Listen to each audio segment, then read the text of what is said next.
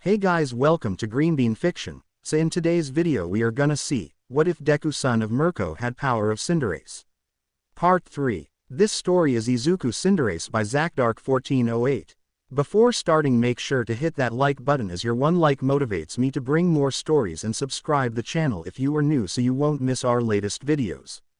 Mr. Step aside, Dabi said, about to attack them with his blue flames.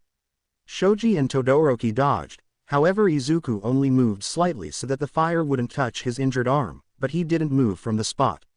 You and the young rabbit were on Shigaraki's list, but you weren't there, twice told Todoroki, attacking him with his headband, but Todoroki countered with ice. It burns, he complained, dodging the attack. It's an incredible fire, said Izuku, suffering minor burns. The most affected was the mage still beneath him. But you'll need more than that if you want to hurt me. And you, don't you dare move, you damn idiot, he said, igniting his feet to injure the mage, but suddenly the mage disappeared. What the hell? He suddenly reappeared, this time hitting Izuku on his injured arm with his staff. Shoji punched the magician to get him away from his friend. The magician simply approached his burned companion while the six-armed youth made sure Izuku's injuries hadn't worsened. Where is Bakugo? Dabi asked the magician. The magician put a hand in the pocket of his trench coat and seemed surprised to find nothing there. We have to get out of here, Shoji shouted, looking at the magician while holding two spheres in his hand. These are Bakugo and Tokiyami, aren't they, Mr. Animator? He said, looking directly at the villains. Well done, Six Arms. You're quite good at guessing. The magician applauded him. You're an idiot, Dabi said, preparing to attack, but the wizard stopped him. No, wait. As Izuku and his two companions were about to leave, a portal appeared in front of them with Kurogiri's eyes.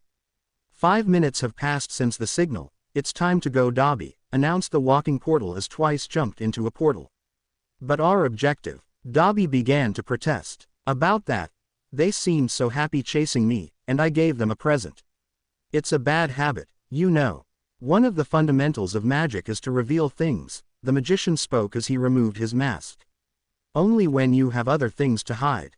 He stuck out his tongue, on which were two marbles. The marbles in Shoji's hand turned into two pieces of ice. During your freezing attack, I prepared two decoys that you happily took when you realized I'd put them in my pocket. Izuku glared at the magician, his eyes blazing with anger. So, until next time, he said, stepping into the portal. Before he could disappear through the black portal, a laser struck his face, shattering his mask and causing him to spit out both marbles. The three boys went after them, but Izuku didn't get far before he started coughing and feeling a sharp pain. Shoji managed to grab the marble containing Tokiyami, however when he and Todoroki were about to grab the other one, it was snatched away by the scarred villain. How sad, Todoroki Shoto, he said mockingly while smiling. Confirmed, let it go, he told Mr. Compress as Izuku had recovered and ran towards them. That laser completely ruined my show, the magician snapped his fingers and both boys were freed. That doesn't matter, Dabi said, grabbing Bakugo by the neck as he watched his friend approach.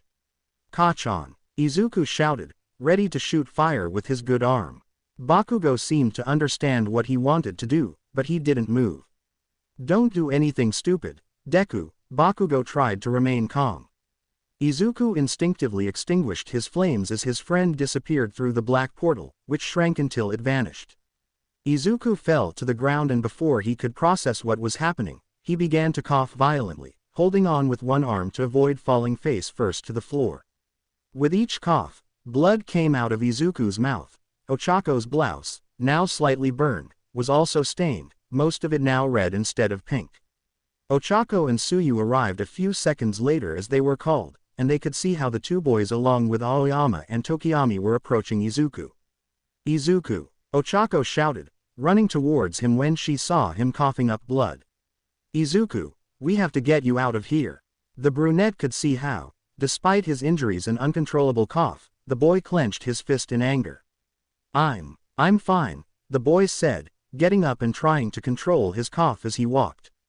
But before he could move forward, he fell forward. Ochako caught him so he wouldn't hit the ground, but she could see that her boyfriend was now unconscious. Ochako and the boys made sure that Izuku didn't lose too much blood or choke on his own blood now that he was unconscious. They had to do this for 15 minutes until the emergency services arrived, and even then, a little longer while they were being found. According to reports heard afterward, 15 students had been poisoned with the gas.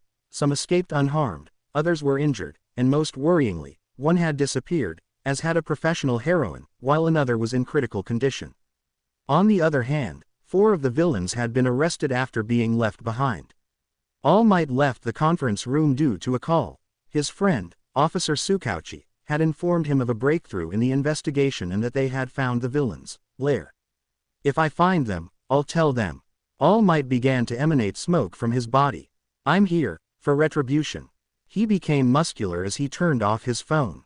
Before that, a voice startled All Might. He turned and found Mirko. He was a little frightened that she had seen his true form. "Don't worry, your secret is safe." She didn't really care about All Might's form. In fact, she found it admirable that he was still a hero even in that state. She had discovered this when she saw him at the police station but decided not to say anything. "Why are you here, Mirko?" All Might asked, looking at the heroine. "It's obvious I'll participate in whatever you're planning," said the white-haired girl, leaning against the wall. "That's why I want to ask that someone keep an eye on Izuku," she said, surprising the number 1 hero. "What do you mean?" the blonde man asked, with a look of genuine doubt and confusion. "I know my son, Katsuki, and he's been friends literally since birth. He won't want to just stand idly by," the woman said. "I understand, I'll talk to the principal about it." All Might opened the office door. "Perhaps you should come in." The woman nodded and followed him inside. Meanwhile, at the hospital, Izuku was beginning to regain consciousness. He had lost a lot of blood and was too weak to wake up any sooner. Her red eyes scanned the room. To the left of her bed was a bowl of apple slices cut in a rabbit-like fashion. She glanced at the letter beside the bowl. "Call me when you wake up, Bunny," and in a different font, it also said, "Eat this too, you need to recover, champ." If it weren't for the seriousness of his memories of the night at camp, Izuku would smile at the cheesy nicknames his mothers gave him when they were extremely worried. I looked to the other side to find Ochako sitting in a chair, resting her head on the cot. "Hey, Ochako," Izuku called, calling to his girlfriend, who lifted her head almost like a spring. "Izuku." The brunette hugged her boyfriend, making sure not to hurt his bandaged arm. "Hey, how long have I been gone?" Izuku asked. 2 days ago. Recovery girl came to help heal you," the girl said, pulling away from the hug. "How bad was it?" Izuku asked, looking at his bandaged arm. "Your arm wasn't too bad. Thanks to your fire resistance the burns healed quickly." The girl gently held her boyfriend's arm.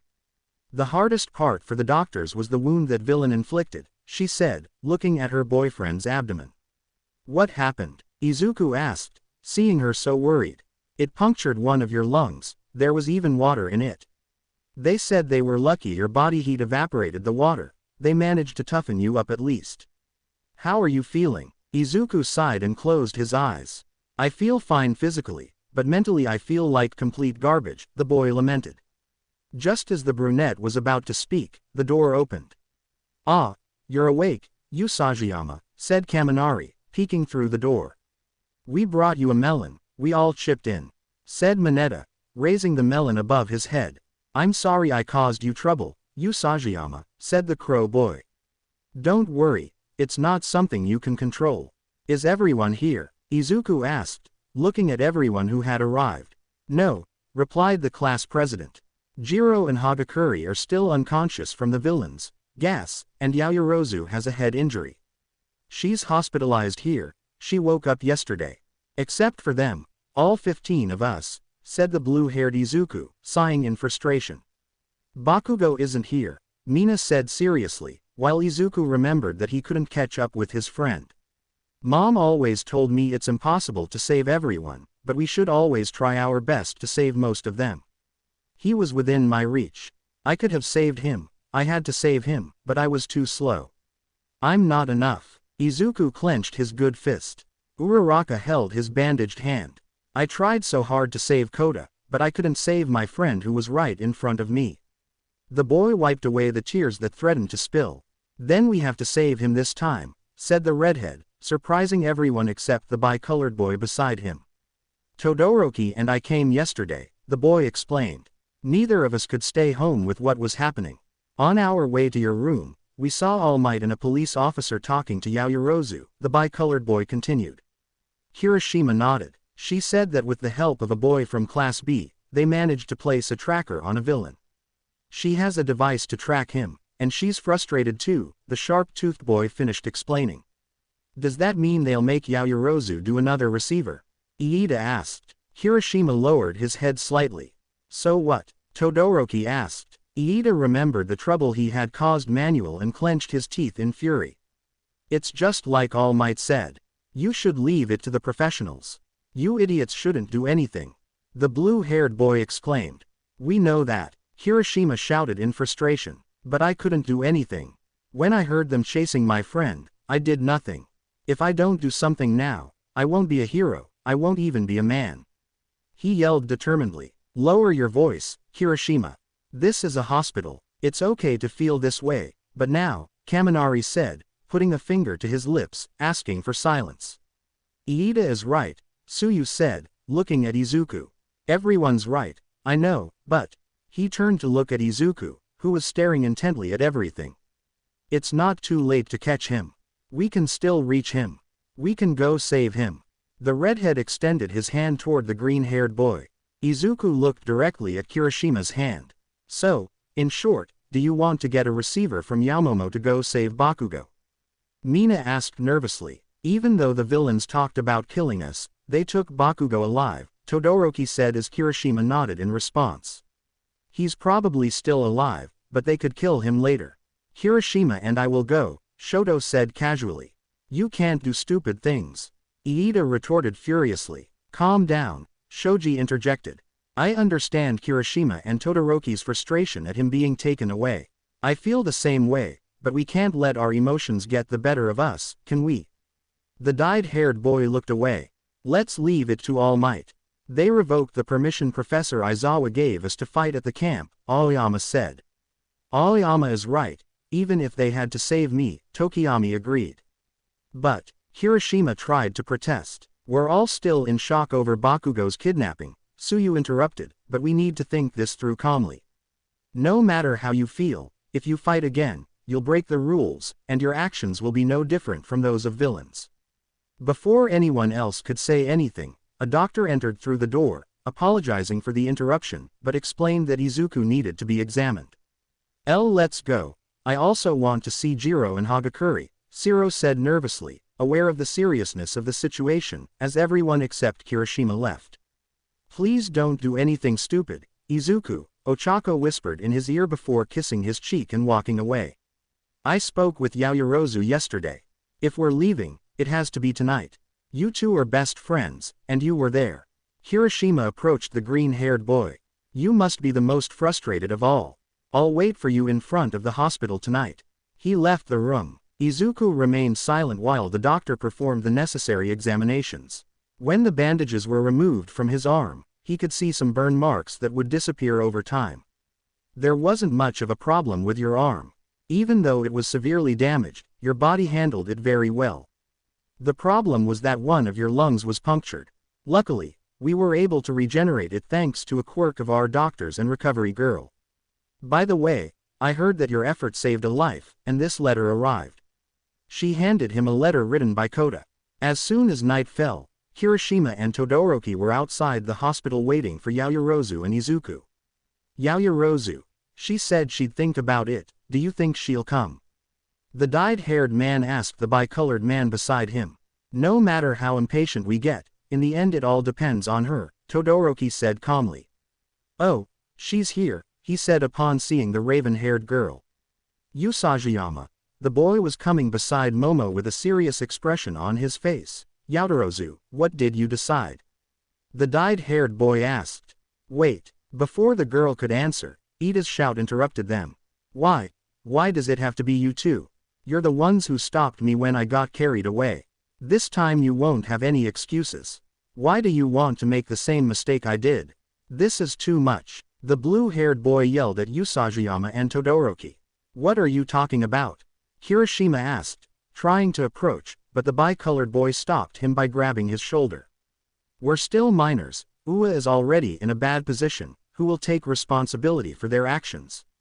Don't you understand? Iida shouted at them in frustration. It's not that we think it's right, but we can't. Izuku approached him, trying to speak, but all he received was a punch to the cheek from the class president. He refrained from hitting him back because he knew how he felt. I'm frustrated and worried too. It's normal. I'm the class representative. I care about my classmates, not just Bakugo. When I saw your injuries, I saw my brother in bed. What if you can't recover like my brother because of your recklessness? Don't you care about my concern? Don't you care how I feel? He grabbed Izuku by the shoulders. Iida, Todoroki called, drawing their attention as Izuku seemed lost in thought. We don't plan to go in head-on and fight. We'll take him out without a fight, Todoroki said seriously. It will be an undercover mission, so we'll fight on the edge of the rules, Kirishima said, supporting the bi-colored one. Even though I trust Todoroki, I'll go to stop them if anything happens, the raven-haired girl said, worrying Iida and cheering up Kirishima. I can't just stand by and do nothing, he's my friend. I was slow, but I can make up for it and catch up. I don't plan to fight unless I have to, Izuku said resolutely, looking at the blue-haired boy. Then I'll go with you, Iida said after a few seconds of thought, surprising everyone. What a shame, I was hoping he could bring them to their senses. Everyone turned to look at the new voice. Midnight Sensei, Kirishima asked, looking at the woman in her casual clothes. Your mother knows you well, Usajiyama. She asked them to send someone to watch over you. They sent me to stop them quickly, the woman said calmly as she lifted the sleeve of her blouse and activated her quirk. Midnight Sensei, Todoroki tried to speak but stepped back to avoid falling victim to the woman's quirk. Believe me, I truly understand how you feel, but I can't let you do something like that, the woman said as everyone continued to back away little by little, except for Izuku. And I'm truly sorry for doing this, Izuku suddenly said, his legs bursting into flames and activating one for all. The boy ran faster than anyone present could react and left the hospital grounds. Everyone was surprised by his speed. Did he just leave? Yaoyorozu asked, surprised. I've never seen him run so fast, Shoto said, also a little surprised. Damn it, I have to call quickly to let them know that. The woman pulled out her cell phone, but the orange flash that passed in front of her snatched it away before she felt a blow to the side of her head and fell to the ground. Let's go, we shouldn't waste any time, Izuku said as he checked Midnight's pockets and grabbed his car keys. He picked her up and put her in the car before they started walking.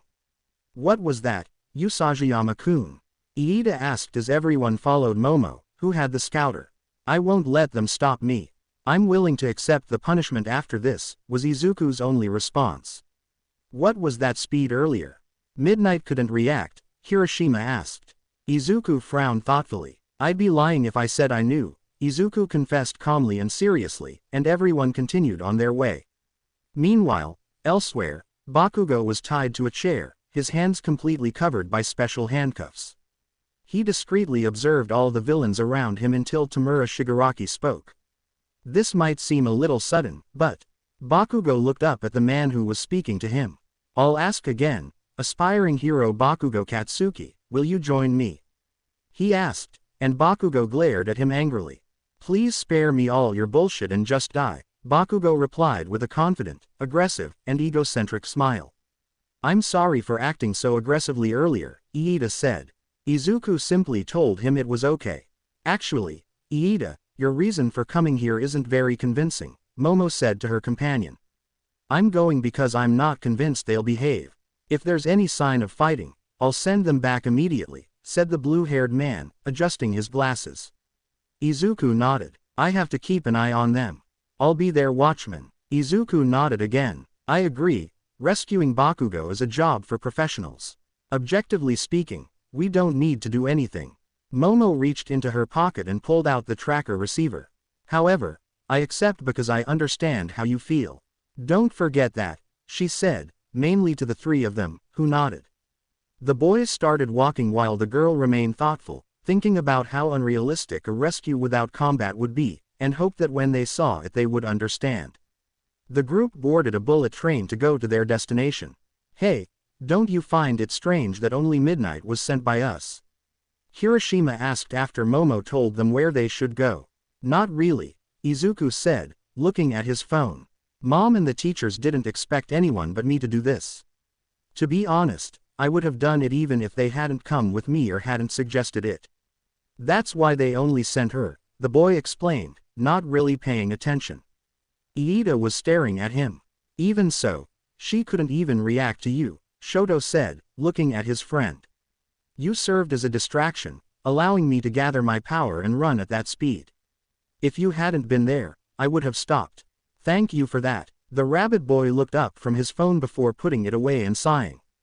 "Is something wrong?" Iida asked him. Izuku shook his head. "It's just Sue. Even though it was a lie, I told Ochako to come see me at my house later. That would at least keep her somewhat calm until she realized I wasn't there. I know there will be consequences, but Sue isn't easily convinced. She knows me almost as well as Kachan does." Everyone fell silent. All his classmates knew Shoto and Kirishima were coming, but they didn't know about Izuku. The journey was uneventful until they reached their destination. The 5 of them got off the train. Kirishima was the most eager, but Yaoyorozu told him to stop. "From here on out we need to be more careful. Remember, the villains know us." Izuku frowned and tried to lower his ears, which were the most striking thing about him besides his slightly burned pants. "We won't be able to search properly. What do we do?" Kirishima wondered, scratching his head. "I have an idea," the girl said, pointing to a store. "I look like a stereotypical anime juvenile delinquent. Black looks good, but this is over the top," Izuku said, stepping out of the fitting room. "What's the hat for?" he asked, revealing his costume to everyone. He wore a white shirt and black trousers, over which he wore a black trench coat that reached below his waist almost to his knees, and in his hand he held a black hat. "You also look like a detective, but with black clothes instead of brown," Kirishima said, noticing the hat. "We have to exaggerate to hide your mutations, and the hat," Momo said, approaching him, putting the hat on him, making his ears droop, and covering them with the trench coat. "I see, I'll be more exaggerated," said Izuku, putting on some dark glasses he found in the store. "Sunglasses for nighttime?" Iida asked, and Izuku just shrugged. "Disguises, huh?" Todoroki wondered, now wearing different clothes. "We have a great variety. You look like a rocker." Izuku leaned on Kirishima's shoulder, a kind of waiter. He pointed at Shoto, a weird combination of pervert, hipster, and old movie gangster. He pointed at Iida, who looked at him strangely for being so specific, and she's the most normal. He pointed at Momo, who was arguing with Todoroki about why she hadn't made the costumes with her quirk. "How do you know he looks like a mobster from American movies?" Kirishima asked as they left the store.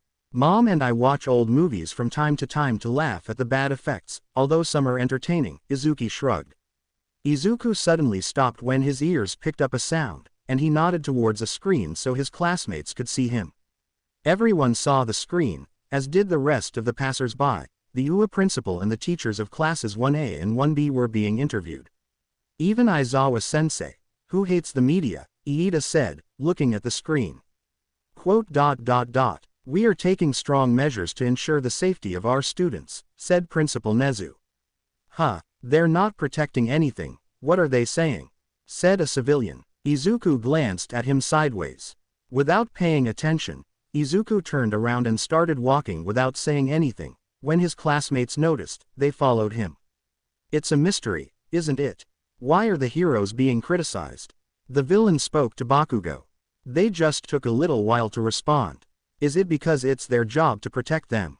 Everyone makes mistakes. Don't they have the right to be wrong? There are very high standards for heroes, huh, Bakugo?" Bakugo frowned at him before turning to look at everyone and pausing for a second on Magna. The moment protecting people became a reward for merit, heroes ceased to be heroes. "That's Stain's lesson," Spiner said. "The system has become strange, transforming people's lives into money and glory. A society that clings to those rules, citizens who blame the losers instead of encouraging them," the villain said. Bakugo wasn't really paying attention, he kept staring at Dabi. In the end, Our fight is about asking, what is a hero? What is justice? Is society truly just? We'll make everyone think about it. We're going to win. You like winning too, don't you? This time, Bakugo turned his gaze back to the villain and nodded slightly. Dabi, release his bonds, he ordered his ally. What? He's going to go crazy on you, the dark-haired man said. All right, we should treat him as an equal, since we've recruited him. Besides, he knows when he can and can't win, right, student? Shigaraki replied to his ally. Bakugo's expression was somewhere between calm and annoyed. Twice, you do it, the dark-haired man told the man in the black and white suit. Me, no way, Twice said. Dabi simply insisted he do it. Damn it, the man bent down to untie the blonde. I apologize for using such rough methods before, Mr. Compress said, drawing attention to himself, but you must understand that we're just a group of thugs wanting to commit crimes. Your kidnapping wasn't without reason. The boy was now just watching as Twice removed all his restraints. We have different reasons, yet we've all been restricted. We suffer because of the people, the heroes, and the rules. I'm sure you do too. Bakugo rubbed his wrists as Shigaraki approached. When the restraints on his feet were also released, he jumped out of his chair, causing an explosion in the villain's face. Before anyone could react, the ash-blonde man propelled himself against Magna, climbing onto his shoulders. He placed his hands on either side of his victim's head, generating repeated powerful explosions. After a few seconds, Magna was writhing in pain on the bar floor. He punched Spiner in the face, who had approached to attack him, then propelled himself towards Dabi, grabbed him by the face, and with an explosion sent him crashing to the ground. I've been listening to you guys talking non-stop for so long. You idiots can't summarize or stop talking. Bakugo stood up and walked in front of Tamura. Basically, you want to scare me and get me to join you, right? Forget it. I want to win, just like my Aunt Mirko and All Might, so no matter what you say, that will never change. As he walked, Bakugo stepped on something and picked it up. It was the hand Tamura had been holding before the explosion. Is this important to you? Bakugo smiled confidently before creating another explosion, burning the hand even more and dropping it to the ground before stepping on it again. Shigaraki glared furiously at his father's hand on the ground beneath Bakugo's feet, completely burned by his explosions. While the news was reporting on student safety, Aizawa was also highlighting Bakugo's strong conviction and ideals about becoming a hero. There you have it, you bunch of idiots. Bakugo mocked them. You forgot so much, you didn't pay attention to my family, that bastard and Mirko. Did you really think being raised alongside heroes wouldn't bother you? After all, I was trained by her too, and I'm still allowed to fight. He remained in a fighting stance. It seems he understands his position, said Spiner, helping the wounded Magna to his feet. No, he's just an idiot, Donnie said, getting up and wiping the blood from her face. Even if he didn't join us, he should have pretended we convinced him. That was a mistake, said the wizard. I'm not going to do anything I don't want to do, even if it was a lie, just like I don't want to be in this stupid place anymore, the blonde man said, looking directly at Shigaraki. Shigaraki Tamura, no, take it easy, Kurigiri shouted upon seeing the angry villain. I tried to approach, but the villain only turned to look at Bakugo, who became more serious, ready for a fight. I wouldn't lie, he felt a slight chill. He stepped back slightly to create more distance, but all Shigaraki did was stop the villain from using portals. No one touch him. Shigaraki moved a little closer, but only to pick up the hand and place it on his face. This guy is an important piece. I wish you had listened to me more. Maybe we could understand each other. The blonde frowned, remembering Beast Genist saying that villains and heroes are two sides of the same coin. Understand each other? No way, Bakugo growled aggressively. Then you leave me no other choice. The heroes said they're still investigating us. There's no time to discuss this calmly. He turned to look at a screen that wasn't the one displaying the news. Master, give me your power, he said to the screen. Bakugo's rescue team walked through the streets guided by Momo until at one point they stopped before turning a corner. That's where the tracker signal is coming from, Momo said. Hiroshima asked if that was their hideout. I don't know, but according to the receiver, the villain hasn't left since yesterday. But just because the villain is there doesn't mean Bakugo is too. There's not much to guide us, the dark-haired girl replied. We have no good excuse to escape. If anything dangerous happens, I'll get you out of here immediately. I won't hesitate to call the police either, Iida warned. Izuku just sighed and nodded. Izuku looked at the building as he began to speak in a low voice. Through his glasses, his classmates couldn't distinguish that his eyes were moving rapidly, analyzing the building. Meanwhile, Mirko watched as several heroes discussed what they had to do. She wasn't paying much attention, she was just waiting to be told where she was going. She was never very good at teamwork, she just wanted to save her nephew. I sent a message to Midnight, but after a few minutes she didn't reply. I was about to call her. It'll be a race against time. Don't let the villains escape. The detective shouted. Mirko put down his cell phone, since he obviously couldn't carry it in his suit. At the press conference, we have the director to deceive the villains. He's feigning concern, so they don't expect us to leave right now. We have to retaliate and counterattack. Let's turn this around, heroes. He yelled as everyone left.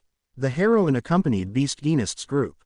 After a few minutes of circling the location, there was no response for Izuku and his companions, who were now pretending to buy something from a vending machine. They were analyzing the situation.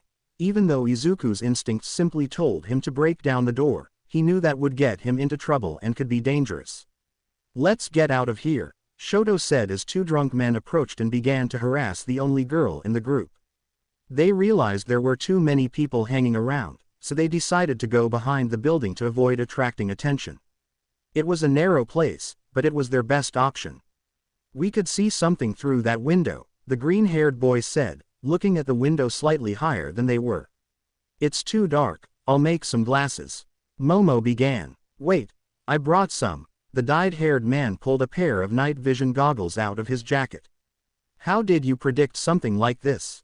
Todoroki asked. It just occurred to me when I thought about what we needed, Kirishima replied. Izuku simply nodded. The rabbit boy gave a small jump, just strong enough to climb onto the wall. After making sure no one was around, he gave Kirishima his hand to help him up. Tell us what you see inside, Iida asked once they were both squatting on the wall. It's really dirty, I can't see anything. Kirishima suddenly seemed struck down, but before he could fall backward, Izuku grabbed his jacket. Back to the left, look, Usajiyama. He handed the glasses to Izuku. The boy took off his sunglasses so he could use his night vision goggles. At first, he only saw some machines, but upon closer inspection, he noticed exposed brains protruding from them. Damn, those are. The boy tightened his grip on the glasses, cracking them slightly. Nomus. His body began to radiate heat. So you're not the boss here. Bakugo mocked. Kurigiri, compress, put him back to sleep, said Tamura. Bakugo just chuckled slightly. I can't believe he's so stubborn, it's almost impressive, the wizard said, approaching as Bakugo prepared to attack. The blonde man was thinking about the door behind him. He also knew he had to neutralize Kurogiri and evade compress. He was planning what to do when someone knocked on the door. I brought the pizza you ordered, I'm from the Camino Pizzeria, came a voice from the other side of the door. The place fell silent for a moment before the wall near where the injured Spiner and Magna were lying was brought down. Smash! All Might burst in with his typical grin. Kurogiri, one door, Shigaraki ordered. The hero, on the other hand, simply let Kamui Woods do his job. Preventive restraint. The hero made his branches grow, trapping the villains. Lacquered chain prison, he announced, with everyone trapped. A tree, what? Dabi wondered as he tried to use his fire. Bakugo was going to stop him, but Gran Torino beat him to it, hitting the villain in the head. Don't be impatient, it's in your best interest to stay still, he told Dabi once he attacked him. Worthy of the most competent rookie, Kamui Woods, and the fastest veteran, Gran Torino, they cannot escape the League of Villains. Why? Because we are here, announced All Might. Mr. Compress had realized that the press conference was rigged. When you attack, you forget about defense the most, Edgeshot said, flattening his body and passing through the door before opening it. We're not the only ones in the pizzeria, he revealed, showing an armed squad. Outside, You're also surrounded by heroes like Endeavor and the police, the ninja hero announced. I'm sure you were scared. You held up well. I'm sorry, everything's all right now, All Might said to Bakugo, who just rolled his eyes. As if I were afraid of these idiots, said Bakugo. All Might chuckled a little, but also noticed Magna bleeding slightly from her ears. After all the effort it took to prepare this, why are you coming to my final boss? Shigaraki wondered, thinking they couldn't escape easily. Kurogiri, bring everyone you can. He shouted to his subordinate. He didn't know that where Izuku and his classmates were, they saw Mount Lady lift a truck with her foot and use it to kick and destroy the Nomu's warehouse. Izuku also briefly saw his mother pass by. What's wrong, Kurogiri? The light blue-haired boy asked, confused. I'm sorry, Tamura Shigaraki, the Nomus that should be in position are not, announced the man of mist. You're still a rookie, Shigaraki, said the symbol of peace, hugging Bakugo with one arm. The boy frowned. You underestimated us, League of Villains. To the young man's soul, Bakugo smiled arrogantly at the villain. To the police investigation, the police were still surrounding the perimeter. And, in the warehouse, the giant heroine held a writhing Nomu while several of these creatures lay on the floor at Mirko's feet. Our wrath. Tiger carried an unconscious Pixie Bob. The Nomu's hangar is under control, Beast Genist announced, holding some of them with his strings. Enough with the childish jokes, this is the end, Tamura Shigaraki. All Might intimidated most of the villains present. The end. Don't be ridiculous, we've only just begun. Justice. Peace. I'll destroy the garbage you preach with those euphemisms. That's why I took All Might aside. The villain struggled to his feet, still trapped by the branches, and started gathering people. Don't be ridiculous, this has only just begun. Kurogiri. He shouted at the mist villain, but when he turned around, he only saw something that pierced him. No, stop, I couldn't see anything. Did they kill him? Magna shouted. I played around with his insides a bit to make him sleep, came a voice like a red thread before taking the form of Edgeshot's head. He's not dead, but this man was a nuisance, he said, looking at the unconscious Kurogiri. Didn't you hear me when I said it was best not to move? Kenji Hikiyoshi, Atsuhiro Seiko, Shuichi Iguchi, Jin Bubegawara, the old man named them, first Magna, then Mr. Compress, Spiner, and twice, do you understand? There's nowhere to escape. Hey Shigaraki, can I ask where your boss is? Tamura looked extremely furious. Where is he now? All Might continued to insist. Shigaraki. The blonde boy shouted angrily. I hate you, shouted the villain, and just at that moment what looked like patches of a gray substance appeared in the air around him. Nomus. They came out of nowhere. Kamui wondered as he watched creatures emerge from those patches of gray liquid. Edgeshot. And Kurogiri? The old man asked the ninja hero. He's still unconscious, he didn't do it. The hero announced after checking on the villain. Kamui Woods, don't let them out. All Might ordered, holding Bakugo's shoulder until the boy began vomiting the same gray substance. Seeing this, the hero tried to restrain him, but couldn't. No, he screamed as more Nomus appeared. Kamui Woods called for backup, but when he looked outside, he only saw more Nomus appearing, and Endeavor was already fighting them. The detective tried to contact Beast Genist, but there was no response. A few minutes earlier, when Izuku's team realized that the heroes were attacking the warehouse, the five of them watched as the heroes dealt with the Nomus inside. The heroes were already acting before we arrived, Iida said, supported by Kirishima. We have to leave. We have nothing to do here. Izuku had a bad feeling. His ears picked up a strange footstep inside the warehouse. He didn't think it was just a Nomu. His companions started walking but they also heard the footsteps. I'm sorry, Tiger. I always had a good quirk. It was a perfect opportunity, and I took it, a voice said from the shadows, speaking to the heroes. Tiger asked them to turn on a light to see the villain. When my body became like this, I also lost much of what I had gained. The villain began to reveal himself from the shadows. Genist acted quickly, using the threads of the enemy's clothing to immobilize him. While arguing with the blonde heroine, Mirko also prepared to fight. However, the villain easily broke free and attacked the heroes, generating an explosion that sent all the heroes flying. As this was happening, Izuku felt the fire inside him continue to grow. As I expected from number 4 Beast Genist, I thought I'd send you all flying, manipulate everyone's clothes, and push you aside in an instant. You must have nerves of steel. The villain in the suit clapped before using only one hand to stop a kick from Mirko. You're no slouch yourself, number 5. He lifted her up and with a powerful blow sent her crashing into a pile of rubble. The hero used his own clothes to pull himself up slightly before trying to attack the villain above him, but an air blast prevented him and pierced his abdomen, causing him to collapse. I see, that's the power of a lot of practice and experience. I don't need yours, it's a quirk that doesn't suit Tamura's disposition, the villain spoke calmly through his helmet. The boys were scared as Kirishima and Iida tried to stop and calm Izuku, who seemed to be somewhere between fear and anger, while small lines of fire shot out from his arms. What the hell? They heard Bakugo's voice, disgusted and coughing. I'm sorry, young Bakugo, the villain said before more of that gray substance appeared, from which the League of Villains emerged in the same condition as Bakugo. You failed again, Tamura, but don't be discouraged. Try again. I brought your associates and this boy because you judged him to be an important piece. He approached the kneeling Shigaraki and extended his hand.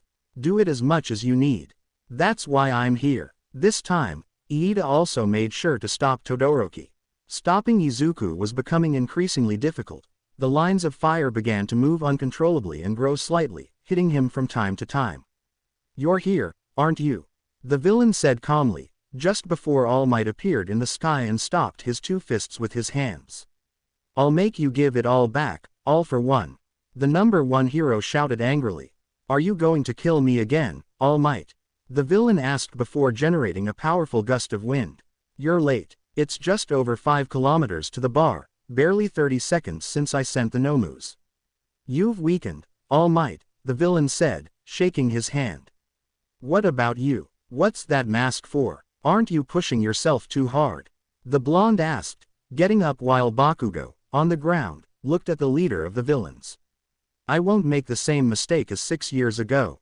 I'll bring back the young Bakugo, and this time I'll send you to prison, and the League of Villains you control. He launched an attack against his enemy. That's a lot to do, it'll be difficult for both of us.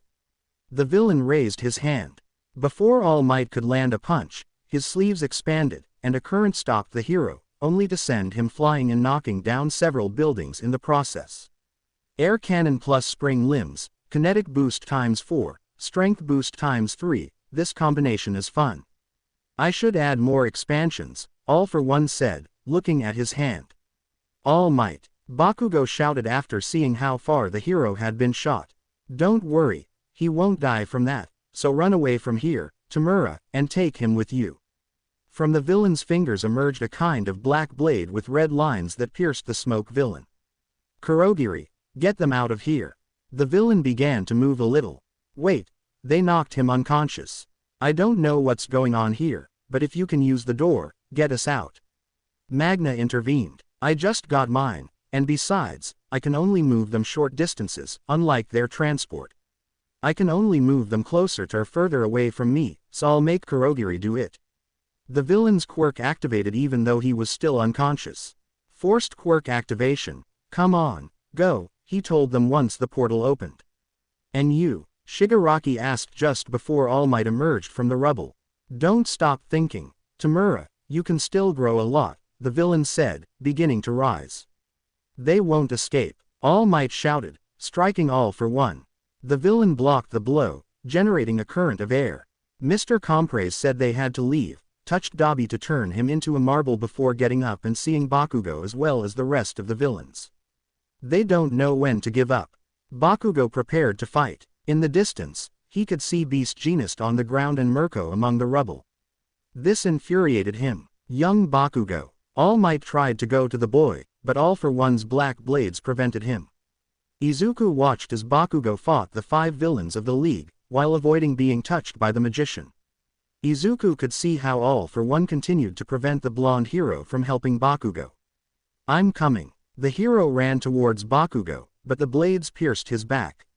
I won't let you. That's why I'm here, he said, moving his arm and stretching out the hero, throwing him backward. Izuku looked around, trying to find a way. He just needed a space where he could get Bakugo out of there. That would allow All Might to concentrate completely on his enemy. After thinking for a moment, Izuku ignited his arm flames so that Iida would let go. Usugiya. The blue-haired boy was about to yell at Izuku. "Shut up," he said, frowning. "Todoroki, you'll use your ice to clear a path for us." He yanked the bicolored boy out of Iida's grasp. "Kirishima, with me," he added, pointing at the dyed-haired boy, who nodded, confused by what the green-haired boy meant. "Usagiyama-kun," Iida shouted angrily, though he tried to keep the villains from hearing him. "I told you to shut up," Izuku yelled, equally angry. "If you want to avoid a fight, do your part quickly." Iida looked confused, so Izuku continued, "When he's free, take Kachan with you." Izuku ordered Iida, "You're faster than me, you could take him without having to fight." Iida retorted, "Bakugan's fighting. If I try to get close with my flames, I'll only create an explosion that will hurt us and we won't be able to escape. I'm a better fighter, Kirishima is defense. As soon as you take out Bakugo, I'll grab Kirishima and we'll leave." "Todoroki now," he yelled louder now. The bicolored boy obeyed, ready to use his ice. Kirishima hardened, and Izuku grabbed him by the shoulders, activating the fire in his legs. Bakugo attacked Spiner with an explosion to the stomach and then propelled himself forward to avoid being touched by Mr. Compres. When he recovered, ready to fight, the large pillar of ice caught everyone's attention. Right after, it broke, being pierced by Kirishima propelled by Izuku. Tamura recovered and, taking advantage of the distraction, tried to attack Bakugo. Izuku, on the other hand, released Kirishima, who attacked the nearest person, twice, who tried to defend himself with his headband but did no damage to the dyed-haired boy. Izuku quickly kicked Tamura in the stomach to knock him away. The villain was sent flying and rolled several times on the ground. "I told you not to do something stupid," Bakugo complained upon seeing his friend. "Relax, I've got this all figured out." I threw a fiery ball to keep Magna from getting close, while Kirishima punched Mr. Compres in the face, shattering his mask. "I'll see you in a minute." Bakugo seemed confused until he heard another scream. Recipro burst. Iida emerged from the same place as Izuku and Kirishima and grabbed him, taking him away. "All right, it's Kirishima's turn." The boy nodded at the green-haired boy's words, moving a little away from the fight. Izuku leapt, kicking a barrage of fiery balls to push the villains away. Behind him, Magna could see Iida and Bakugo moving away, so he approached Spiner and twice, using his quirk on them. "I'll throw them," he shouted before twice shot towards them. The green-haired boy couldn't react in time. Fortunately, using its last bit of strength, Mount Lady weakly crawled and grew larger to block their path. Izuku smiled and finally grabbed Kirishima by the shoulders again and started running in the same direction as Bakugo and Iida. He could see Gran Torino attacking the League of Villains, and he also saw his mother in the rubble. He was tempted to stay, but he couldn't risk Kirishima's life. Now everything depended on All Might. He just had to trust him and that his mother would be all right. Izuku took a breath before increasing his fire to run faster towards where his friend and Iida were. Even so, everything worried him. Izuku didn't notice the small lines of fire that reappeared on his arms and seemed to be moving closer to his mother. Izuku quickly arrived where Bakugo and Iida were. Together, the group of teenagers moved away from the meeting point towards a crowd gathered in the street. Izuku was on the phone with Todoroki, clarifying that the rescue had been successful. When he hung up, he could see news helicopters flying overhead. "Shit," Izuku thought, watching the helicopters. Again, lines of fire moving violently appeared from his arms. "Usagiyama," Iida called, and the boy approached his classmates. "Todoroki and Momo are already at the train station," announced the green-haired boy, arriving next to everyone. "What are you thinking about?" Bakugo asked, seeing his friend. "I can't stop thinking about what's happening," Izuku said, staring in the direction the helicopters had gone. "How ironic," said Iida, wanting to distance himself as much as possible from his companions. "Hey guys," Kirishima pointed to a screen where the fight had started streaming. Izuku could see that All Might seemed to have his enemy pinned to the ground after having struck him. Even though the transmission was from far away, Izuku could tell that All Might seemed to be nearing his limit. Izuku was becoming more agitated with every passing second. Izuku couldn't hear the villain, but he seemed to have said something that enraged All Might immensely. The hero tried to strike the villain again, determined to finish him off. However, his impulsive act allowed All for One to escape by creating a strong gust of wind to shake the hero off. The blonde man flew towards the news helicopter, and just as he was about to crash, he was intercepted by Gran Torino, who brought him back to the ground. Izuku could hear everyone's whispers thanks to his enhanced hearing, and he couldn't stop thinking about Ochako and Tsuyu. He had a lot of missed calls from both of them when he called Todoroki. His girlfriend was probably at home with Ryuko right now. There were so many people watching the fight and putting their trust in All Might.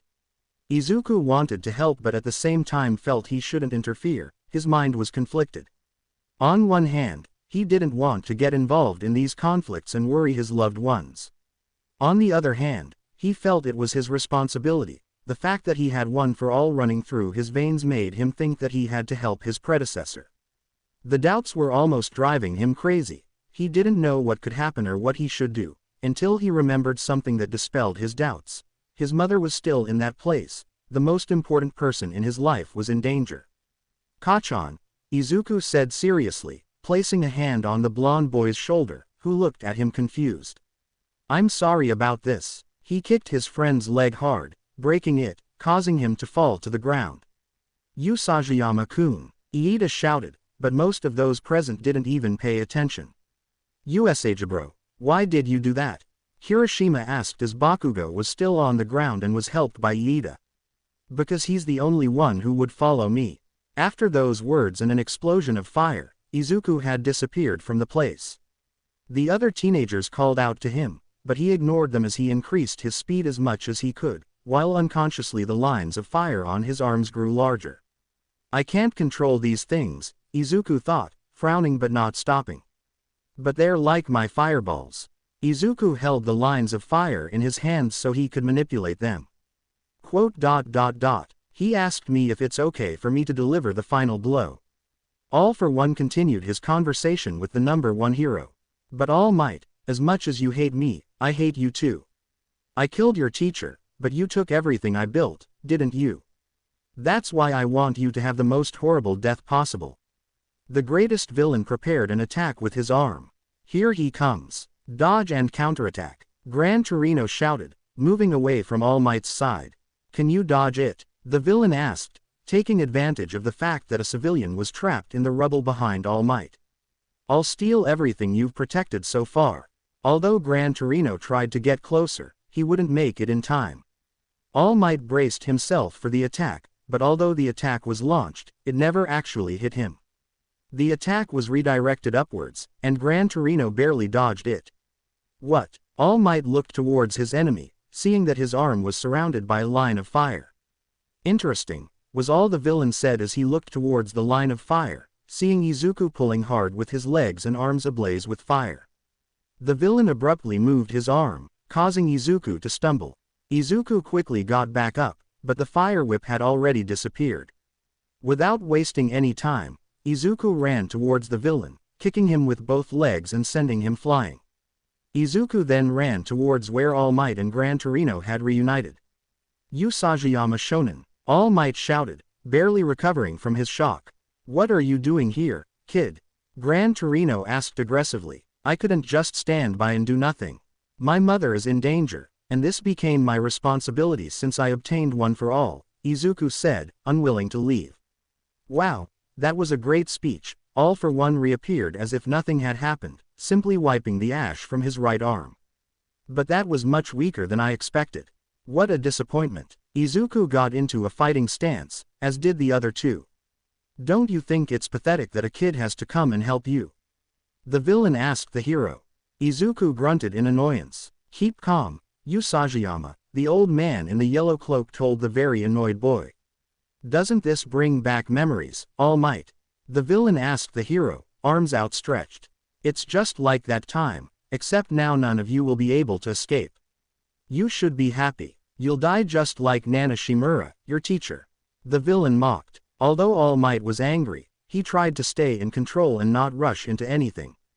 However, Izuku was much less patient, so completely ignoring Torino, he increased the power of his flames and ran towards the villain, kicking him in the face. You won't achieve anything, said the villain, but when he turned his head, Izuku was no longer there. I know, I'm not strong enough, the boy appeared behind All for One, kicking him in the back again. The villain spun around, but was gone once more. So I'll just rely on my speed. Izuku continued punching and running. Usajiyama Shonen, it's you again. All Might remembered the day he met the boy and saw him save Asui. Who is that guy? Is it Endeavor? Asked a reporter filming from the helicopter. I don't think so. He doesn't move the same way and he looks a little different, said the camera woman who was filming the reporter. Can't you get closer or zoom in? The reporter asked, and the camera woman shook her head. The fire and its speed are making it hard to see clearly, the girl said. However, somewhere they knew exactly who she was.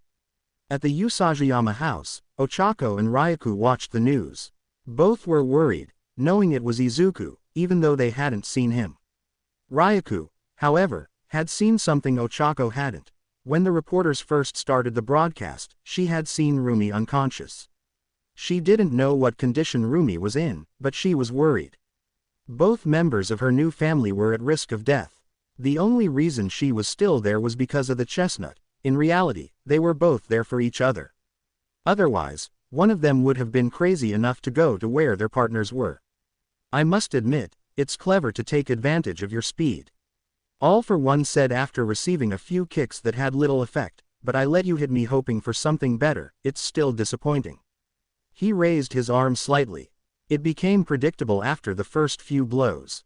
With a powerful movement, he struck Izuku in the abdomen before he could deliver another kick.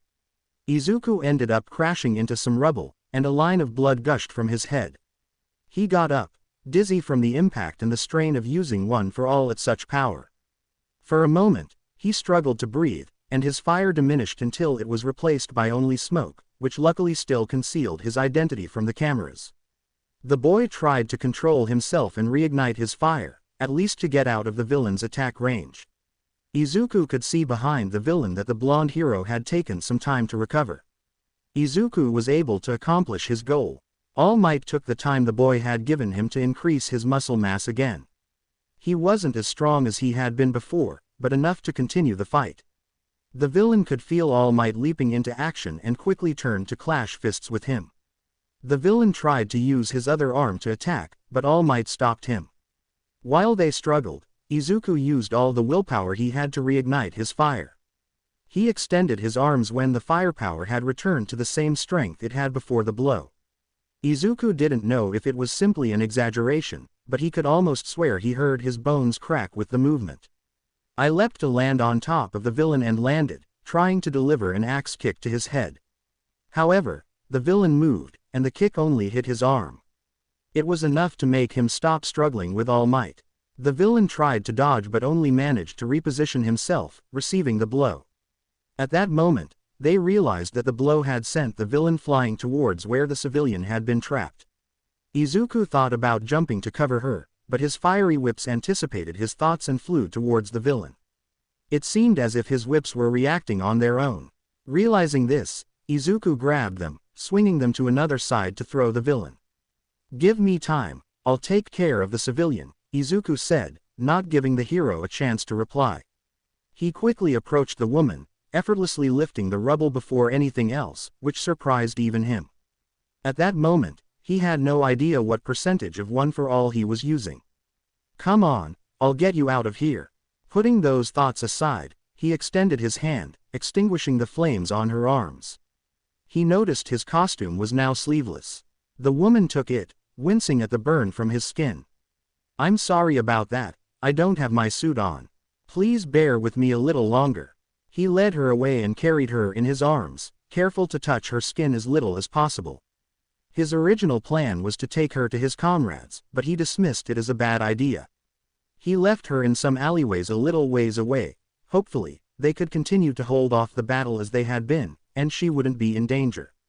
He quickly returned to the fight, but this time, seeing his mother again, he decided to be selfish. He approached her, fearfully making sure his mother was still breathing and had a pulse. He smiled, realizing she seemed relatively alright despite the blows, though some of the wounds appeared deep. It seemed she had been hit directly in the head, judging by the bleeding. He lifted his mother, as well as the other woman, and placed them in another location, high up on a building, not as far away as the civilian, so they could be easily found. The civilian wasn't as badly injured, so there wasn't much of a problem with her. A hero or police officer had probably already found her. For a moment, Izuku thought about simply leaving, but his sense of responsibility prevented him. He still felt he had to do something because he possessed one for all. He took one last look at his mother, removed his jacket, and tore it apart, using the unburned parts to wrap her most serious wounds. Finally, he used what little remained to support his mother's head before reigniting the flames in his arms and returning to the battle. However, Izuku realized that separating had been a bad idea. The villain had taken advantage of the one-on-one fight without being interrupted by the green-haired boy to continue provoking and mocking All Might. That kid really makes you proud, even if he's still very weak, doesn't he? The villain asked, referring to Izuku. I'm also proud of Tamura Shigaraki. Actually, did you know he's Nana Shimura's grandson? The villain asked, raising a finger. All Might froze, his expression bewildered. Izuku, who was also about to attack, was equally shocked. His teacher had told him a little about the woman. I couldn't stop thinking about who you would hate the most. I created opportunities for you to meet. You smiled proudly when you defeated him without knowing anything. The villain stared directly at All Might as he jumped and hovered in midair. Lies, the hero whispered in denial. That's true, it's something I would do, said the villain. All Might seemed to have lost the will to fight. How strange, where's your smile, All Might? The villain asked mockingly. The hero seemed thoughtful for a moment. Izuku was the first to react, ready to continue the fight. However, it was only then that he realized why the villain had jumped and remained in the air. His arm was slightly enlarged and deformed. You wretch, shouted the hero, barely raising his eyes. All Might, Izuku shouted, trying to run towards the hero, but the strong gust of wind struck the number one hero. Izuku punched the ground hard to prevent the current from sending him flying, but it still dragged him along, slightly injuring his left hand. When the air current subsided, he saw the blonde hero lying on the ground, barely conscious, his muscles completely gone. Show everyone your true, pathetic form, symbol of peace, the villain said, looking at the hero struggling to get up. Despite the shock on Izuku's face at having exposed himself to the hero, a mixture of fear and fury swirled in his mind. This guy had hurt two people important to him, and even if All Might was down, he would still try to fight. A burst of flames headed toward the villain, but he easily blocked it with a gust of air. Those flames weren't coming from Izuku. The boy turned behind him to see Endeavor and Edge shot. What kind of form is that, All Might? The fire hero shouted. Then he noticed Izuku and honestly a small, fleeting grimace of concern crossed his face. Honestly, I didn't think they'd stop the Nomus so quickly. I should have known better, the villain said before any heroes besides the redhead noticed Izuku. If you're here to cheer him on, keep quiet like a good audience. The villain was about to attack them, but Ed's shot stopped him. Silence, we came to help. He shouted as he reformed and All Might slowly stood up. It's our job. Kamui Woods moved the rubble with his branches and pulled out his blonde partner. It's the only thing we can do, lighten your load a little. Tiger shouted as he carried Ragdoll. Please stop the evil All Might. Everyone is praying for your victory. The ninja hero shouted while continuing to distract the villain. No matter what you look like, you're still the number one hero. He told the hero who now looked skeletal. Everyone trusts you. Izuku had moved closer to her side. He was injured and somewhat dizzy from his head wound, so he decided to rest for a bit. You're a pillar for everyone, your hope. Even if I can't hear it, I know it. I know everyone is shouting your name, everyone is supporting you, the students who admire you. I know I can't defeat him, but I'm going to help you. You won't carry this alone. There's a reason I'm your successor. Izuku smiled slightly. What a nuisance, said the villain, attacking the ground with a powerful blast of air, sending the heroes flying. Izuku extinguished his fire and grabbed All Might as his fiery whips dug into the ground and tightened, preventing them both from being blown away. As soon as he could, he reignited it, trying not to be recognized. Spring Limbs, Kinetic Boost X4, Strength Enhancer X3, Multiplier, Hypertrophy, Rivets, Airwalk, and Bone Launcher. The villain deformed his arm. Izuku could see the hero beside him gathering all his strength to make his right arm muscular. The shockwaves were to exhaust you, not kill you. To kill you, I'll hit you with the best combination of quirks I possess.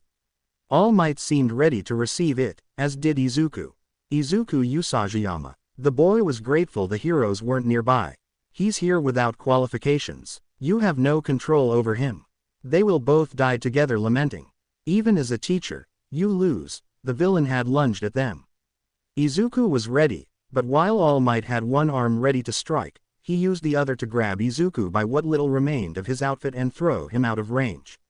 When the hero and villain's fists collided, they generated an explosion. Izuku again avoided being thrown with his whips. For some reason, they always appeared at the opportune moment. Impact nullification, said the villain, injuring the hero's arm and making it bleed as he forced him back. Yes, said All Might, briefly glancing at Izuku behind the villain, still a little shocked from being thrown in without warning. As his teacher, I should reprimand him. I'm going to reprimand him. All Might shouted decisively, while Izuku didn't know what to do. I see. The villain realized that the small flame of One for All inside the hero refused to go out until it had achieved its goal. How unpleasant. The villain exerted even more force, further injuring the hero's arm and even making him spit blood. Izuku watched this, setting aside his fear, only fury surged through his mind and body. One for All and his own power demanded he move, but this time he couldn't rely solely on brute force, he had to be cunning. It's not enough, Izuku thought, raising One for All to its maximum bearable capacity, but if I can't handle one, this time his flames became more intense, he was burning very quickly. I can still increase my power. I wouldn't be able to withstand One for All, but some burns won't kill me. Izuku wasn't sure about that, but he didn't care at the moment. The fire spread from just his arms to cover even his chest and abdomen, completely dissolving the upper part of his clothes. Thinking that he refused to leave his student until he finished training Izuku just as his teacher had done for him, the blonde hero planted his feet firmly, stopping the villain who was forcing him back. To resist in such an unpleasant way, the villain said, straining as All Might turned his other muscular arm. Until then, I can't. Letting the muscles of his right arm disappear and moving his head, the monstrous arm passed by the side of the blonde hero. I can't die. He punched the villain who went flying into the air. That disconcerted even All Might. The punch had not been that strong. I'm switching the power from my left arm to my right, Gran Torino thought, but he had seen the flash that had appeared just before the blow. Usajiyama isn't willing to let you go either. But Izuku had kicked. Although before his flames could hide him if you weren't paying attention, now they covered almost his entire body. Those tricks aren't your style. Someone's influenced you, the villain shouted, glaring at Izuku. Although aggressive, Shigaraki's reports had categorized him as strategic. Even so, you're still very weak. He yelled at them. Suddenly, Izuku was nowhere to be seen. I know. Izuku had jumped to land on top of the villain. That wasn't my best move. The boy stretched his arm back as flames swirled around him. All for One, using air walk, tried to spin to stop him. Explosion. The flames engulfing his body didn't disappear. It wasn't as powerful as the one he'd used at the training camp against Muscular. He didn't want to get too hurt if he didn't want to go to the hospital, that would give him away. Besides, even with that attack, he didn't think it would be enough to defeat his enemy. Cataclysmic. Before the villain could strike, he connected the blow with his abdomen. The fire swirled up Izuku's arm to his fist just before he moved toward the villain, setting him ablaze and engulfing him in a fireball that hurtled downwards, while Izuku enjoyed striking him, even if his goal wasn't to finish him off. The power has been entrusted to the next generation by many people, praying that it will work for the good of all. All Might recalled his master's words as he watched Izuku attack. So that their hopes may be won. Now it's your turn, do your best, Toshinori. With that memory, he saw the fireball explode, causing Izuku to fall to the ground on his feet. All for One was injured as he fell, but he was not yet defeated. As he spat blood, his right arm became muscular again and no longer looked broken, ready to deliver the final blow he knew his student had entrusted to him. Goodbye, All for One, All Might thought as he leapt through the flames of the explosion. Before All For One could even hit the ground and have the slightest chance to defend himself, the blonde hero connected with the villain's face. United States of, he yelled, using every last ember of One For All that remained in his body. Quote. Smash. With all his strength, he unleashed a powerful punch that slammed his enemy into the ground, creating a massive whirlwind that destabilized the helicopter and nearly sent Gran Torino flying. Goodbye, One For All, he said. The whirlwind gradually subsided. Everyone watching the fight on the news was expectant and worried. When the dust finally settled, some people didn't pay much attention to All Might. Their gaze searched the entire screen. Where are you, Izuku kid? Ryaku and Uraraka asked simultaneously, at the Usajiyama house, having seen no trace of Izuku after the battle. On the street, Bakugo, who was leaning against Kirishima, was also looking for him on the screen, but there was no trace of him. This was obviously the same result with Todoroki and Momo, who were watching from a different place. Iida had told them via message what the rabbit boy did. All Might, even in his emaciated form, slowly rose before reverting to his muscular form, giving a victory sign to everyone watching. People erupted in cheers and tears, overwhelmed by the fear they had felt and relieved that it was all over. Even so, those who knew Izuku remained worried, not knowing if something had happened to him or if he had simply left. On the battlefield, Endeavor stared at All Might with a serious expression before running away. The heroes stayed behind to search for the wounded, but before that, he fled the scene, running through the alleyways until he reached the side of a building. Using his fire, he propelled himself to the top. Damn kid, the hero thought before carefully lifting Mirko up. He burned the remains of the clothes Izuku had put on her before returning to the battlefield so the heroine could receive medical attention and to help search for the wounded. The villain they think is the leader. A reporter was now on the battlefield when it had all been a rescue operation. They're taking him aboard the Maiden. Some police officers and Endeavor, who had arrived a few minutes earlier, were escorting him. Izuku jumped from one building to another, but exhaustion caused him to stumble as he fell, landing on the roof. He tried to get up, but the fire, which was now not very big, diminished. Izuku sat down, knowing that if the fire went out, he would feel all the repercussions. All Might and the others are still on high alert. Izuku heard and turned to look at a screen in another building. All Might slowly raised his arm, this time to point directly at the camera. He remained silent for a moment, unaware that Izuku was gradually letting his flames subside. Now, he was quiet, the camera barely captured him, but everyone seemed silent, waiting for All Might's words. Now it's your turn. Izuku could hear people shouting happily, but to him it was something completely different. As her thoughts wandered, she lost focus and her fire finally subsided. Only a few seconds passed before she felt the full force of the pain. Her vision blurred and she fell to her knees, struggling to breathe because of the heat in her lungs. Smoke began to emanate from his body at the same time as the pain from the burns and the pressure in his limbs intensified. He tried to get up but only fell again. When his bare torso made contact with the ground, his burns blazed. He had to recover, he had to get back to his teammates, he had to go back home so his girlfriend and his mom wouldn't worry, he had to talk to Suyu who was probably upset now, he had to make sure Kachan recovered after he broke his leg so he wouldn't follow him. But he couldn't even move, at least not until he felt the water fall on his head and body. He slightly raised his gaze to find Suyu with 2 empty water bottles. He threw them away and took 2 more from his backpack to soak him again. Suyu gently helped him sit down. Despite his burns, she leaned against the wall by the building's entrance. Izuku noticed she was wearing thick gloves to protect herself. She sat beside him as he tried to breathe normally. She remained silent for a moment until Izuku gradually regained his composure. "What are you doing here?" Izuku asked after a few seconds. "Ochako and I were worried, Hiro," replied the frog girl. Izuku nodded while wincing in pain. "Is she here?" Izuku asked as the girl pulled bandages and other things out of her backpack before moving her friend's head to examine his wound. "No, she's with Ryako, Hiro. Even so, I told her I was coming. She said she would come, but Ryako wouldn't let her," Suyu said as she closed the wound and put on bandages. "It would probably need stitches, but it would do for now." "Hey, I'm sorry about all this," I also have to apologize to Ochako and my mother's, the boy apologized.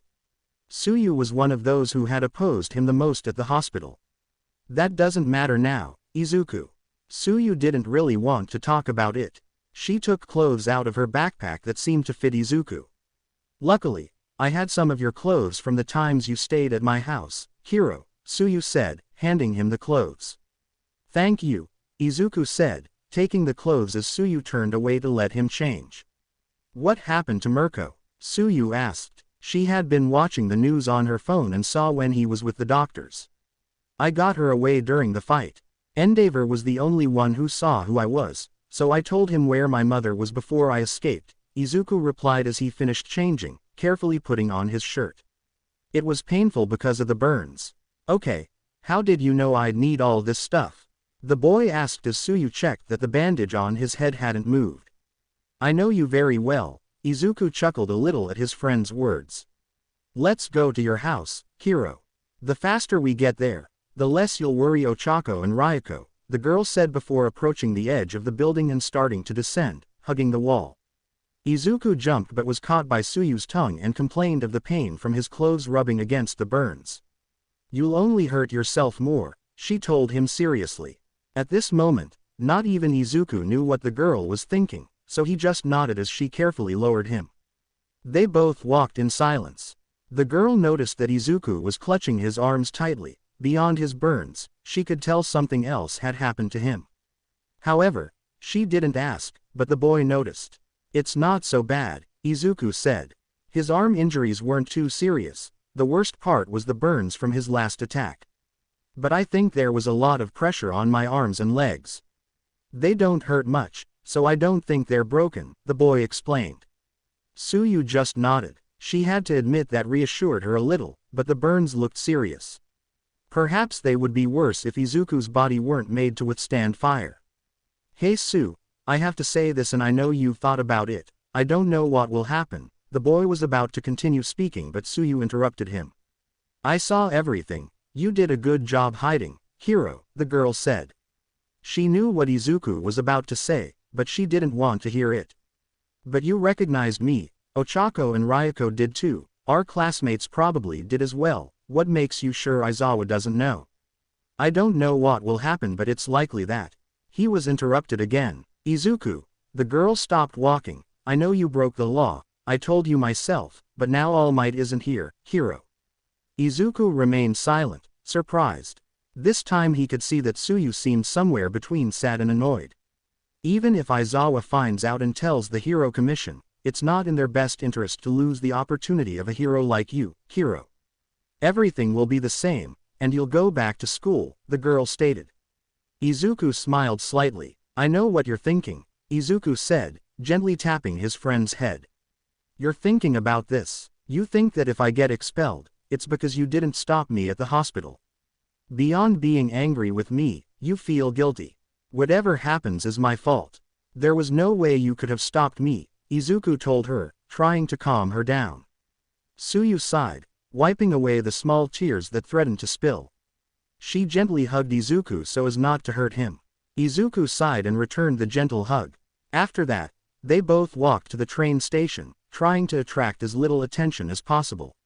What happened to your parents? Izuku asked after a while, when the atmosphere had relaxed a bit. They were working. I left my brothers with my neighbors, Hiro. They also have kids around their age, so they didn't refuse, Tsuyu replied. Izuku nodded. There's news about all this, Hiro. Do you want to see it? The girl asked, and her friend nodded. The rest of the way they both watched the news on the green-haired girl's phone since Izuku's was completely destroyed. The boy felt worried when he learned that his mother had a concussion but was relieved because it was minor and she wasn't in danger. Now he just had to go home and wait to see what would happen. How is Izuku? Ochako asked Ryoko. A few hours had passed since the incident with All for One. After Izuku returned in the early morning, just before dawn, the girl went back to her apartment, but after sleeping a little, she returned to her boyfriend's house with Tsuyu that same night. I hired a private doctor so I wouldn't have to take him to a hospital.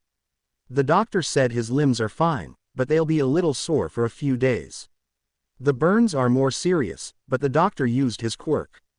It's not as fast as Recovery Girl's, but it'll be enough in a few days, the woman explained.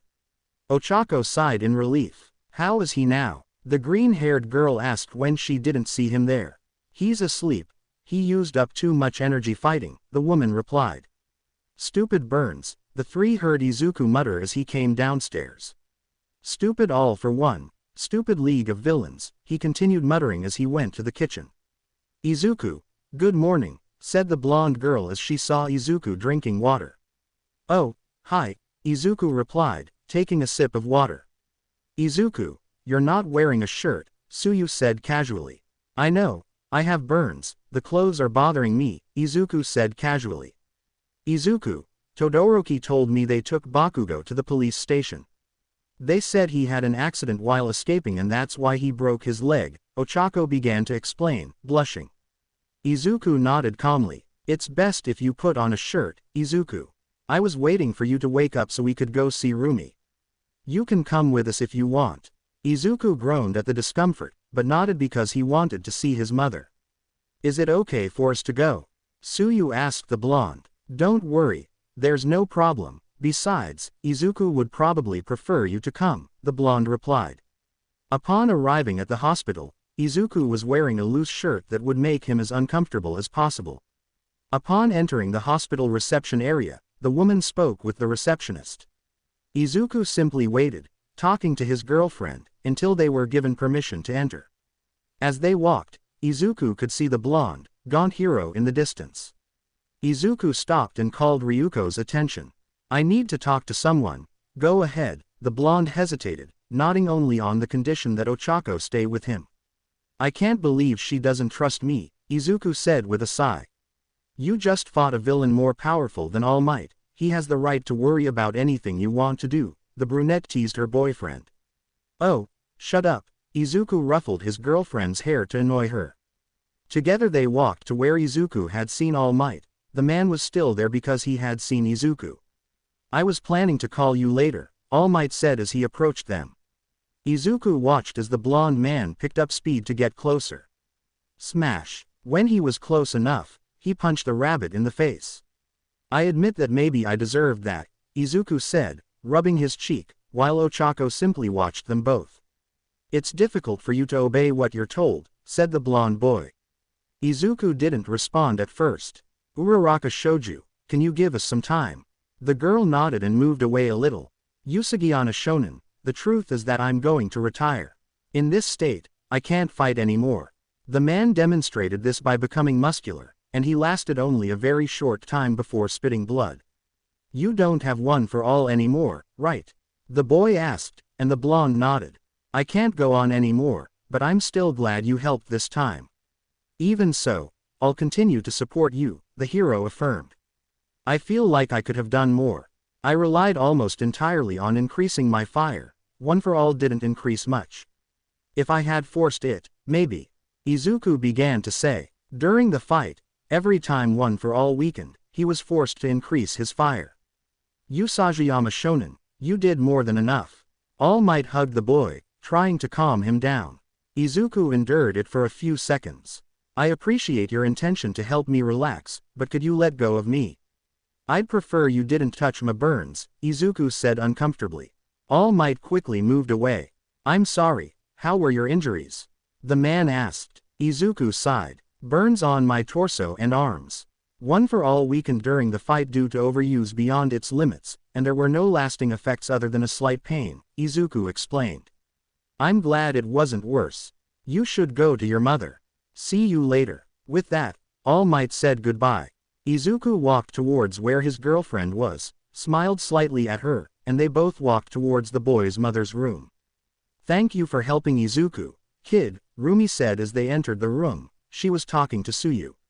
Hi mom, how are you? Izuku asked, entering the room. Oh, you brought your girlfriend too. Hello girl, the woman greeted the brunette. I'm fine, it was just a minor concussion. There were a few somewhat deep cuts, but the doctors exaggerated. How are you? The woman asked. Burns suck, but I'll survive, Izuku said calmly. The doctor said they'd disappear in a few days, and by the way, He broke Bakugo's leg, the woman said, pointing at Izuku. Traitor! Izuku shouted, dramatically placing a hand on his chest. Why? Asked the white-haired girl, confused. So she wouldn't follow me when I went to fight, Izuku replied, shrugging his shoulders. You're quite a character, kid, the woman said, shaking her head and chuckling. Well, we have to go. I was discharged shortly before you arrived, she added, getting up from the stretcher. Ryoko gave him a bag she had with her containing the white-haired woman's clothes. Rumi took the bag and went to the bathroom to change. Well, I'm glad you're okay, Hiro, but I feel like you're taking things too lightly, Suyu said, tapping her chin with a finger. I think she's thinking the same thing as me, Su, Izuku said. The green-haired girl remained silent. Are you talking about the possibility of you being expelled? Ochako asked, a little worried. Izuku nodded. But if I get expelled for helping, I guess it'll be worth it, the boy said with a sigh. Relax, kids, we still don't know what will happen, don't be pessimistic, Ryoko told them with a small smile. Izuku nodded, not very convinced. Ochako took his hand and smiled at him. Okay, let's go, I'm hungry, let's eat something before we go home, said Rumi, already changed, coming out of the bathroom. The rest of the day was calm and uneventful. The following days were a little more hectic among civilians as All Might officially announced his retirement. Beast Genist had apparently narrowly escaped death and was taking a break from his work while he recovered. Ragdoll, on the other hand, had lost her quirk, so her duties as a hero were also on hold. They had also discussed the escape of the rest of the League of Villains. Izuku now felt that if he had arrived earlier, he could have stopped their escape before helping against All for One. Although he later thought that would probably be too much, fighting such a powerful villain and other villains along with him wasn't profitable. He had visited Bakugo, whose leg was already as good as new. After a brief apology and a fight that took the green-haired boy by surprise, the two ended up as if nothing had happened. Sometime in the afternoon, Rumi received a call from Ua saying they had to meet with her and Izuku at her house. Apparently, two teachers would be coming the next day. Since their relationship was not yet public, even though Ryoko also wanted to stay, she decided not to, so she did not come to the rabbit house the next day. While Izuku was training, since his burns had been reduced to small marks that were about to disappear, he heard the doorbell ring. Izuku, however, continued hitting the bag, thinking of Suyu and Ochako, remembering the likely expulsion. Izuku ignited his fist in flames, hitting the bag one last time, breaking the chain that held it to the ceiling and sending it crashing into a wall. Hey Bunny, his mother said, standing in the doorway of the training room. They want to talk to both of you. The boy nodded. I'll be there in a minute, the boy replied as he grabbed a towel and wiped away his sweat. After getting ready with a quick shower and changing, Izuku went back downstairs to the living room where his mother, Aizawa, and All Might were. He sat down next to his mother, and the blonde boy was the first to speak. Then it's time to talk about everything now that you're here, he was interrupted by Izuku. I'm expelled, aren't I? The boy said expressionlessly. What? The blonde boy wondered. Didn't they tell you? He asked Aizawa. No, I wanted to talk about this directly. You're not expelled, Usajiyama, he told the boy, who seemed confused. Principal Nezu and I discussed it. It wasn't hard to figure out who was reckless and brave enough to take on something like this. The principal and I agreed that we can't just let someone like you go. On one hand, you're impulsive, so expulsion won't stop you from getting into trouble. On the other hand, with All Might's retirement, we can't just waste someone with your potential, the black-haired man explained with a neutral expression. What we're really here for. All Might began, we want to move the students to dormitories within the UA grounds for greater security. I know you might have your doubts, but... Before he could launch into a lecture, Rumi interrupted him. Oh, okay, the white-haired girl said nonchalantly, leaning back against the sofa. That was easier than I thought, All Might murmured, a little confused. I know what my son is like, and especially after what just happened, I know he needs a little supervision. Izuku looked at his mother, offended. While I know it's impossible for him not to get into trouble, you can at least reduce those occasions. I trust you, because if you don't keep him safe, I'll take care of you. With a smile, she clearly threatened them both, and to be honest, even Aizawa was intimidated, at least a little. Alright, that's settled, but still, Usajiyama, I need to talk to you. Can you leave us alone? He asked the other two adults. They both nodded. Rumi went up to her room to call her girlfriend, and All Might went to the car he had come in with Aizawa. What do you need? Izuku asked, trying to be friendly in case they might still change their minds and expel him. Do you remember a villain at camp, Blondie? Aizawa asked. Maybe I broke her legs, what about her? Izuku said, shrugging. Yes, I remember. Just so you know, you won't face any consequences for that since I was the one who allowed them to fight. Izuku nodded, though he didn't really care. Anyway, her name is Toga Himiko. She's the only one we can get information from about the League of Villains.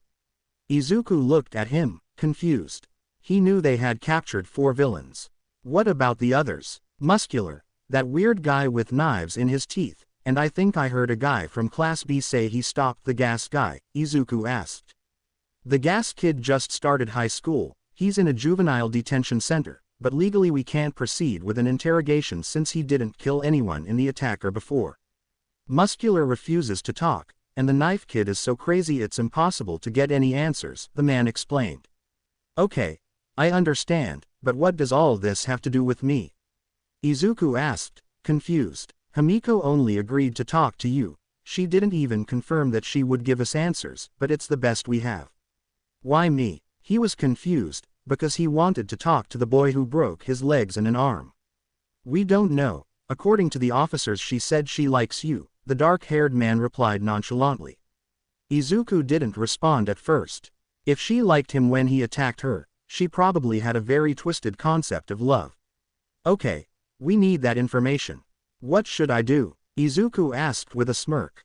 After leaving All Might, Izuku and Aizawa were in the car on their way to see the blonde villain. It's not much information, but I can improvise. Shall we go to Tartaros? Izuku said, reading the folder Aizawa had given him. No, she's not at that level. Besides, you have some limitations. Even though she was sentenced as an adult, she's still a minor. Don't resort to physical aggression, the black-haired man warned. Izuku agreed. They followed the path to the prison.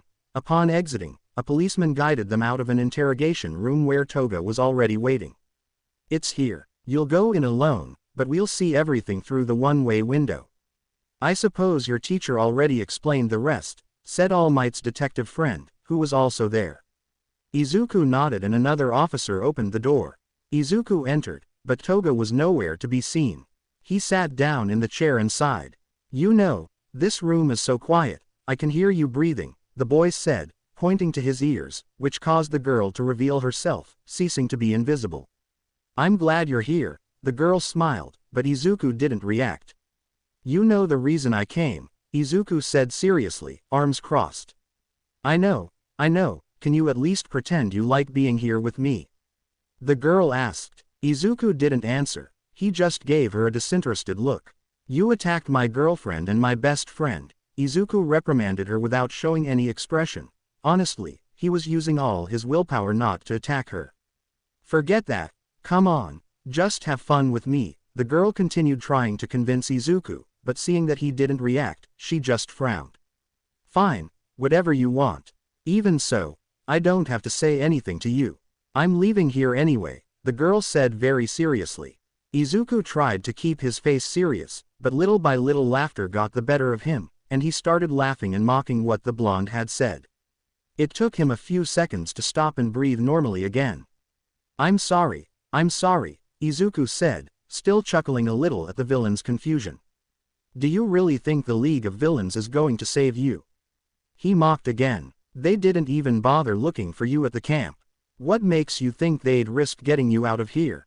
You're nothing to them. You were just a pawn they didn't mind discarding. And don't get me wrong, I know villains can grow fond of people. They're people after all, but you haven't gotten to know them well enough. The rabbit smiled smugly, and Toga's expression changed. The boy stood up from his chair, approached her until they were face to face, and smiling, he moved closer and closer to the villain's face. From his pants, he took out a photo he had taken from the files Aizawa had given him. They didn't bother bringing out someone as strong as Muscular, so why would they waste their time with you, weirdo? He mocked her with a smile.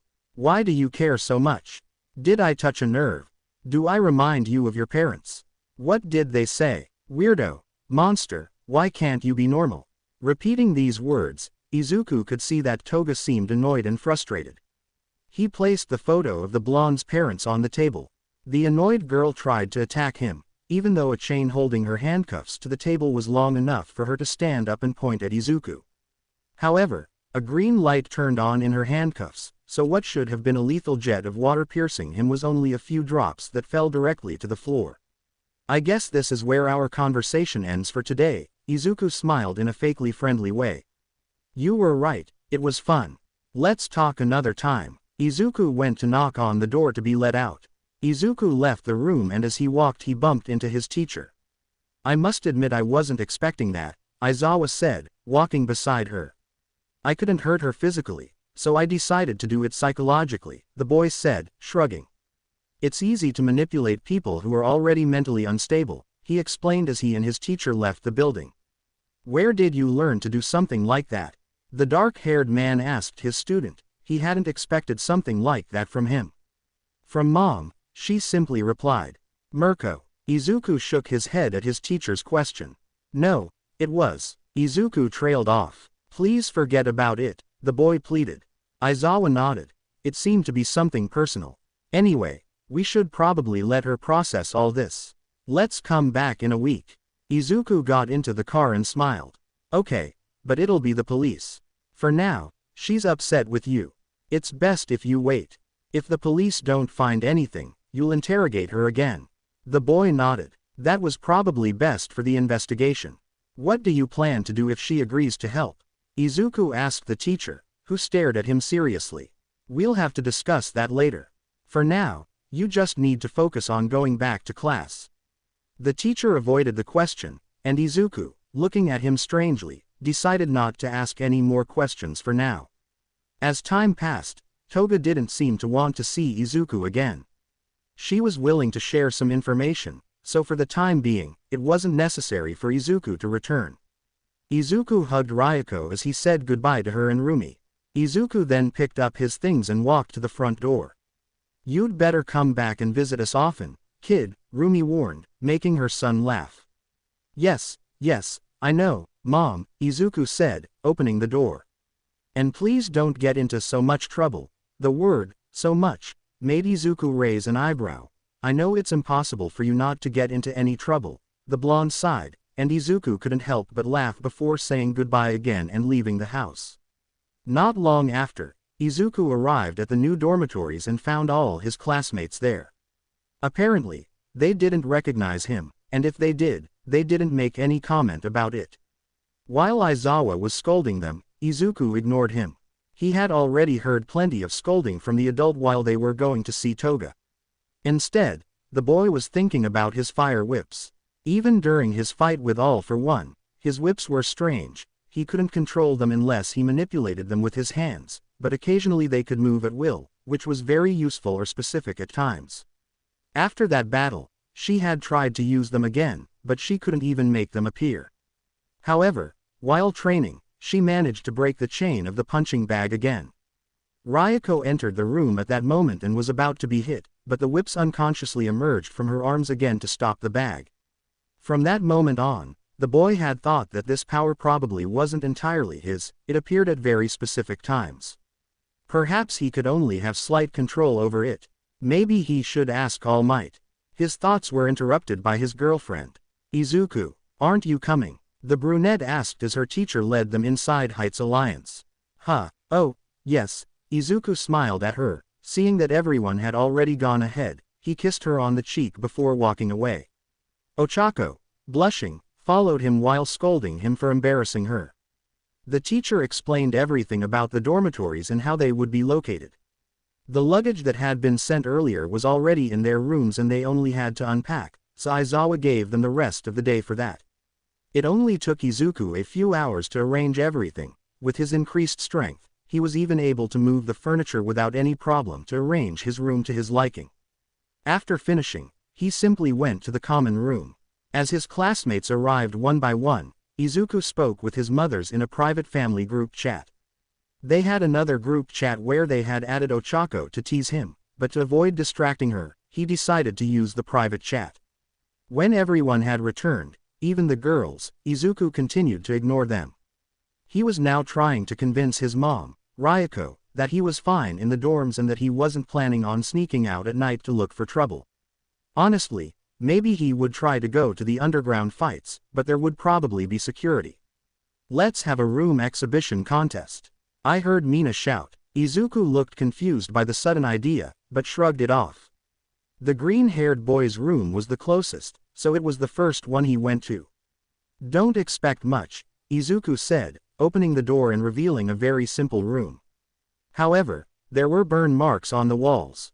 You've been here less than a day, why did you already burn the walls? Tsuyu asked. Izuku shrugged as some of his classmates looked at a shelf above his desk where he kept some action figures of their mothers in All Might. These are very expensive and rare to find, Kaminari said as he looked at some of the figures. Don't you dare come near me, he told Mineta with a threatening look. How did you get something so expensive? The dyed-haired boy asked. I don't know, a lot of that merchandise is given to me by my mom, it's stuff she gets before she sells it. Some of the other stuff I ordered online, it's the only thing I actually spend my money on. The green-haired boy shrugged. How much money do you have? Shiro asked, seeming afraid even to get too close to the figures. I don't know, Mom and I have never paid much attention to that. It's enough to have enough to eat and indulge a few whims. Izuku's words confused them. If they didn't spend money that often, how much money must they have? I mean, it makes sense, he's the son of the top 5 heroine, it's normal that he has a lot of money, said Mina.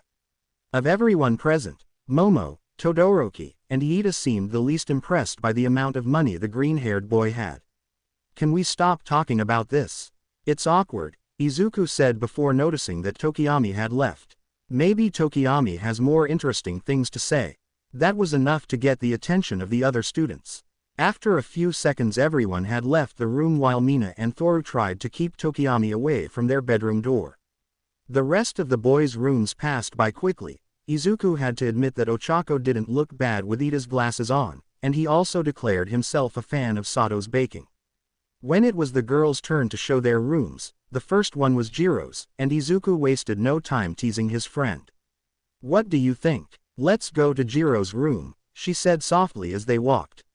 And the one with the round face too, he replied, trying to tease her as well. I've been there more than once, even with his parents at home, it's nothing new, the green-haired boy shrugged. He continued to bother his friend, especially after he punched Kaminari for bothering Jiro. While they were looking at the rest of the girls' rooms, Mineta mysteriously disappeared and didn't return until after Tsuyu had shown them her room, keeping as far away from the rabbit as possible. Izuku paid no attention to the rest of the night, not even when they announced a winner. He jumped up to the roof from his balcony and lay down. Shortly after, Tsuyu also climbed up to lie down beside him. Izuku was the first to speak. Are you feeling better? The girl nodded. Yes, I was worried before, Hiro. I still think I should have tried to stop them, but I'm calmer now after talking to you, Tsuyu said, simply looking up at the sky. Izuku opened his eyes in a strange place. He felt heavy and it was difficult for him to move. In fact, looking down, only one of his hands was visible, the other was covered in a black cloud, as was most of his body. A man appeared before him. Izuku frowned. He didn't recognize him and didn't know where he was, so he decided to attack. With his only arm capable of movement, he tried to hit the man, however, he moved too slowly so he couldn't even touch him. Wow, calm down, kid, I'm not going to hurt you. Izuku ignored him, trying to reply but unable to speak. Look, it's okay, look at this. Black lines appeared on the man's hand, like fiery whips but without fire. See, the quirk you tried to use belongs to me, though I didn't expect you to be able to use it so quickly. Izuku seemed very confused. Since your quirk was able to combine with One for All, we assumed you could use our quirks. The man quickly explained why it was annoying to dodge the boy's punches while he spoke. I'm the 5th wielder of One for All. Do you want some advice on my quirk? He asked. Izuku nodded. He had tried for a long time to manipulate it. Well, your problem is that you don't feel it. Those words only confused the boy. You shouldn't just use this. The man touched his head. You should also use this. The man pointed to where his heart should be. My quirk appeared whenever you needed it. You just have to think about that, about the usefulness of my quirk. That way, it will become easier to control each time. I know you have many questions, but focus on that for now. You're someone who can't help but save others. My quirk will react on its own most of the time until you can control it. You'll get used to it. The man said goodbye with a smile. He really had no idea what to say. He hadn't had enough time to think about it. Besides, his quirk had actually mutated in the boy's body. He didn't know what to tell him about the fire in his whips. Izuku stood up quickly, looking ready to fight. With a sigh, he extinguished the fire on his arms and legs. Luckily, his bed was adapted for that. She got out of bed and prepared for her first day of classes after a while. Being with her classmates surprisingly made Monday mornings a little less annoying than usual. When the whole group went to class, Bakugo and Izuku took advantage of being on UA grounds to have a race. This time Izuku beat him by a long shot. I think I mentioned this yesterday, but now Class 1A will focus on obtaining your provisional licenses, Aizawa said as class began. A hero license gives us a great responsibility for human lives. It's clearly difficult to obtain, and even the provisional license is only awarded to 50% of applicants each year, the teacher explained, seemingly looking at Izuku. That's why you should think of at least 2. The door opened, revealing Midnight, Ectoplasma, and Smentos. From their own special attacks. Midnight shouted, exciting most of the students. Special, that is, a move that guarantees them victory, Ectoplasm said, already inside the classroom. A move so unique that it can't be copied. The battle is about how much you force your opponent into their advantages, Smentos explained. If movements represent them, heroes without one are like an endangered species, Midnight said, striking one of her poses. We'll tell you later, we need to proceed with the exercises. Put on your costumes and go to Gym Gamma, Aizawa told them. At the Smentos gym, he showed them how he could change the terrain. Iida asked why they would use their special attacks in the exam. Izuku didn't care much. He already had 2 with his overheat and nitro charge. A hero saves people from things like crimes, accidents, natural and man-made disasters. The exam to become one assesses how well they can do this, their skills in gathering information, making decisions, moving and fighting, as well as communicating, attracting people and guiding them. The tests are different every year, Aizawa explained, and then Midnight continued. That's why their fighting ability is so important. They'll do well if they're prepared. Having or not having a special attack will make a big difference. Izuku looked at his arms. If what he dreamed last night wasn't just nonsense, maybe he could use his fire whips. Being able to be consistent, without being influenced by circumstances, will be beneficial on the front lines, Smentos said before starting to change the terrain. A special move doesn't necessarily have to be offensive, for example Iida's Recipro Burst. Now I'll explain Ectoplasm. Izuku thought for a moment, while Aizawa explained that he really didn't have a way to make his special moves non-offensive. His quirk was almost entirely that of an attacker. You should also think about changes to your suits, so you can work better with your growing quirks. Do it with a plus ultra mindset, Aizawa said as Ectoplasm created several copies of himself on the cement pillars. The students stated before starting training, just like everyone else, Izuku went with one of the master's clones. Just as I had heard from the supposed former wielder, I focused on the usefulness of the whip quirk at this moment, capturing. To make it simpler, Izuku thought of his teacher as Tamura. The anger towards the light blue-haired man caused his whips to emerge from his arms towards Ectoplasm. Avoiding his right arm from catching him, Izuku moved to try and trap him with the whips on his left arm, maintaining his concentration as the whips continued to move towards his master. You're too aggressive. Ectoplasm dodged the whips and struck Izuku, nearly knocking him off his feet. I know that's your fighting style, but if you want to use these whips, you need to know when to switch. You can use both styles and change your fighting approach as needed. Izuku nodded. Izuku thought about his mother. It was true that he trained with her, but he was always more into direct combat. Rumi, on the other hand, was also very agile, taking advantage of the speed of her quirk. That gave Izuku an idea. He already used his agility to jump, so for now he would focus on that. He had to bring his enemy to his own ground. Using the rock pillars, he began to jump between them at great speed. It was more refined than in his fight with Todoroki. After watching Gran Torino fight, he took some inspiration from him. He approached Ectoplasm and punched him a couple of times before sending him flying upwards with a powerful kick. Because of this, it was more difficult for the master to move, so Izuku was finally able to catch him with the whips on his left arm. The fire on his right arm spun towards his fist. Izuku punched the air, forming a fireball in front of him. Cataclysmic explosion. The fireball shot towards the clone, exploding on contact. The explosion was enough to make the clone disappear, so it was quickly replaced. It's a good start, and that cataclysmic explosion is good. Maybe you need a little more power, the professor analyzed, offering advice. Actually, I can make it more powerful, but the more force I use, the more likely I am to hurt myself, so I regulate it. But at camp, I did a really powerful one that almost burned my arm, the boy explained. I see, then you need to improve your fighting style with those things. Keep practicing, said the clone of his master. Izuku nodded decisively. All Might watched his student from afar. Izuku was still focused on a way to use the fire whips. After finishing training that day, he accompanied his girlfriend to the workshop for improvements to her suit. On the way, Iida found them and accompanied them since he was also going there. When they arrived, Izuku made them stop while he got into a fighting stance. The door exploded and Izuku instantly attacked. Using his fiery whips, he slammed the attacker against the wall before grabbing him by the neck, preparing to strike him.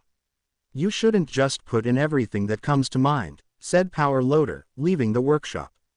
Upon paying attention, Izuku realized that the person he was about to hit was Hatsume Mei, so he let her go. Good reaction, the pink-haired girl said to Izuku while clutching her neck. He stared at her for a few seconds before suddenly changing his demeanor. Oh, I wanted to talk to you about something. The pink-haired girl pulled Izuku into the workshop, slightly annoying Ochako.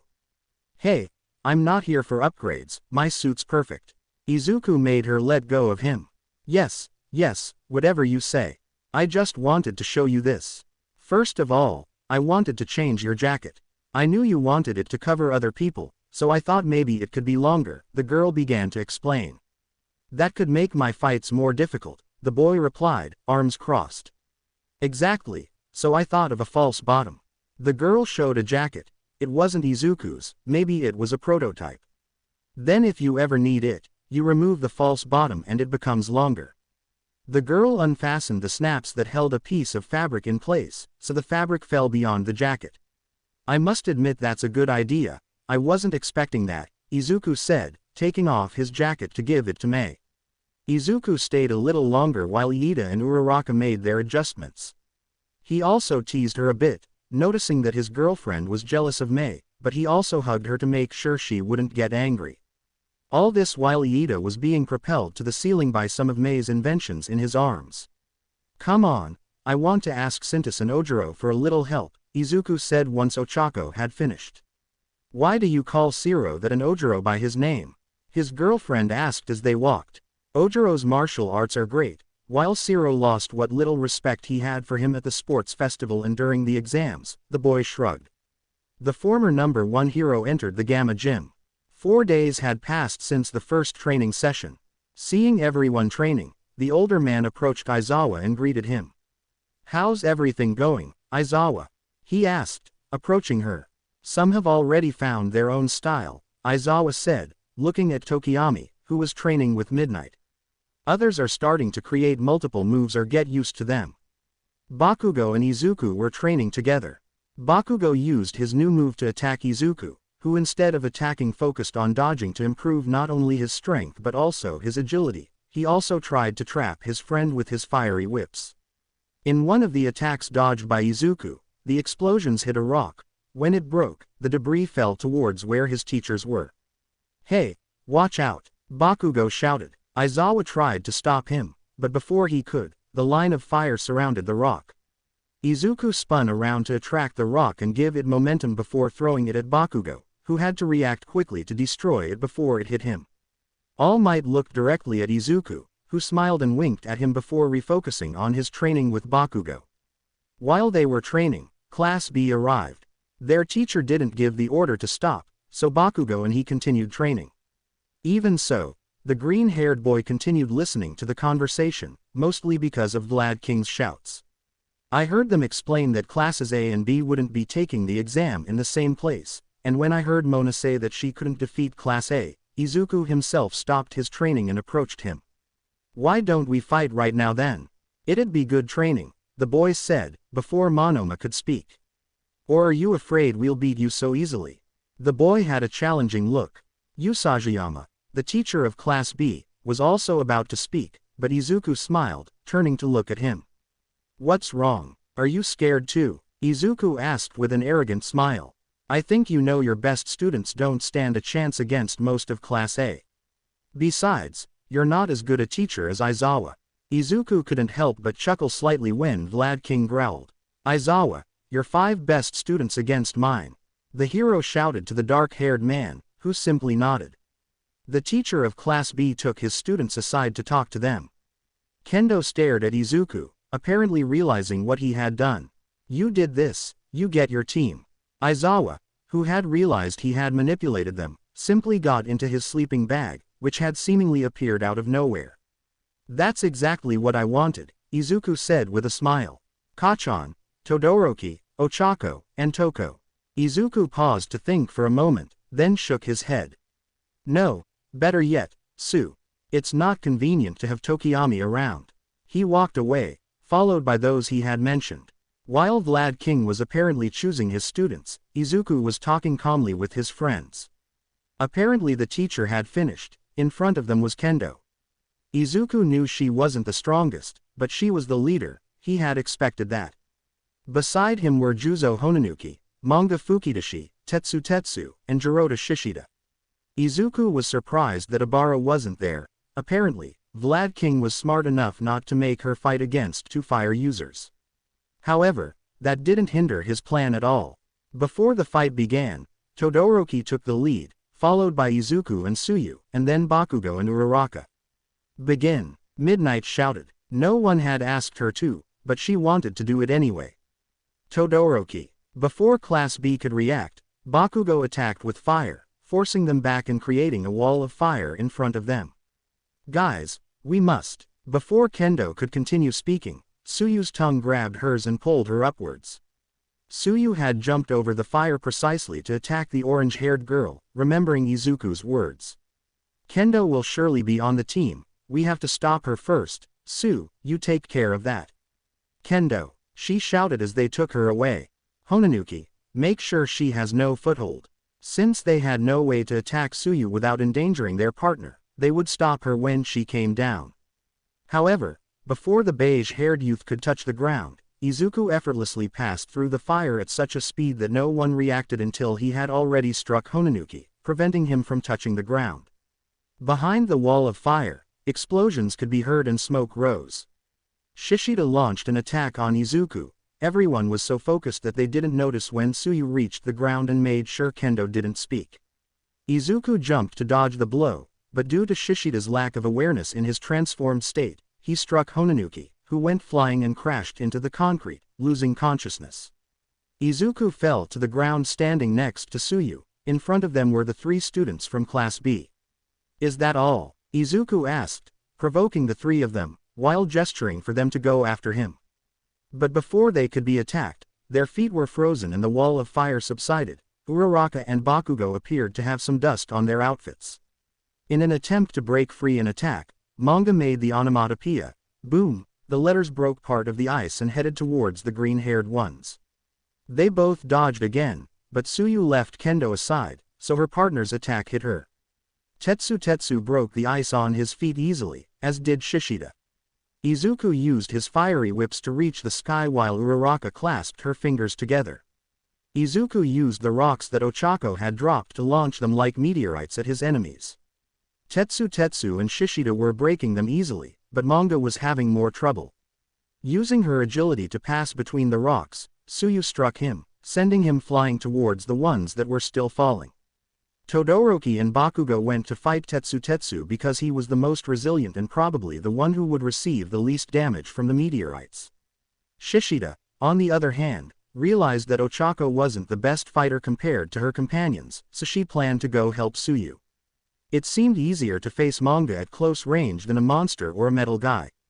Shishida ran towards her. She was planning to dodge, but Izuku fell in front of her and clashed fists with the beast.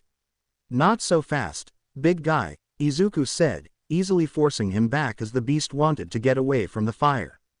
Shishida tried to strike again, but Izuku blocked the blow once more. Izuku still had the advantage due to his fire. Shishida continued fighting but lost his balance when he began to float. "Thanks Mochi." Izuku winked at his girlfriend before jumping while holding Shishida. Shishida struck Izuku, knocking him away. Before falling, Izuku managed to hit him with some fiery balls. Izuku landed on his feet and nodded to his girlfriend, who clasped her fingers together to release Shishida, who crashed to the ground, leaving a crater. Finally, inside the Shishida crater, much less monstrous, he was unconscious inside the crater. "I needed a fight," Izuku said as he put an arm around his girlfriend's shoulders. "Yeah, I've wanted to go to the underground fights for a few days now," Bakugo said, approaching them, Tetsu and Manga frozen in the background. Manga was unconscious, or so Izuku thought. It was hard to tell without seeing a face with normal features. Tetsu was hyperventilating. His skin was normal, probably at the limit of his quirk. "How is this possible?" shouted Monoma and Vlad King. "While you were choosing your students, mine were thinking about what to do, distractions, and dealing with the bigger problems first. You should trust your students a little more," Aizawa said from the ground, watching Izuku move the rubble from Manga's attack to get Kendo out. "Wow, they're amazing. We're sure to get our licenses," Kaminari shouted as the boys approached, carrying the unconscious members of Class B, except for Tetsu. "Don't get too confident. Only a few first-year students get their license. The applicants you'll encounter have more experience than you," Aizawa declared. Izuku smiled confidently. Whoever they had to face probably wouldn't be a problem. He was just hoping to run into an old friend who had confirmed his participation. The girls from Class A were sitting in the living room. Izuku had disappeared after practice, and most of the boys were in their rooms, so they had the living room to themselves. After talking for a while, the girls got to what they wanted, at least what Mina and Hagakure really wanted. "You and Usagi have been very affectionate lately," Mina hinted with a mischievous look. "So, what's going on between you two?" Hagakure asked, following Mina. "Oh, that," the brunette said before any of the girls could stop them. "Yes, Izuku and I are dating." The girl seemed nervous, blushing more than usual. "We're all living together now, it's not worth hiding it anymore." The girl rubbed the back of her neck. The pink one and the invisible one had to admit they were a little disappointed because the brunette didn't act as nervous as they expected. "By the way, speaking of Izuku, where is he? I haven't seen him since training, Hiro," Tsuyu asked Ochako. "I don't know, she disappeared after training. I think she went to buy something, but she's been gone too long," the brunette replied. "Maybe it's in you-know-where," Jin said to both girls. The girls looked at each other and nodded, because it was likely, just as they thought it was real. Izuku was leaving a ring, leaving behind an unconscious man.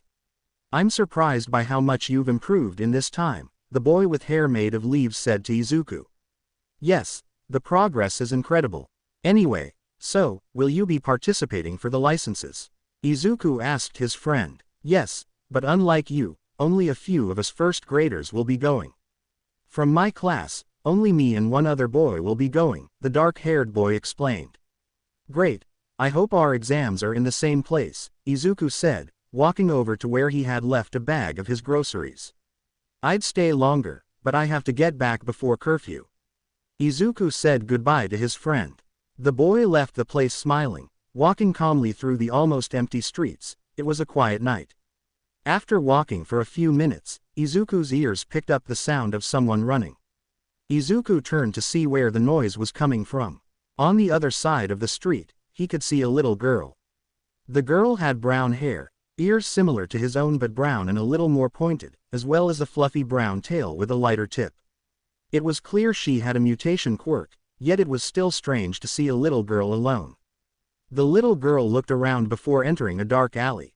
Izuku frowned, looking around. There was no one who could have been with the girl. It wasn't normal for a little girl to be alone at this time of night. Izuku crossed the street quickly, wanting to make sure the girl was okay. He approached the alley calmly so as not to scare her. As soon as he entered the alley, a powerful burst of flame tried to burn him, but it clearly had little effect on the boy. When the flames subsided, Izuku could see the girl, frightened and surprised that nothing had happened to her.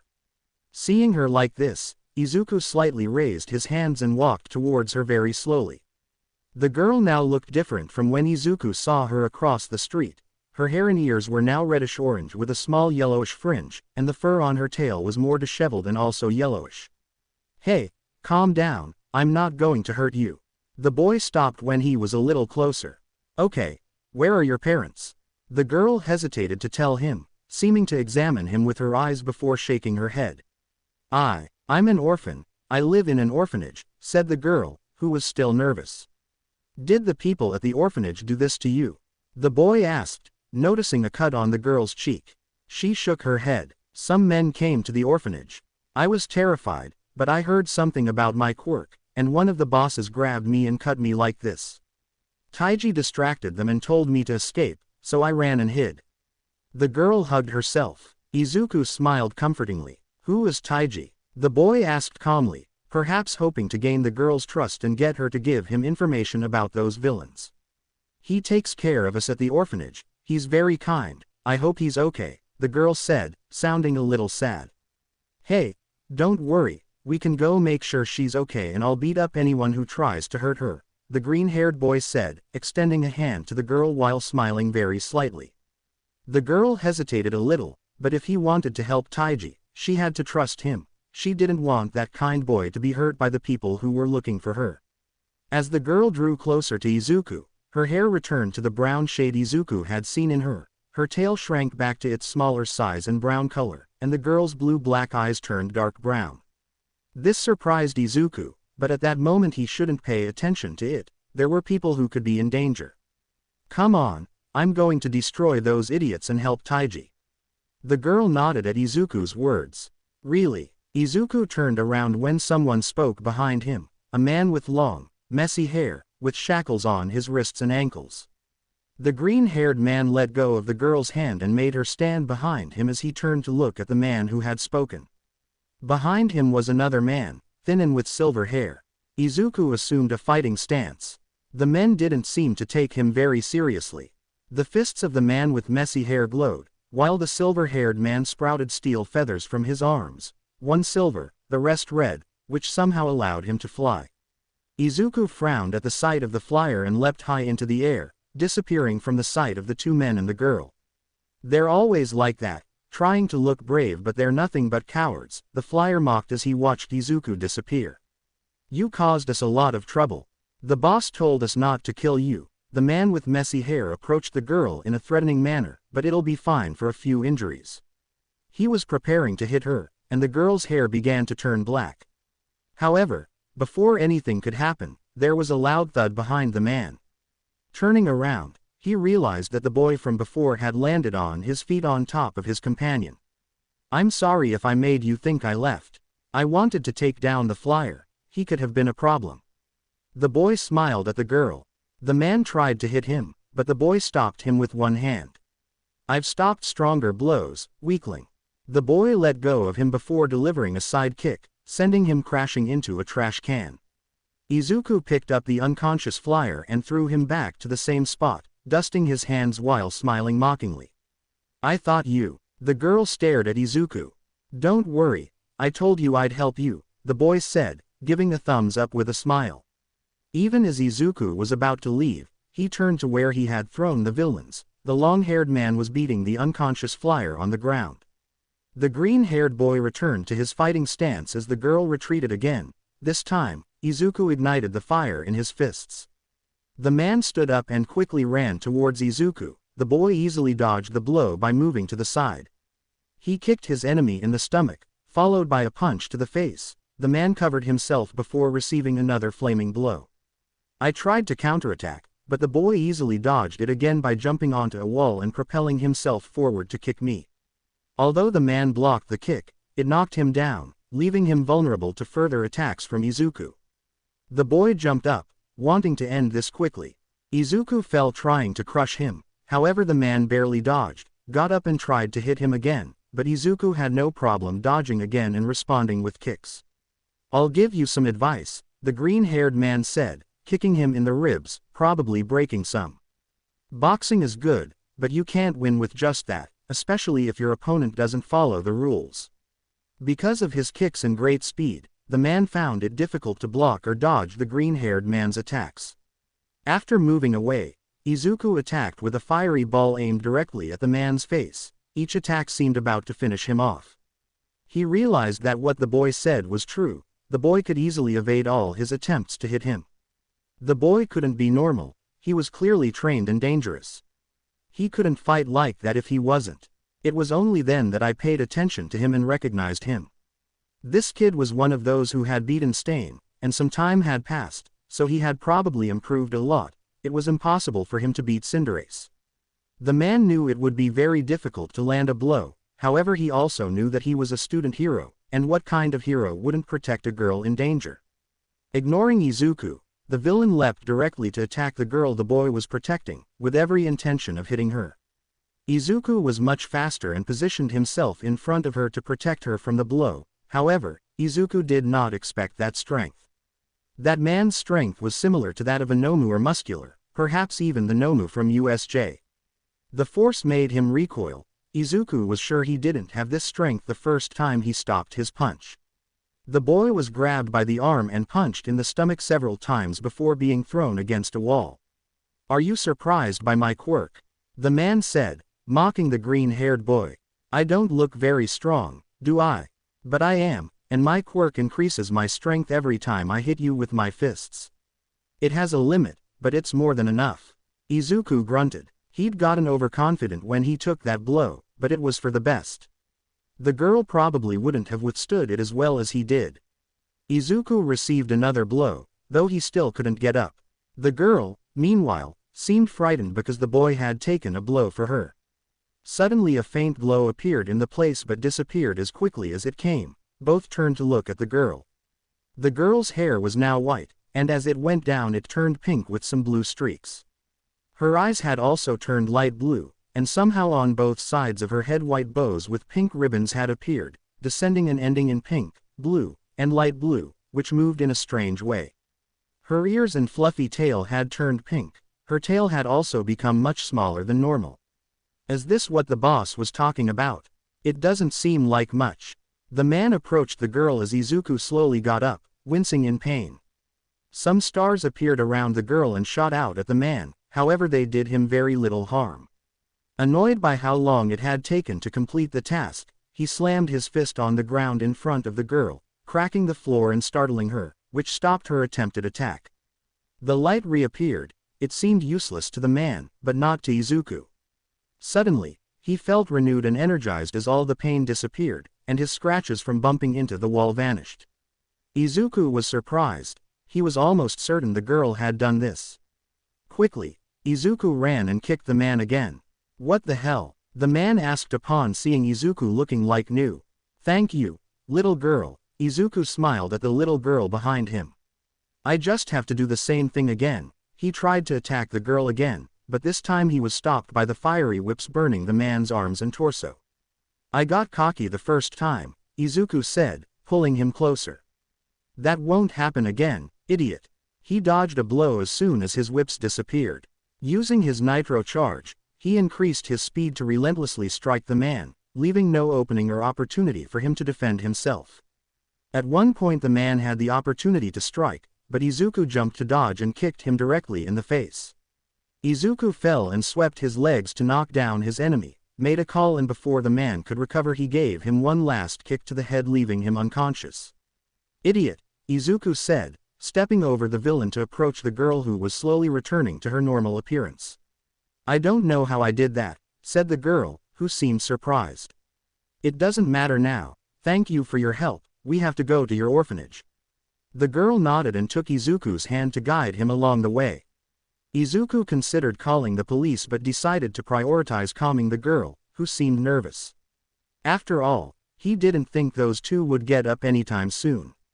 Izuku talked to her as they walked and showed her tricks with his whips or fireballs. His pants and shoes weren't very burned since he fought more with his arms without igniting the fire on his legs. As he followed the girl's directions and they approached the orphanage, the green-haired man could see the lights of two police patrol cars. They had probably been called after the villains left. Usajiyama. One of the officers asked when Izuku was close enough. Officer Yakashi. Izuku greeted, gesturing to the girl to go to the orphanage, where the man he believed to be Taiji was talking to another police officer. Can't you stay out of trouble? The police officer asked. He had arrested Izuku a few times for fighting and using his quirk. You've been arrested at least once in every police station in the nearby districts. The officer sighed. Don't exaggerate, it wasn't that many times, besides, they're just minor offenses. Izuku rolled his eyes dismissively. Anyway, give me that notebook and a pen. The officer handed them over and began to write. This is the address where the idiots are, a nearby alley. He returned the notebook. Well, since you're a student hero and you helped a little girl, I'll let the fight slide. As for the use of your quirk, I might forget to check for burns on them. The man winked at Izuku. Thanks Yakashi, I don't want to get punished by Aizawa. Cleaning the dorms must be a pain. The officers left to find the villains and gather information about them. Izuku approached Taiji and the girl smiled as she saw him coming closer. He greeted the thin man by shaking his hand. Hi, I'm Kitsumi, I just realized I hadn't introduced myself, said the girl. I'm Izuku Usajiyama, he introduced himself to the girl. You must be Taiji. He shook the thin man's hand. That's right, thank you for helping Kitsumi. By the way, the other children were worried. I think you should go so they can see you're okay. The girl nodded and walked away after saying her final goodbyes. What do you want to talk about? Izuku asked, realizing that the man only wanted to take the girl away from them. Did you discover anything about those types? The calmer man asked. They have a boss, and apparently they want the girl for her quirk. Could you tell me more about that?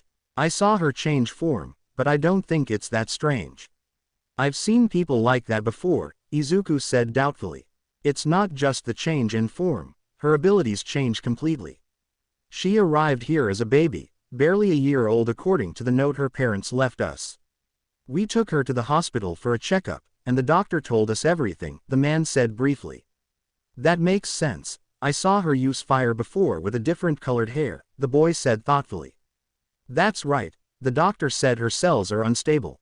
Izuku turned around, worried, to see where the girl had gone. Don't worry, it's not in a bad way. Because of this, she can change her entire structure and gain new abilities. So far, I've seen her with fire and water, the man explained, calming Izuku's concern. I see, it's a strange quirk, but if they wanted her so badly, why not pretend to adopt her? Izuku asked, unsure what to think of this attempted kidnapping. It's not that easy. We take many precautions when someone tries to adopt. We investigate them to ensure they'll give the children a good life. However, Kitsumi is a special case. As soon as people learn about her quirk and how random her transformations can be, they tend to dismiss her. Dealing with so many different abilities could be complicated, the man explained to Izuku. I see, I heal faster too, I guess that's new, Izuku said. It seemed like something really important to him. Although I stopped them this time, I doubt they'll give up. Lend me your phone. The man nodded and gave him his phone. Izuku wrote down his number. If you need help, call me. Mom could come over too if I'm busy. The green-haired boy smiled, handing the phone back. Your mother. The man took a moment to understand. I just realized you're Mirko's son. I'm sorry, I was thinking a lot about what happened, the man said, somewhat surprised. It doesn't matter, it's really not a problem. People usually act strangely when they find out who my mother is. I hope you're all right. Even so, I have to go now. My teacher might kill me, Izuku said. In a few more minutes, Izuku finally left, promising to return later to make sure everything was all right. The man gave him a little more information about the orphanage. He worked there and was in charge, but he didn't finance everything. His bosses provided a lot of funds so that those children wouldn't lack anything. She barely made it to the station to catch one of the last trains. She didn't want to walk back to the academy. Upon arriving at the academy, he tried to sneak into the dormitories, but his teacher was waiting for him in the living room. "Are you going to explain or make me ask?" Izawa said in a bored tone. These things weren't helping with his sleep problems. "Okay. I promise I was going to be back early, but there was a problem I had to solve," said the boy, wanting to avoid punishment. "You'd better come up with a good excuse, or you'll be cleaning the dorms by yourself for a whole month," the teacher threatened. "Listen, they were about to kidnap a girl and I had to help her. Afterwards, I took her to the orphanage and spoke a little with the police officers and the person who takes care of the children," he explained as quickly as possible. "It sounds like an excuse, but you can't stay out of trouble. I'll believe you this time, but I need you to explain everything to make sure you're not lying."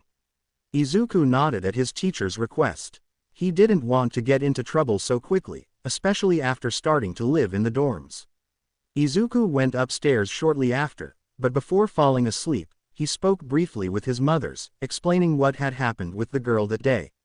A few days later it was finally the day of the exams to get their provisional licenses. A few days before, he had gone to visit the girl at the orphanage to make sure she was okay. However, they were now on their way to the place where the exam would be held. Izuku was in the back of the bus with his girlfriend. The bus took a while to arrive. When everyone got off they could see the building in front of them. Izawa began to encourage them in his own way, using a metaphor about how they would stop being eggs and become chicks as they took a step towards becoming real professional heroes. Jin and Izuku were looking around when a tall boy arrived. They both jumped to attack someone, Izuku with his flaming fist and Jin with his dark claws. They both stopped right in front of the face of a dark-haired, silver-haired man. He laughed and hugged them both by the shoulders. "Great, we're in the same exam room." The plant-haired boy smiled, but then he became more serious. "Even so, don't expect me to be easy on you," he said to both of them. Yeah, whatever you say, big guy." Izuku took off his friend's cap, which had the Shiketsu insignia on it. "How awful that they make them wear those silly caps," the girl said with a look of disdain, since most of her friend's outfit was casual and the cap looked out of place. She had finally made her outfit, even dyed her hair mostly red. She thought it was stupid that he was being forced to wear something. "I know, it was either that or my jacket, but it's easier to get rid of this than my whole suit." The boy smiled as he watched his classmates leave and their teacher being harassed by a female teacher. "Denchi, let's go," said one of Rillaboom's companions who had purple hair. "I hate that guy, see you later guys." The plant-haired boy took Izuku's cap and left. Suddenly, the students of the woman who was bothering Izawa arrived. One of them started greeting everyone, but when he got to Izuku and took his hand, Izuku squeezed it tightly. "I can literally see the fakeness on your face. Why don't you stop pretending and just say what you mean to my face?" Izuku said seriously, but the other boy didn't speak. "Fine, then I'll say it. I'm going to get that license, and if you get in my way, I'll beat you so badly you're nothing but a pool of blood on the ground." Izuku smiled mockingly as he tightened his grip, and the dark-haired boy winced in pain. He didn't like these kinds of guys who faked kindness. Izuku only let go of the boy when the mint-haired girl told her students to go put on their costumes. The boy clicked his tongue before going to change while talking to Bakugo, who had also realized the Ms. Joke student's deception. Izuku could see that even if there were exams in different places there were a large number of people, 1540 in total, but it seemed that only 100 or even less would obtain their provisional licenses. While the man was explaining what the first stage of the exam would be like, Izuku was also paying attention to the people talking around him. When the room they were in opened, revealing the entire exam area, all the students left. Even among Izuku's classmates, some decided to leave on their own. Izuku didn't really care much. He was almost certain that Bakugo and Todoroki would be fine. His best friend had even told him not to even think about letting some idiot take him out or he'd make sure to blow his face off. In the stands, Izawa and Ms. Joke were talking, or rather, she was talking, and he just wanted her to stop being so noisy. 4. The format of these exams changes every year, but there's a kind of tradition, the woman said more seriously after joking for a while. 3. Izuku stretched his legs and arms. He had told his companions who were still with him not to let their guard down for even the first second. 2. Jin extended his dark claws while growling and baring his fangs. 1. Begin. Echoed throughout the arena, and many participants appeared near Izuku and his companions. Destroy Ua, Ms. Joker said to the dark-haired man beside her. There was no reason not to tell them, but whatever they do won't change anything. There are 2 or 3 people in my class, Aizawa said, raising his fingers. Izuku jumped and kicked the balls back to their senders. They understand the real world much better because they've been surrounded by heroes and villains their whole lives, even before Ua, the teacher continued. Tanako cut some of the balls that could hit some of his teammates while returning others with more force. Heroes must overcome unforeseen problems, their quirks will be publicly revealed, and they are always on high alert, even outside of a fight. At Aizawa's words, Ms. Joke turned her gaze to Class A. Izuku stopped 2 balls with his hands and smiled as he stood still. I know they realized it, but I also know they didn't tell the others, at least not completely. Aizawa thought Izuku might have given them some vague instructions. The balls Izuku was carrying in his hands burst into flames thanks to his quirk. Because they want to improve, and for them, the best way to move forward. Aizawa looked at Izuku and Tanako since Bakugo had walked away. Izuku threw the flaming balls at his opponents without even trying to hit the targets. It's fighting, Aizawa declared, looking at Izuku and Tanako, as well as Bakugo on a screen. Izuku had run from his spot and was about to kick one of his opponents with his flaming feet while Tanako was about to use her claws. For them, this ambush is something that benefits them. After attacking, both boys smiled, with one of their rivals beneath them. They both ran, ready to keep fighting. For them, fighting was the top priority, they would take care of completing their exam later.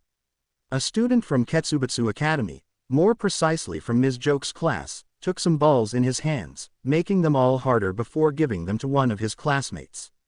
That boy made them glow faintly while making strange movements before throwing them to the ground, where they became buried underground. Izuku listened intently for movement underground, but when he finally detected it, someone beat him to it. Leave it to me, Jiro said, connecting his jacks to the amplifiers on his wrists and bending down to place them on the floor. The sound waves created a tremor in the earth that even cracked it. Seeing that his companions could handle it, Izuku ran to approach those from Ketsubutsu Academy. The first one he approached was the one who had thrown the balls. He grabbed him by the neck before lifting him up and slamming him against the ground, then he kicked him so that he crashed into a rock. That's a bit condescending, Eraser, said the mint-haired woman. Meanwhile, Izuku tried to punch the blonde girl, but she recoiled. There are plenty of aspiring heroes who are perfectly capable, and that kid Usagiyama just went and fought 4 kids more experienced than him. Izuku blocked the blow from the student who had really gotten under his skin. That overconfidence and looking down on others is what turns the tables on him, the woman remarked. It was probably the most serious thing Eraser had ever heard from her. Back off, their defenses are strong, shouted one of the students as he put his hands on the ground. Break through. Before he could do anything, Izuku forced his hands off the ground with his fiery whips. His confidence goes beyond looking down on others. They may have more training, but he's risked his life since he was a child. He has more knowledge about the damage his quirk can do, Aizawa said, watching Izuku's fight and then the rest of his students. Izuku had spun around using Shindo as a weapon to hit the student who had hardened the exam balls. While Izuku grabbed the girl by the legs and slammed her to the ground, Shindo was talking to one of his classmates. Before Izuku could do anything else, one of them climbed onto his back. This wasn't a big problem for Izuku, who jumped, propelling himself into a rock to smash it. However, this distraction gave Shindo enough time to prepare his attack. Seeing this, Izuku tried to run towards him to stop him. Maximum power, trembling earth. Before the green-haired boy could reach him, he made the earth tremble, creating an earthquake. Izuku had to maneuver between the rocks to avoid being hit, but he lost sight of his opponents and his companions. When the tremors stopped, Izuku was alone, but other than a few scratches, he was completely unharmed. His ears picked up a noise behind him and he caught the ball that was about to hit the target he had placed on the right side of his jacket. I thought I was stealthy enough. This time she threw a rock that made Izuku turn his head to dodge it. When he turned around again, she had disappeared. Izuku looked around, his ears twitching. He couldn't believe she had just run away. I heard something next to her, but when she knocked there was nothing there. The noise gradually became more confused. It was as if I were hearing it in different places at the same time. However, she didn't seem to be anywhere visible either. Izuku groaned. He didn't want to continue with this crap. In the confusion, a ball managed to hit the target on his chest. Whips extended from his arms as he turned around, managing to strike the girl from Shiketsu. He pulled her towards him, and in addition to the burns he had inflicted on the girl, he was determined that she would be the first one he would eliminate. Instead of hitting her, Izuku touched the target on her shoulder with a ball, but before he could touch the other targets, the ground beneath them shook.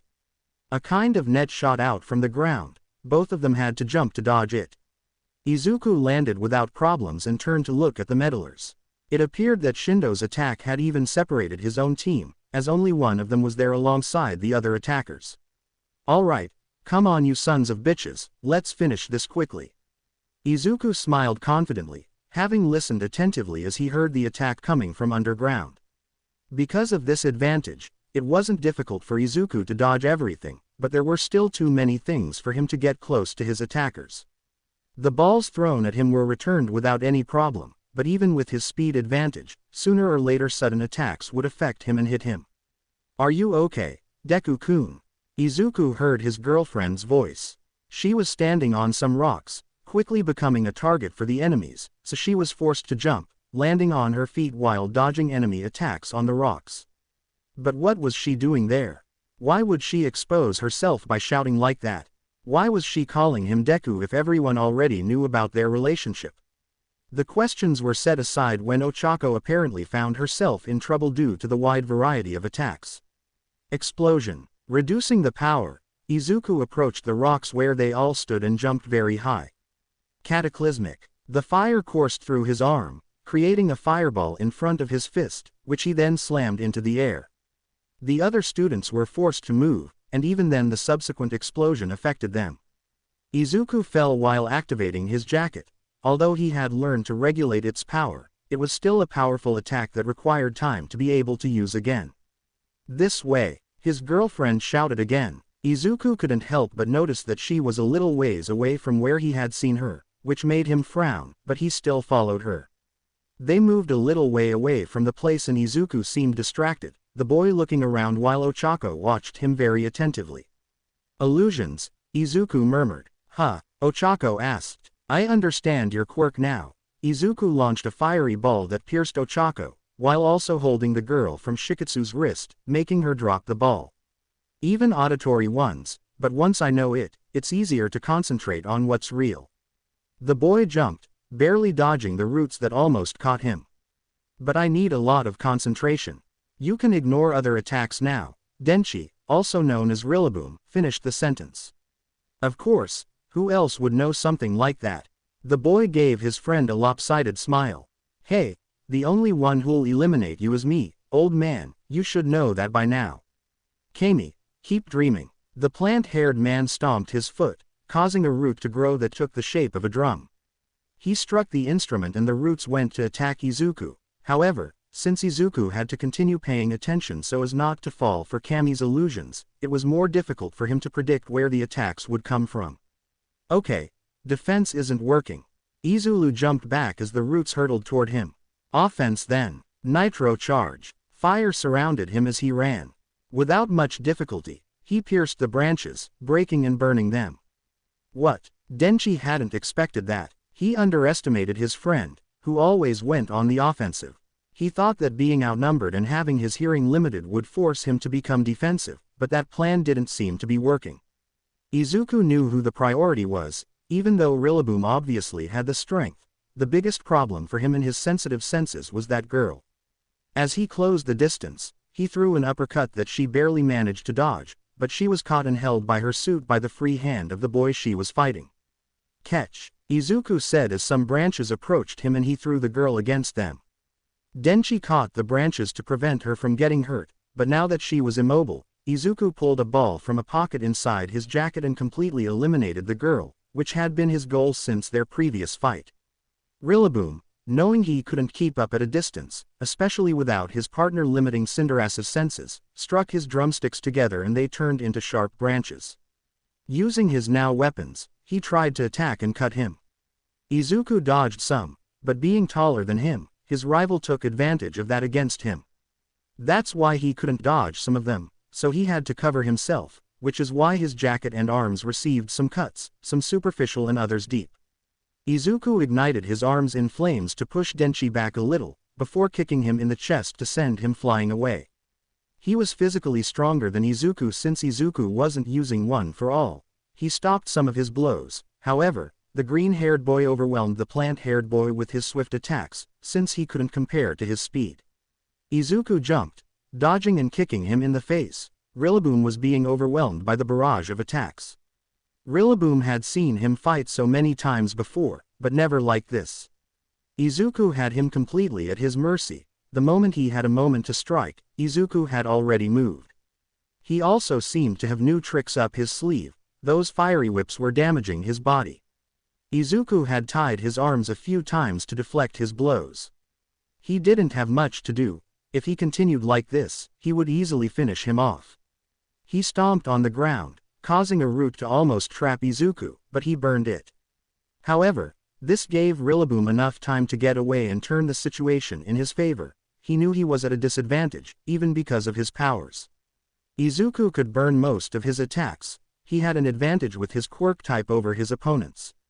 However, he had seen what happened a few minutes ago, how that earthquake was enough to destabilize Izuku, so he came up with an idea to compensate for his disadvantage. Returning to where he had left his makeshift drum, he began to beat it. The roots shifted underground, simulating an earthquake. Izuku hadn't expected that. It was too sudden and threw him off his game. The plant-haired man took advantage of this opportunity, gave the drum a strong blow with his right hand, and it seemed to be surrounded by wooden texture, and he was surrounded by a kind of energy. Sledgehammer. He quickly approached Izuku, ready to strike. You're not the only one with new techniques. Izuku crossed his arms to protect himself, but the blow was still strong, sending him flying backward a considerable distance. It was a very strong attack. However, this blow had a small recoil that hurt him, although it was very slight. The energy he used to control the plants was still difficult for him to understand. Before he could do anything, Rillaboom quickly approached his instrument while Izuku recovered from the blow and started running back towards the Denchi repeatedly and forcefully struck his instrument, and dozens of plants sprang from the ground. Ferocious plant, shouted the dark-haired boy as all the plants headed towards Izuku. Despite Izuku's fire, the plants were too thick to be easily burned. All the plants in the attack moved easily against the green-haired boy. Izuku tried to avoid them by jumping, but the plants still moved as Rillaboom commanded them, and even if Izuku tried to maneuver, it was very difficult for him. The plants struck him several times, some even had thorns that superficially cut Izuku. Even if he tried to move or escape, they gradually restrained him until he was completely trapped.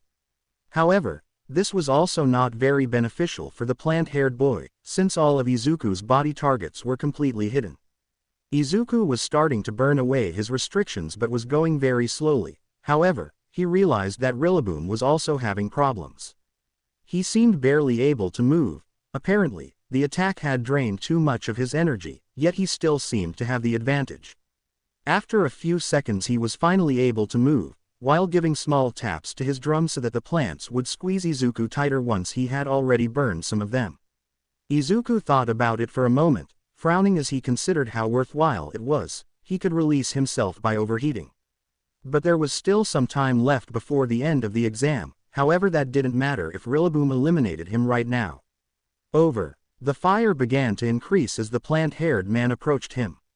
However, before he could finish lighting his fire, someone got in the way.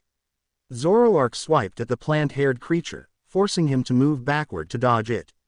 Rillaboom fell when someone kicked his legs. This time it was the real Ochako.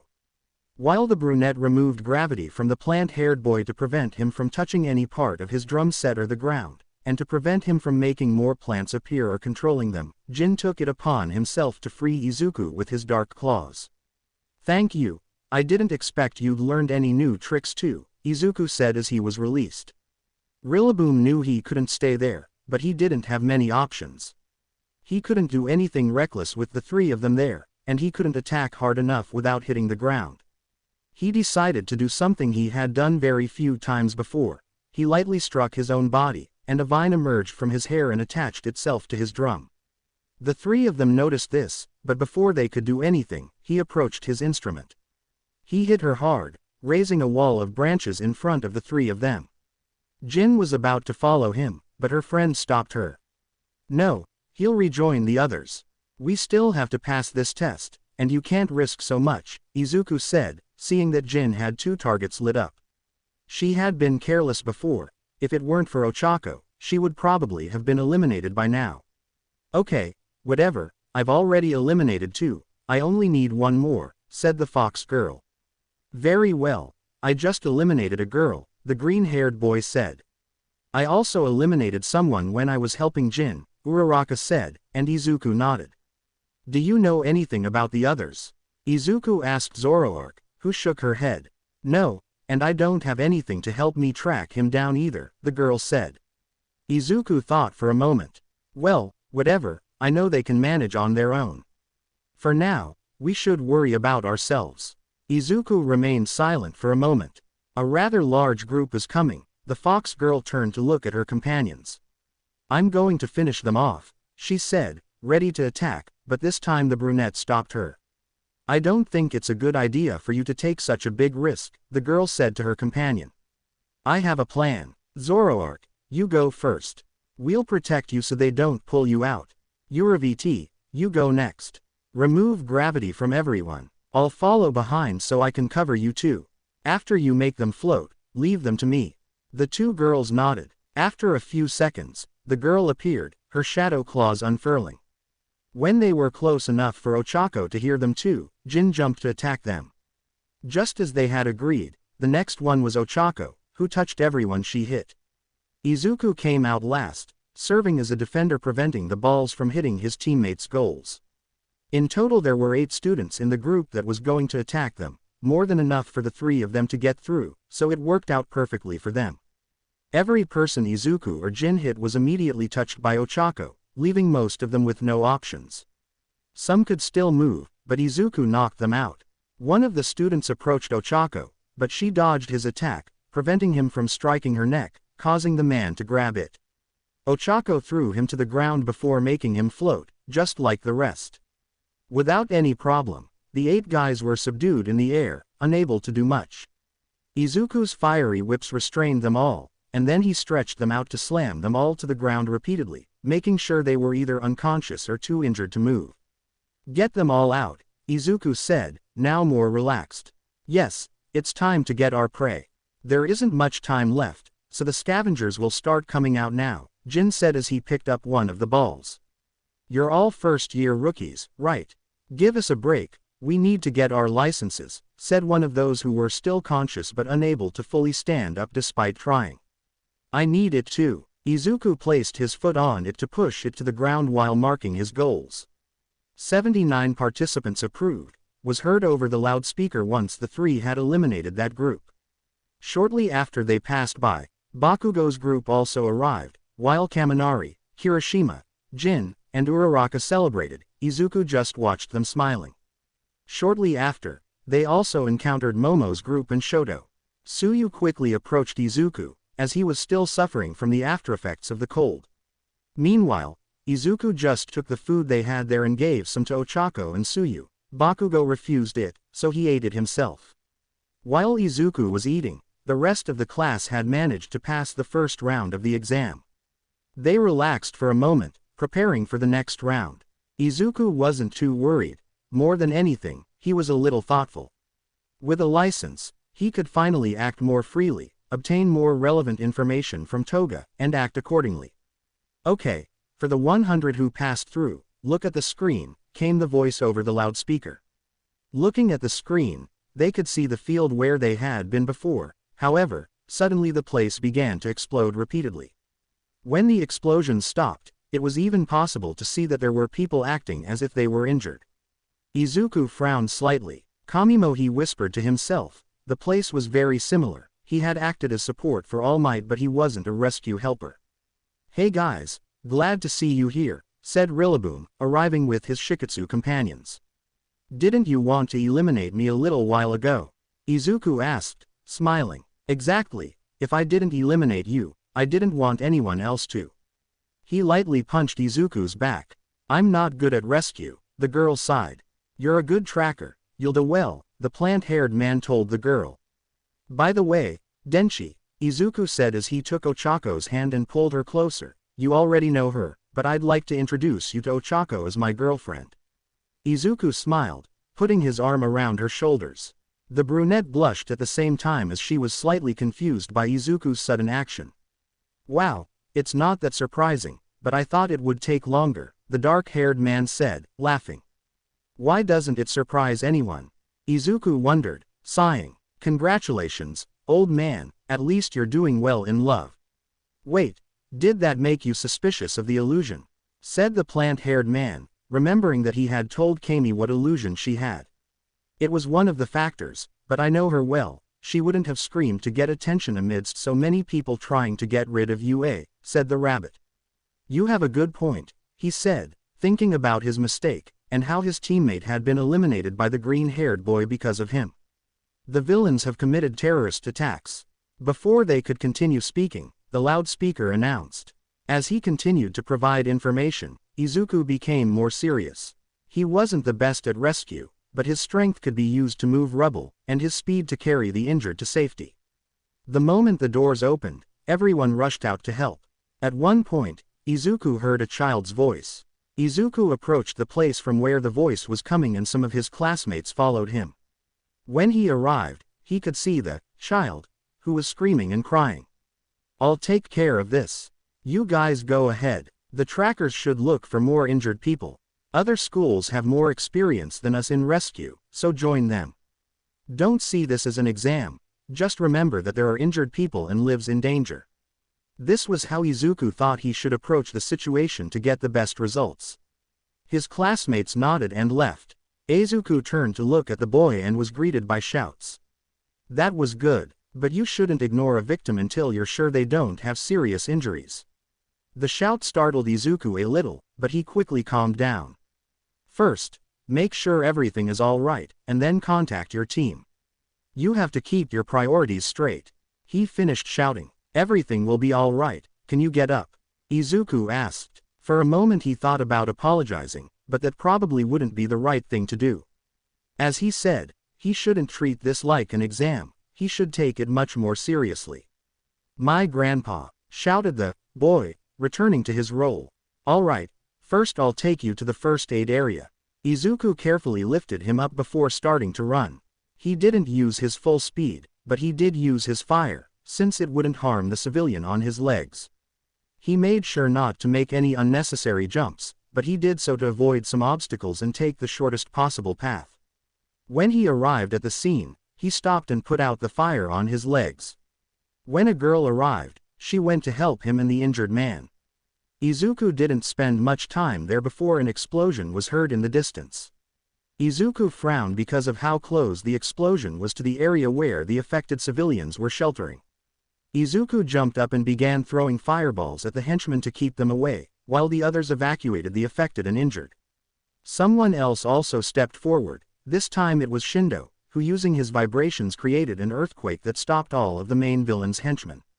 This time it was Gang Orca who took on that role. Although this tremor may have slowed them down, Gang Orca easily approached Shindo. Using a sonic wave, I incapacitated the Ketsubutsu student. Izuku had taken advantage of this to help move some of the injured, but he stopped as soon as he heard the sound wave. He quickly handed the person he was helping over to another student while he planned to go and fight. However, they were once again one step ahead, this time with an ice attack that struck the enemy.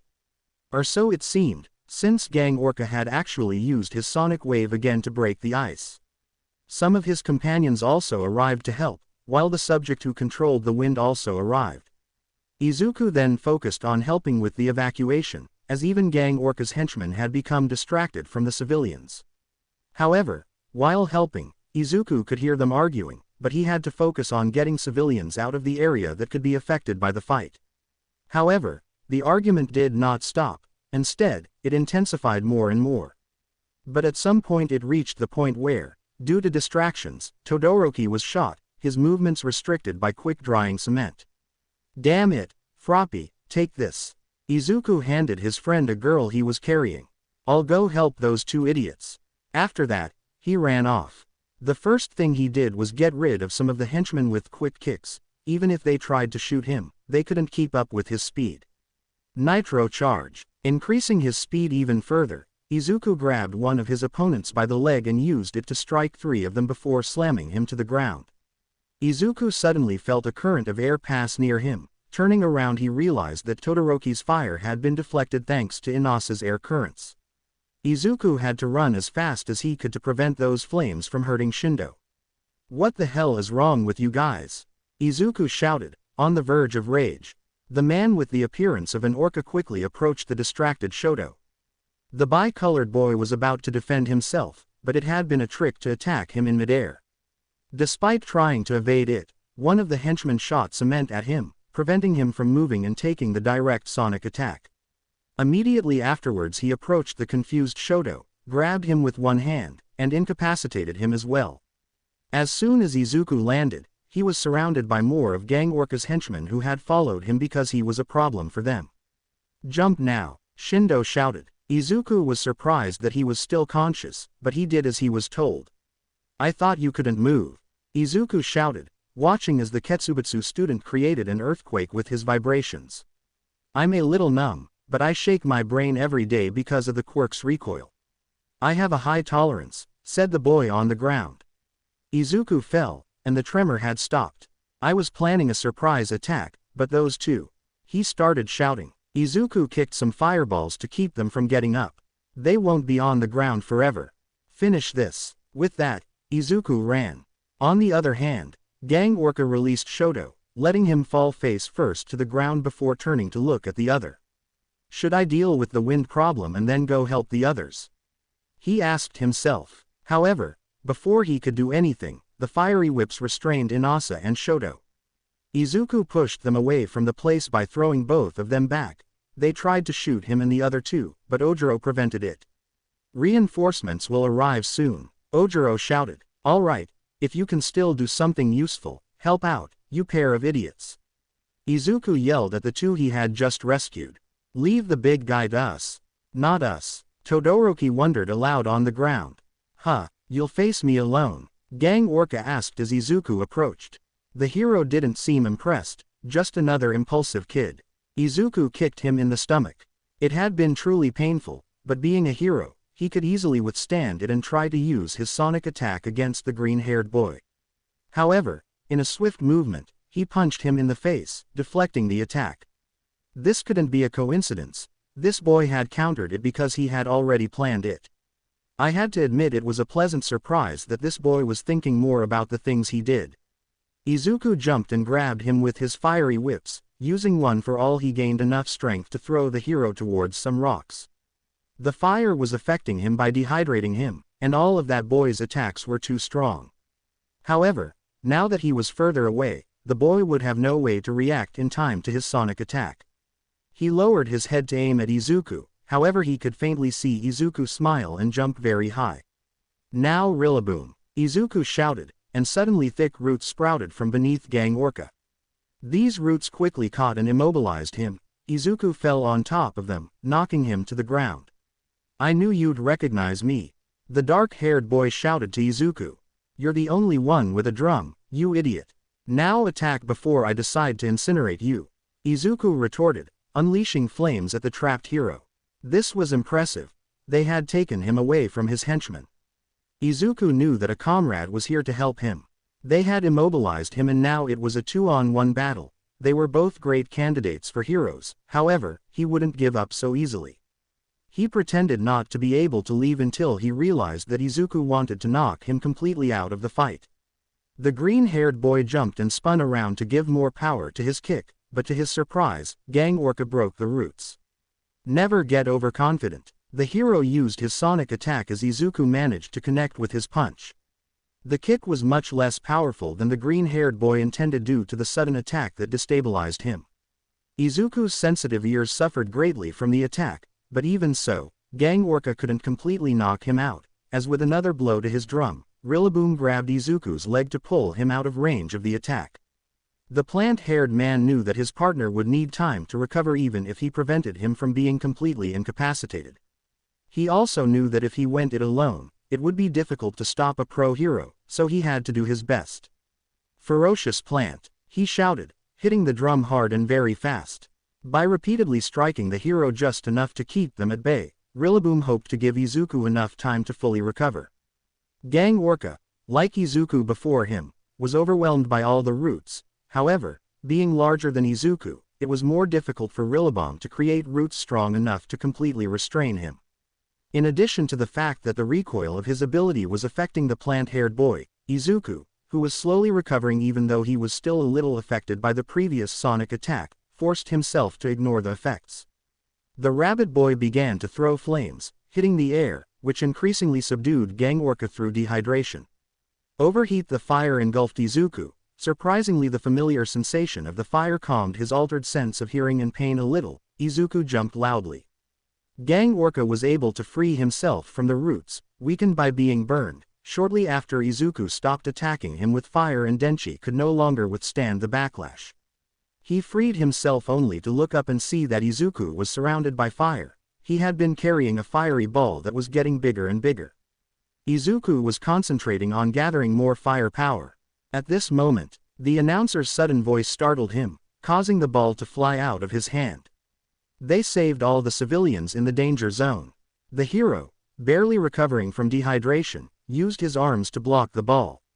It may seem arbitrary, but with this, we conclude all the exam procedures. Izuku landed on his feet but again covered his ears. We will announce the results after calculating the percentages. A few more instructions were given, but Izuku didn't hear them anymore. It's difficult to move with the protectors. No, even without them those two almost subdued me by capturing and drying me out. If we had continued, Gang Orca glanced at the protectors on his arms that were partially melted and cracked, in addition to the many minor wounds caused by the roots. Izuku paused for a moment before getting up and heading to the infirmary. He didn't feel any blood, so they would probably just give him something to ease the pain. "How are you, Izuku?"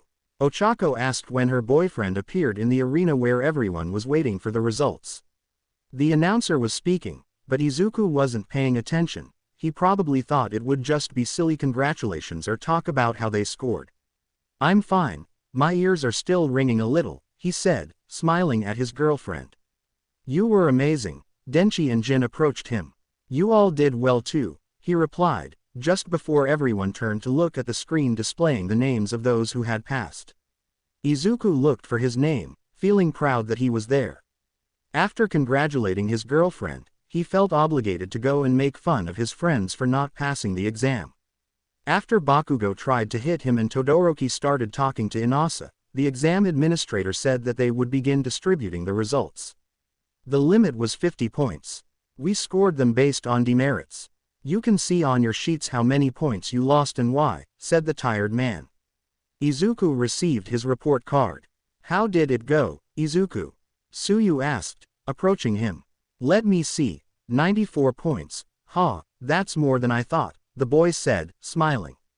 "You have the same grade as Momo?" Jiro asked. Izuku and Ochako approached the dark-haired girl. "Apparently so," replied the brunette, looking at the ballots. "I had some doubts during the exam, I still need to work on that. What does yours say?" The girl asked calmly. "He says I work well in a team and have leadership skills, but that I should stop being so aggressive when giving orders or it could complicate things when working with teams of people who don't know about my attitude." Izuku shrugged, thinking about how he threatened Denchi during his fight with Gang Orca. Those approved now, and only in emergencies, have the authority of professional heroes. That means they can confront villains, save people from accidents or criminals, and act without the direction of a hero. This also means they must act responsibly. You already know that All Might used all his power and cannot continue his duties. Without the symbol, the balance will be destroyed and the world will change. You will be at the center of all this. Be an example to stop evil. With your provisional licenses, you are only novices. Stay consistent with your studies and training, the tired man said. While the person in charge was talking about the students who had failed, Izuku looked at his arms. He felt the most responsible of all, more so than any of the other students present. However, thoughts swirled in his head. The League of Villains still at large, trying to extract information from Toga, and the individuals who had attempted to kidnap that girl. These events were driving him to the brink of madness. Don't get so cocky, nerd, I'll catch up to you soon, the blonde said, sounding annoyed. I will also strive to catch up with them, Todoroki said. Izuku nodded in confusion to both of them since he hadn't heard anything the announcer said, so he didn't know what they were referring to. After they explained that they had another chance, they finally received their licenses and left the stadium. Izuku looked at his license with a smile and took a picture of it to send to his mothers and All Might. Right after, he hugged Ochako and asked Tsuyu to take a picture of them showing their licenses, a photo that both kids sent to their parents from the cell phone of the green-haired boy with white tips. There were only a few minutes left before they had to leave, so the couple sat on the steps leading to the stadium. The brunette leaned her head on Izuku's shoulder as he hugged her. At this point, neither of them cared if anyone saw them. They didn't want to hide it if they were going to live together at UA. It wasn't long before they headed towards the dorms. They had classes starting tomorrow, so many wanted to rest, but upon arriving, Aizawa asked Izuku to speak with him privately. So, while the rest went into the dorms, they moved away a little. What's going on? Izuku asked when they stopped. Now that you have your license, it's easier to get involved in this kind of thing than after camp, the adult explained. Toga Himiko wants to talk to you again. That was all he had to say for Izuku to nod seriously. Izuku walked accompanied by All Might's detective friend towards the interrogation room, carrying a notebook and a pen in his hands.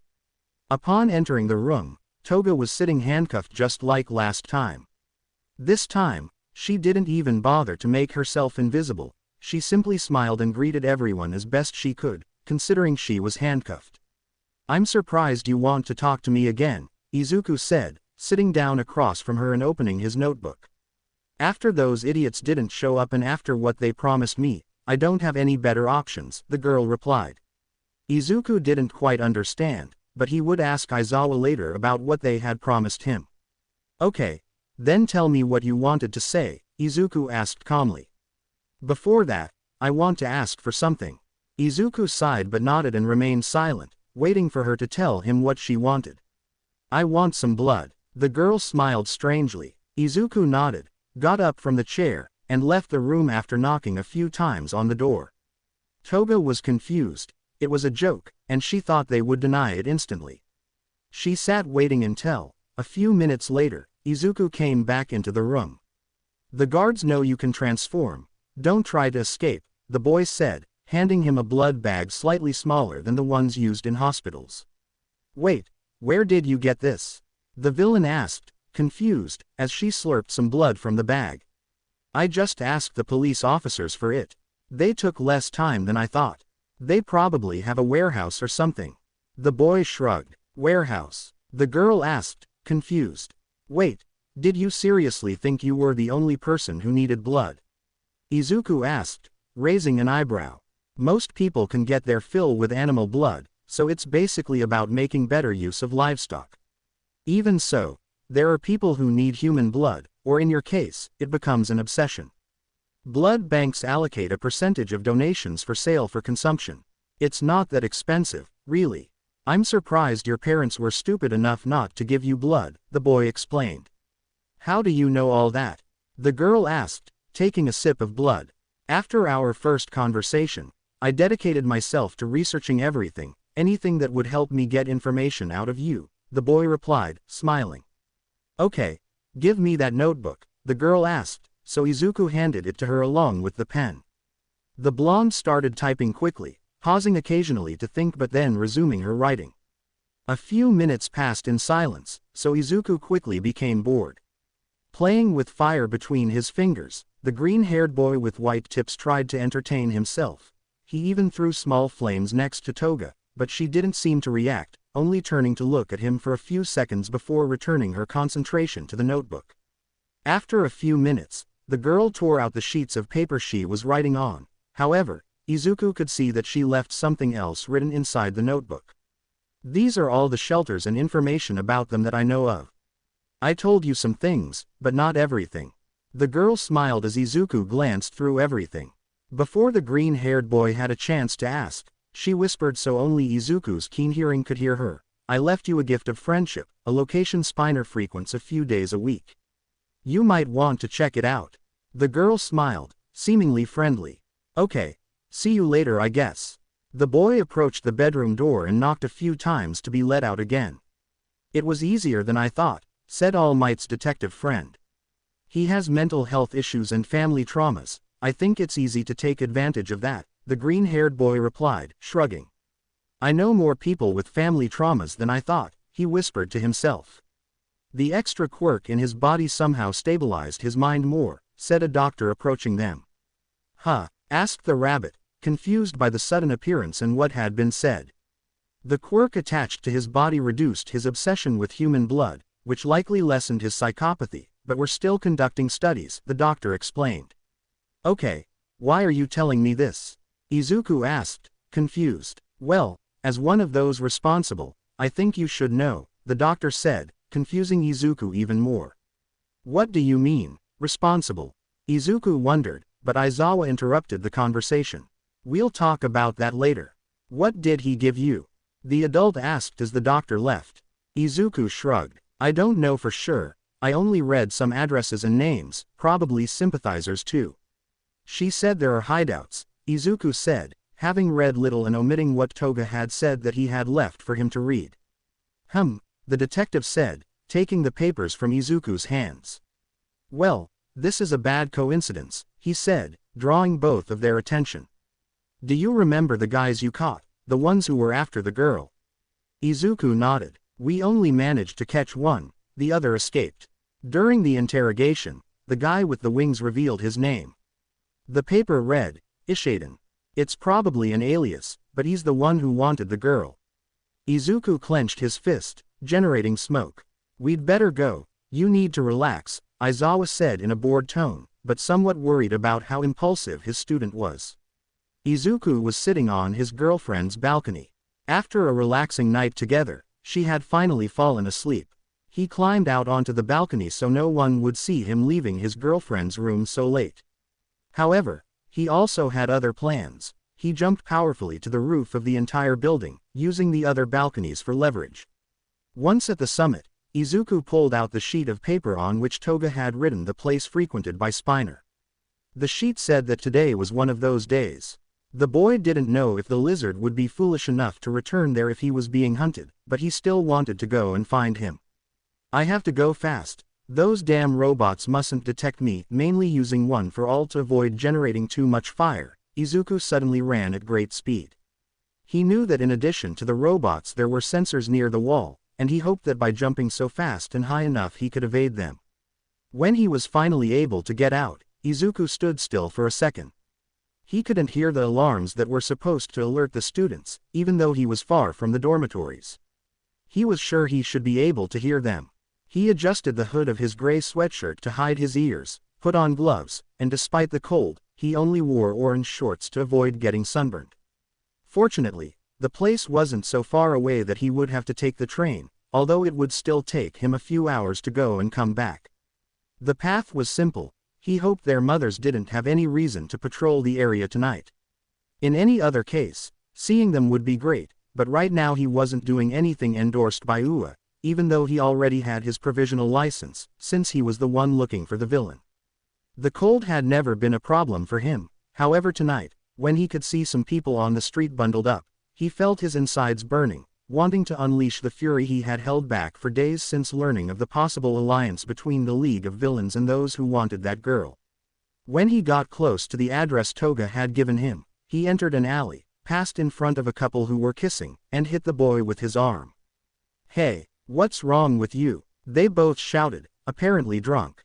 Get out of here, Izuku simply told them before slamming his fist into the wall, leaving a crater. Izuku's only intention was to intimidate them into leaving so there wouldn't be any witnesses, although with how drunk they seemed, he doubted they'd remember it anyway. The intimidation worked and the couple left. The rabbit boy jumped between the walls until he reached the top of one of the not-so-tall buildings, from where he had a view of a slightly smaller, somewhat dilapidated building. Izuku stood there for a few minutes, observing to make sure that this place was what Toga said it was and not a trap or some nonsense. With her, you could never be sure. He watched until he could see Spiner inside. Right now he was thinking it would have been good to have tricked Hatsume into making him some kind of spy gadget. After a little while, he also saw some other people dressed similarly to him, in outfits similar to Stain's. Taking a running start, Izuku jumped across the street to the roof of the other building. There were no heroes to be seen in the surrounding area, so it made sense that fans of the hero killer would gather here.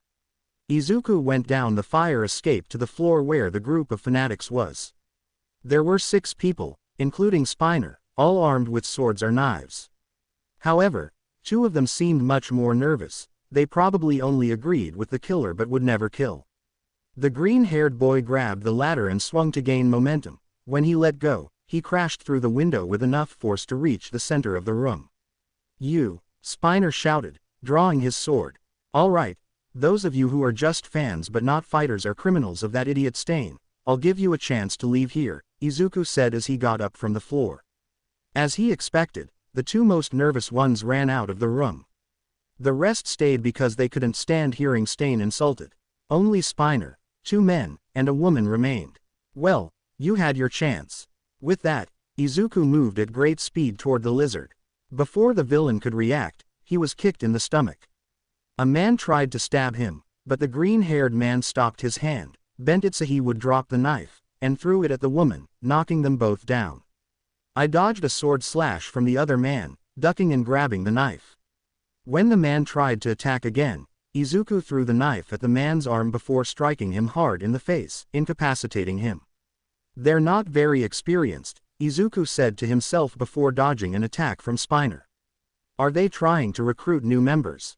he asked the lizard as he kicked his weapon, separating the knives that made it up. Ignoring Spiner, the rabbit jumped to quickly incapacitate the other 2. "How did you find this place?" the villain asked. "Is that really what you think is important right now?" Izuku asked before running towards him and grabbing him. He slammed him against the wall before holding him loosely by the neck. "Well, I just came to ask a few questions." "Who is Ishaden?" Izuku asked, tightening his grip slightly. "I don't know what you're talking about," the lizard said, making Izuku sigh. "I really expected this to be easy," the green-haired boy said, throwing his enemy across the room. Before he could get up, he kicked him again, sending him sprawling to the ground. Izuku stood over him. "I propose a deal," he said. "When you give me answers, I'll leave, and you'll have a chance to escape before the police arrive. But the longer you take to give me what I want, the more hurt you'll be." When he didn't get a response, he grabbed the lizard by one leg and slammed it down again. Izuku struck him repeatedly. He was tempted to use his flames, but the less evidence there was of his presence, the better. Ready to talk, a final blow managed to knock out some of Spiner's fangs. "He's a doctor. He contacted us once," Spiner said with difficulty. "Give me his name," the boy demanded, but the villain refused, so he prepared to strike again. "Wait, I don't know, he never said so, and I don't know what he looked like either. He always wore a mask and a big coat," the villain quickly explained. "What did he want?" Izuku asked, but again he received no answer. Izuku rolled up his sleeves before leaping forward. Fiery whips shot from his arms and plunged into the ground next to Spiner. Izuku forcefully stretched out his fiery whips, propelling himself downwards to strike his enemy. The kick connected and the ground beneath them cracked before giving way and breaking down under them. Spiner fell, hitting the ground on the floor below, with the green-haired boy standing on top of him. Jumping back to the upper floor, Izuku used his whips to attract the lizard and slam it to the ground. "I preferred not to use my whips, the burns might make them suspect I was here." Izuku didn't need to say more, just give Spiner a serious look. He said he's a doctor specializing in genetics and quirks. After what happened in Kamino, He stopped communicating with us, maybe because All for One was what mattered to him, or maybe because we're being hunted too much now, he rushed to say quickly. The pressure of Izuku's serious gaze, combined with the fact that he was injured, forced him to continue speaking. After all, it wasn't information that would affect the League. He said he was looking for a girl. He said she was an aberration but at the same time a genetic marvel. I don't know what he wanted her for, but he also mentioned that we weren't his only allies. The lizard finished explaining everything he knew. Fine, thanks for your voluntary cooperation, Izuku mocked, walking away from him and searching one of the unconscious people for a cell phone. When he found him, he took off his glove and called the police in a disguised voice. He put his glove back on and cleaned the phone to remove any fingerprints. He gave Spinner one last look. If he managed to escape, at least it would serve as a warning to the League that he wasn't afraid to do the most violent work of a hero who is rarely heard from. Izuku left through the same window he entered, making sure not to cut himself so as not to leave any trace of blood. When the lizard saw the student hero leave quickly, he used what little strength he had left to rummage through his pockets until he found a communicator. He used it, praying it hadn't broken and that Kurogiri was still listening, since it wasn't yet the time he'd said he'd call. Fortunately for him, the villain answered and opened a portal which he crawled into, as the pain in his back prevented him from standing up. Meanwhile, Izuku wandered around the shops that were still open. He and Ochako would be celebrating their 1-month anniversary soon and wanted to find a gift. Besides, if they happened to notice he'd left Ua, he could use it as an excuse. He'd get scolded, but at least they wouldn't know the real reason for his escape. Once he found the gift, he started back to Ua. Izuku was able to return without problems, gathering momentum to jump over the wall and running at high speed to evade the robots. Izuku sighed as he reached his room without apparently setting any alarms. He lay down on his bed ready to sleep. Fortunately, it was early Saturday morning, so he didn't have to get up early. The night passed peacefully with the sole exception of a strange dream involving the bearer of the black whips, whom he had spoken to earlier.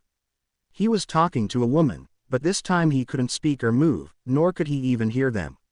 So he wondered if it had all been a dream, since they didn't seem to see him either. Izuku woke up earlier than he wanted, thinking about that. Izuku, are you still asleep? He heard his girlfriend's voice from outside his room. The boy panicked for a moment and quickly got out of bed, grabbed the small box from his nightstand and hid it in his backpack. He also took off his sweater, which had a few small stains of Spiner's blood on it. He should probably burn it later. Is something wrong, Mochi? Izuku asked, opening the door. I just came to see if you were awake. Are you going to have breakfast? The girl asked calmly. Yes, of course, I'll be there in a minute, he replied to his girlfriend before going back into his room. He went into his bathroom and got ready to go out by taking a quick shower. Even though he said he hadn't received any injuries, he checked himself in case there was one he hadn't noticed and wanted to hide. Realizing he wasn't actually injured, he left his room and walked to the common room. Most of his classmates were visiting their families. He planned to go later to see his mother if he didn't have work. As a lone hero without an agency, she could take days off whenever she wanted. The rabbit's ears twitched. He had to admit he was a little nervous. Aizawa wasn't one to be easily evaded. During the morning he was worried, thinking that Aizawa would call him at any moment, although a part of him told him he was overthinking things. When he was finally relaxing and just sitting in the living room talking to his girlfriend about going to her mother's house since the brunette's parents weren't in town, they came up with the idea that they could go together. Usajiyama, his teacher's voice pulled him from his relaxation. Come with me, the teacher said before leaving the building. The green-haired boy got nervous but still said goodbye to his girlfriend and did what the older boy told him to do. And now I thought about it. Did Aizawa really have to wait until he was so relaxed to talk to him? They walked in silence to the main building of the academy. They walked through the empty hallways to the black-haired man's office. It was very similar to All Might's, except for the sleeping bags in one corner. Izuku really didn't know why there were so many. However, the boy's attention shifted to the woman in the office. His mother was greeting him with a calm smile. What are you doing here? Izuku asked, approaching his mother.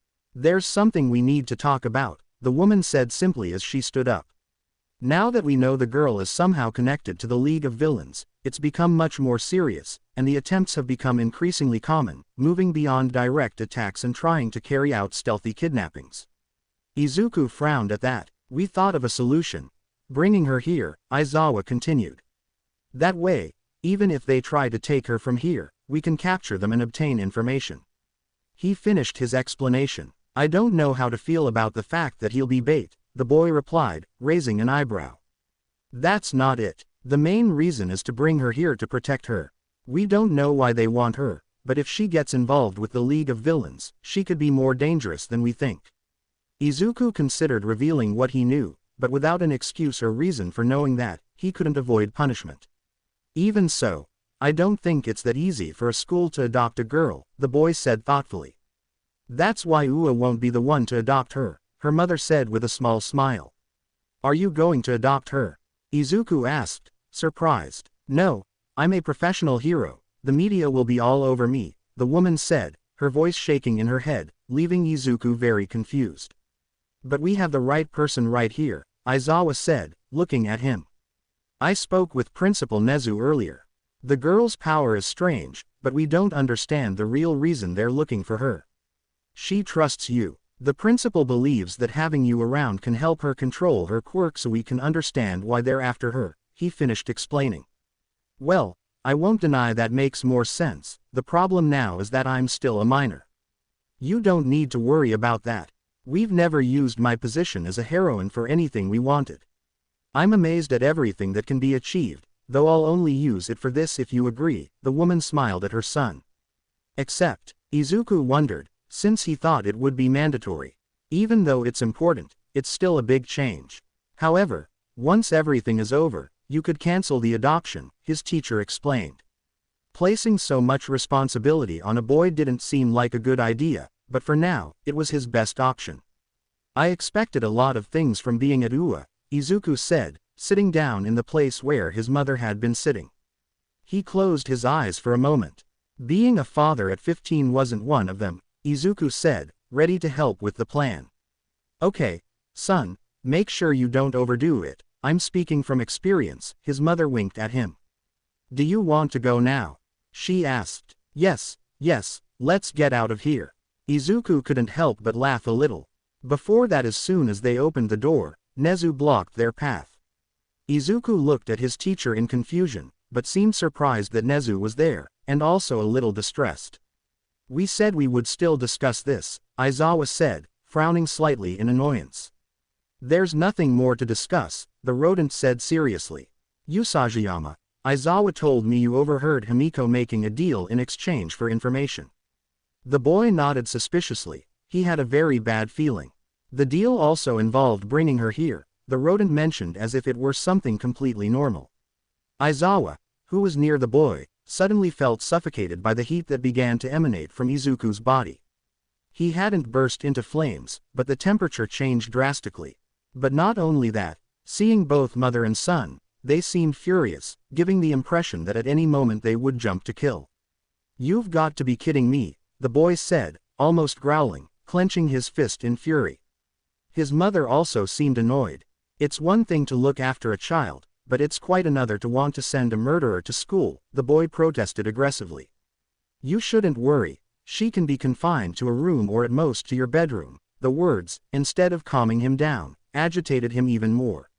My dorm room. Izuku grabbed the nearest thing, in this case the chair he'd been sitting in, and threw it at the principal, but Aizawa stopped it with his bandages.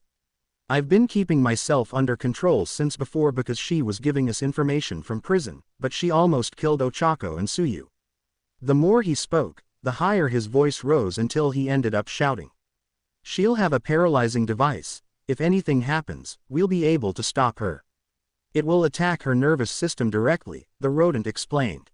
However, nothing seemed to lessen their fury, something Aizawa fully understood, but the principal apparently did not. Aizawa could see every tiny variation in his student's attitude. He was sure that at this point his blood was boiling, perhaps literally. That's not what it's about, Izuku almost growled under his breath just before he exploded. Leaving a burn mark in Aizawa's office, the green-haired boy with white tips quickly approached his principal, grabbed him by the neck without any problem, and slammed him against the wall. The fire from his arm began to burn the fur and the upper part of his suit.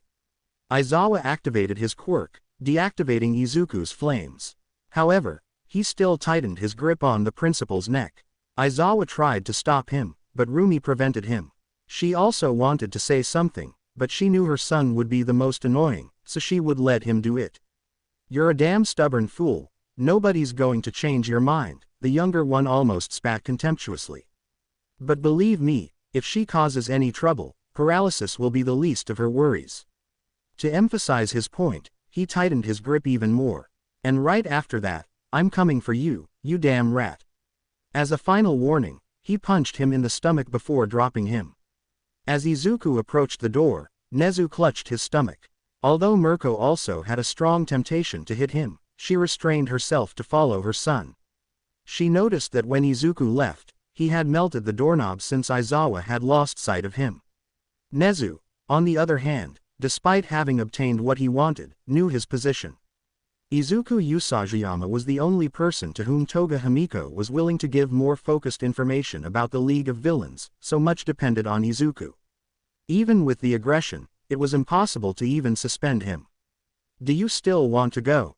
the woman asked, trying not to think about what had just happened. Izuku nodded. "It's better to bring her here before that idiot brings the psychopath. I'd like her to get used to it before things get worse," Izuku said. Part of him wanted to cancel everything, but even with Toga, it was safer to have the girl here than in a place where they were constantly trying to kidnap her. "Before you leave, could you come here for a moment?" All Might asked from his office. The rabbits looked at each other worriedly. They didn't want any more bad news right now, and especially not Izuku coming from All Might. "I'm sorry about the principal. Aizawa and I have been trying to convince him not to do this for quite some time now," the man said, sitting down on a sofa and offering them tea. "How long?" they both asked, accepting the glass and sitting down on another sofa opposite the blonde man. "Since after the camp, unfortunately, all we managed to do was make him wait until they got their licenses," the gaunt blonde explained. Rumi now regretted letting her son be the only one to hit the principal. "Damn it," Izuku sighed in annoyance, the cup in his hand starting to steam. He should have told that to the commission and the police. How could they have accepted it? Rumi asked, barely containing her anger. "I used the excuse of his mental problem, combining that with the fact that the League of Villains is becoming increasingly problematic, and I managed to convince them," the former hero explained. "I don't want to keep thinking about this crap. Can we go get Kitsumi?"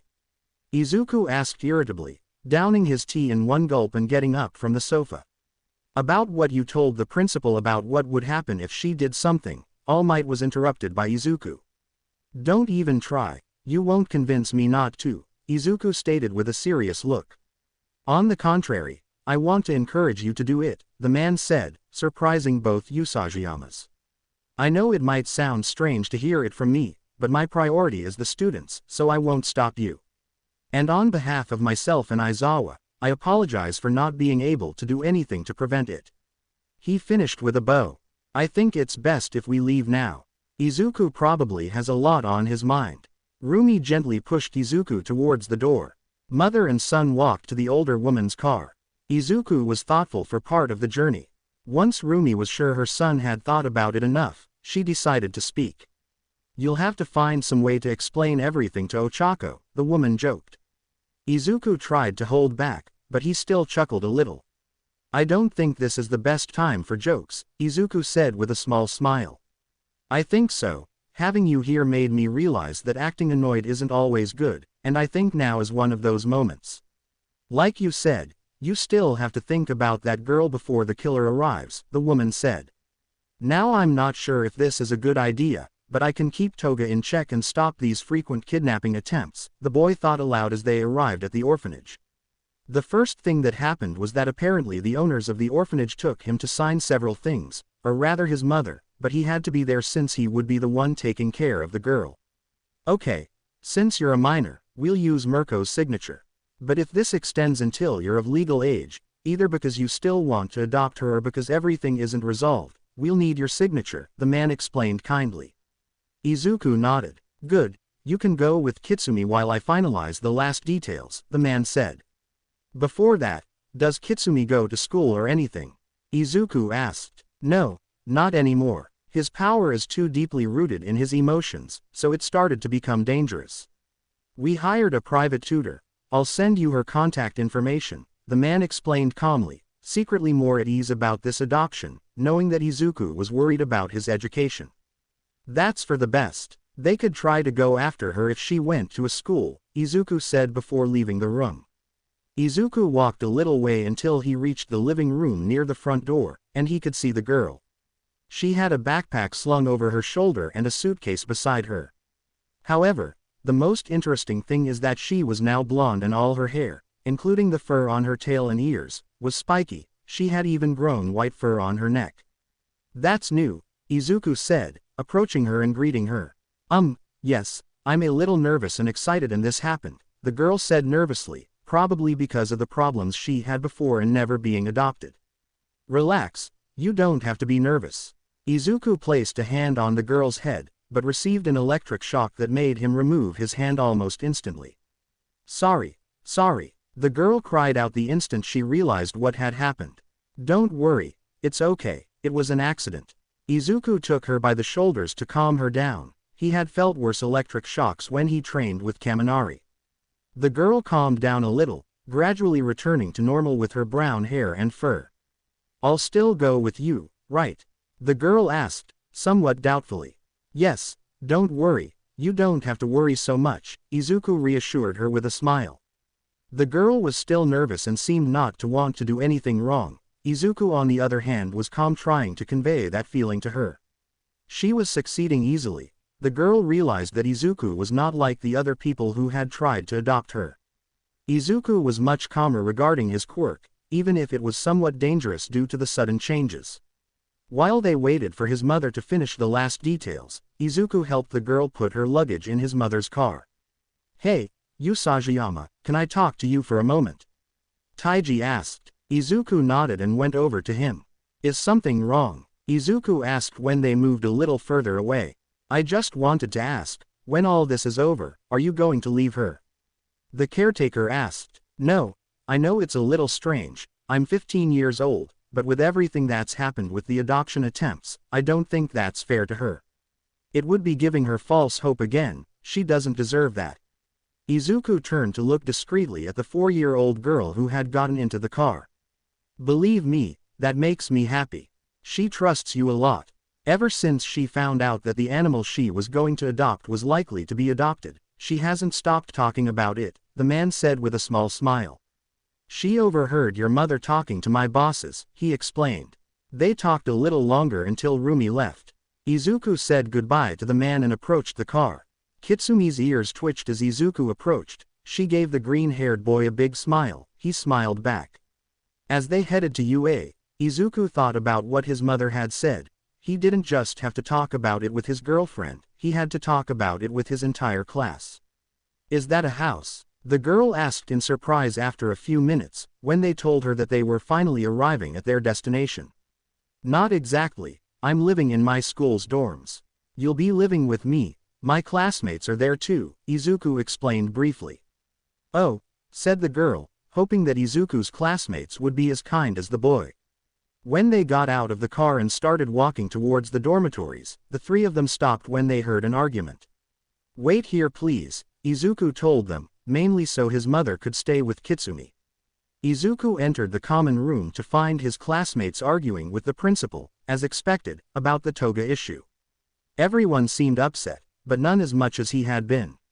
Izuku stood with his arms crossed, watching as they all argued with the principal. Aizawa approached him. The director did the same thing again. He waited until I came to talk to them and then he snuck in, the dark-haired man explained. Talk to them? About what? Izuku asked. He was also part of the class, so he probably should know too. I wanted to save you the trouble of explaining about the girl. I called everyone back, and right after that the principal came in, the dark-haired man explained. Damn opportunist, Izuku growled and left the dorm again. Izuku went to approach Kitsumi to continue talking to her about her classmates, especially warning her about how strict the square could be and about how temperamental her friend Bakugo was. I think I'll go now. See you later, son. Go home tomorrow. The blonde wanted to see the girl. Rumi hugged her son and ruffled the girl's hair when she saw the principal and the teacher leave. Take good care of your daughter. The white-haired woman annoyed her son, who couldn't help but feel embarrassed that his mother had yelled at him while the girl smiled broadly. The girl took Izuku's hand and pulled him toward the dormitories. She was very active and outgoing. She wanted to meet the friends of the person who saved her and her current father. The girl thought that Taiji and her father had forgotten that she also had enhanced hearing and had heard them, although now she was too far away to hear what was happening in the building. As she entered, she could hear everyone arguing about some news, and they seemed annoyed. Had they been told she was coming and they didn't like it? That thought dampened the girl's spirits a little, until the green-haired boy spoke. I know everyone's upset, me too. You should have seen the principal's neck, Izuku said, pointing to the burns on his fur. But Aizawa already told you about this. I want to introduce you to Kitsumi. He let go of the girl's hand to point at her. The discussion stopped, and everyone turned to look at her. Knowing that the problem wasn't because of her relaxed her and she greeted everyone with both hands and a smile. However, she also got a little nervous since she had never been the center of attention of so many people, so she took the rabbit's hand again. He's a fox like me. A red-haired girl approached her excitedly. Everyone approached, some looking at her with curiosity, others with tenderness. There were even two girls who were giving their father a strange look, making him a little nervous and rubbed the back of his neck. This was her new home. This is where she was going to live, and it seemed very strange with very strange but interesting people. She decided she liked it. She was definitely going to have a lot of fun in this place. Izuku told Ochako and Tsuyu the reason why he had suddenly appeared with the girl. I think you're sometimes too kind, Tsuyu said, shaking her head. Oh, come on, look at her, she's adorable, Izuku said, lifting the little girl in front of them by the armpits and raising her above their heads. The girl blushed slightly at the compliments and attention as the green-haired boy lifted her up like in a lion movie he once saw. Well, that's true, Uraraka admitted, smiling at the girl. Izuku lowered the girl to the ground, who smiled, still blushing. She wasn't used to so much attention. The three continued talking, although there came a point when Tsuyu simply started teasing them. She found it amusing to see them nervous and the little girl confused. During the afternoon, all the students decided to ignore for a day the problem of taking Toga to the dormitories and just focus on the girl, since with the support of the authorities, the headmaster had the final say. Izuku, on the other hand, was thinking about the ways he would hit the principal and the blonde psychopath if anything went wrong. When night fell, Izuku made sure Kitsumi slept. She would keep his bed until they remodeled the green-haired boy's room and brought her own bed. When the girl was already asleep, Izuku left the room to go to his girlfriend's room. Is she asleep? Ochako asked as she saw him enter, and her boyfriend nodded. Yes, Izuku said, sitting on Ochako's bed with her beside him. Hey, what do you think about all this? I thought maybe you couldn't say everything you wanted in front of Kitsumi, the boy asked his girlfriend. I would have liked to have known in advance, Ochako smiled slightly at her boyfriend. Yes, me too, Izuku sighed, but with a small smile. It's a little strange to think that my boyfriend suddenly got a daughter, Ochako admitted with a small smile, but it's not surprising. Izuku was left a little confused. What do you mean it's not surprising? Izuku wondered. Izuku, you're always involved with strange things. I expect anything from you, his girlfriend teased. Izuku remained silent, trying to think of a way to argue against what his girlfriend said, but he couldn't find anything to say. Okay, you might be right, Izuku said with a small smile. Hey, Kitsumi's sleeping in your bed, right? Ochako asked, and her boyfriend nodded, not knowing why she was asking. Do you want to stay here tonight? Ochako asked him. Yeah, I guess that's okay, Izuku replied, blushing slightly. They both lay down on the brunette's bed, both very nervous. Izuku stared at the ceiling for a few minutes. This makes me more nervous than I thought when I offered it, Ochako said, blushing, covering her face with her hands and beginning to float. Izuku grabbed her leg to help her down. Ochako looked at him sadly and clasped her hands together to deactivate her quirk, ending up in Izuku's arms. "We don't have to do this if you don't want Mochi," Izuku said, smiling and lowering her. "It's not that, I'm just nervous." Ochako hugged Izuku and let herself fall back onto the bed, so they were lying down again. Izuku spoke again, but Ochako decided to ignore him. She thought that if they kept talking, he would remember again. Izuku understood and also tried to relax until they finally fell asleep. The next morning Nezu summoned the students. Izuku woke up early and moved carefully so as not to wake his girlfriend. She went to her room to wake Kitsumi up. Due to the move and the fact that her tutor had to adjust her schedule to fit Izuku's school schedule, she had some days off when she would go to class with Izuku as long as he behaved well. Izuku went to take a bath and changed inside the bathroom before waking her up and letting her bathe before helping her get ready. Once she had changed, Izuku helped her brush her hair and tail. Izuku realized that brushing her hair was easy, but her tail was another problem. Because it was so fluffy, I had to make sure it dried completely before I could arrange it properly. Once they were both ready, they went downstairs. Kitsumi had a small backpack, which only contained a few things to keep her entertained without attracting too much attention. The class greeted them before everyone left. Izuku stood between Kitsumi and Ochako, each holding one of his hands. The girl didn't know who she was, but Izuku didn't seem to care, so he simply let it go. Upon reaching the locker area, they ran into Class B. Monoma, as usual, started bothering them, but he couldn't care less. He was talking to Kitsumi about their teachers and how she should stay away from the blonde guy from Class B, but if he had the chance, he would attack him with one of his powers. And that girl too. In his ramblings, he happened to mention Kitsumi, and a flame flashed past Monoma's head, igniting the previously distracted Izuku. "Keep talking and you won't be able to use that license you're so proud of because of multiple injuries and severe burns." Izuku spoke seemingly calmly, but Monoma didn't say more because he saw his death in Izuku's eyes. Being the coward that he was, Monoma made Pony Sunotori insult them, taking advantage of the fact that he didn't understand Japanese well. "You're a coward for hiding and taking advantage of her," Izuku said contemptuously. "They're in the way," said someone who had just arrived. It was Shinso, with whom Izuku had fought at the festival. "I haven't seen you in a while, bum," Izuku greeted him. Shinso just gave a slight wave and kept walking. When they arrived at the place where Nezu had announced it, Izuku almost completely ignored him, only understanding that he was talking about past events. While he was speaking, the green-haired boy was only thinking of hundreds or thousands of ways to kick his ass, maybe literally. And for the hero dormitory, finally something that snapped Izuku out of his hostile thoughts, in which the second and third year students are involved. The principal said that due to previous events, the first-year students would also be doing it, and that everyone should be careful.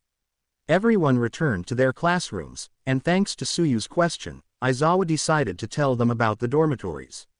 Izuku, on the other hand, was left thinking that maybe he would go back to Endeavor, while Kitsumi sat in a chair next to him eating a snack that the boy had brought her. Returning to his dorm, Izuku was still thinking about the dorms. To clear his head, he decided to show Kitsumi around. "Guys, I'm going for a walk with Kitsumi.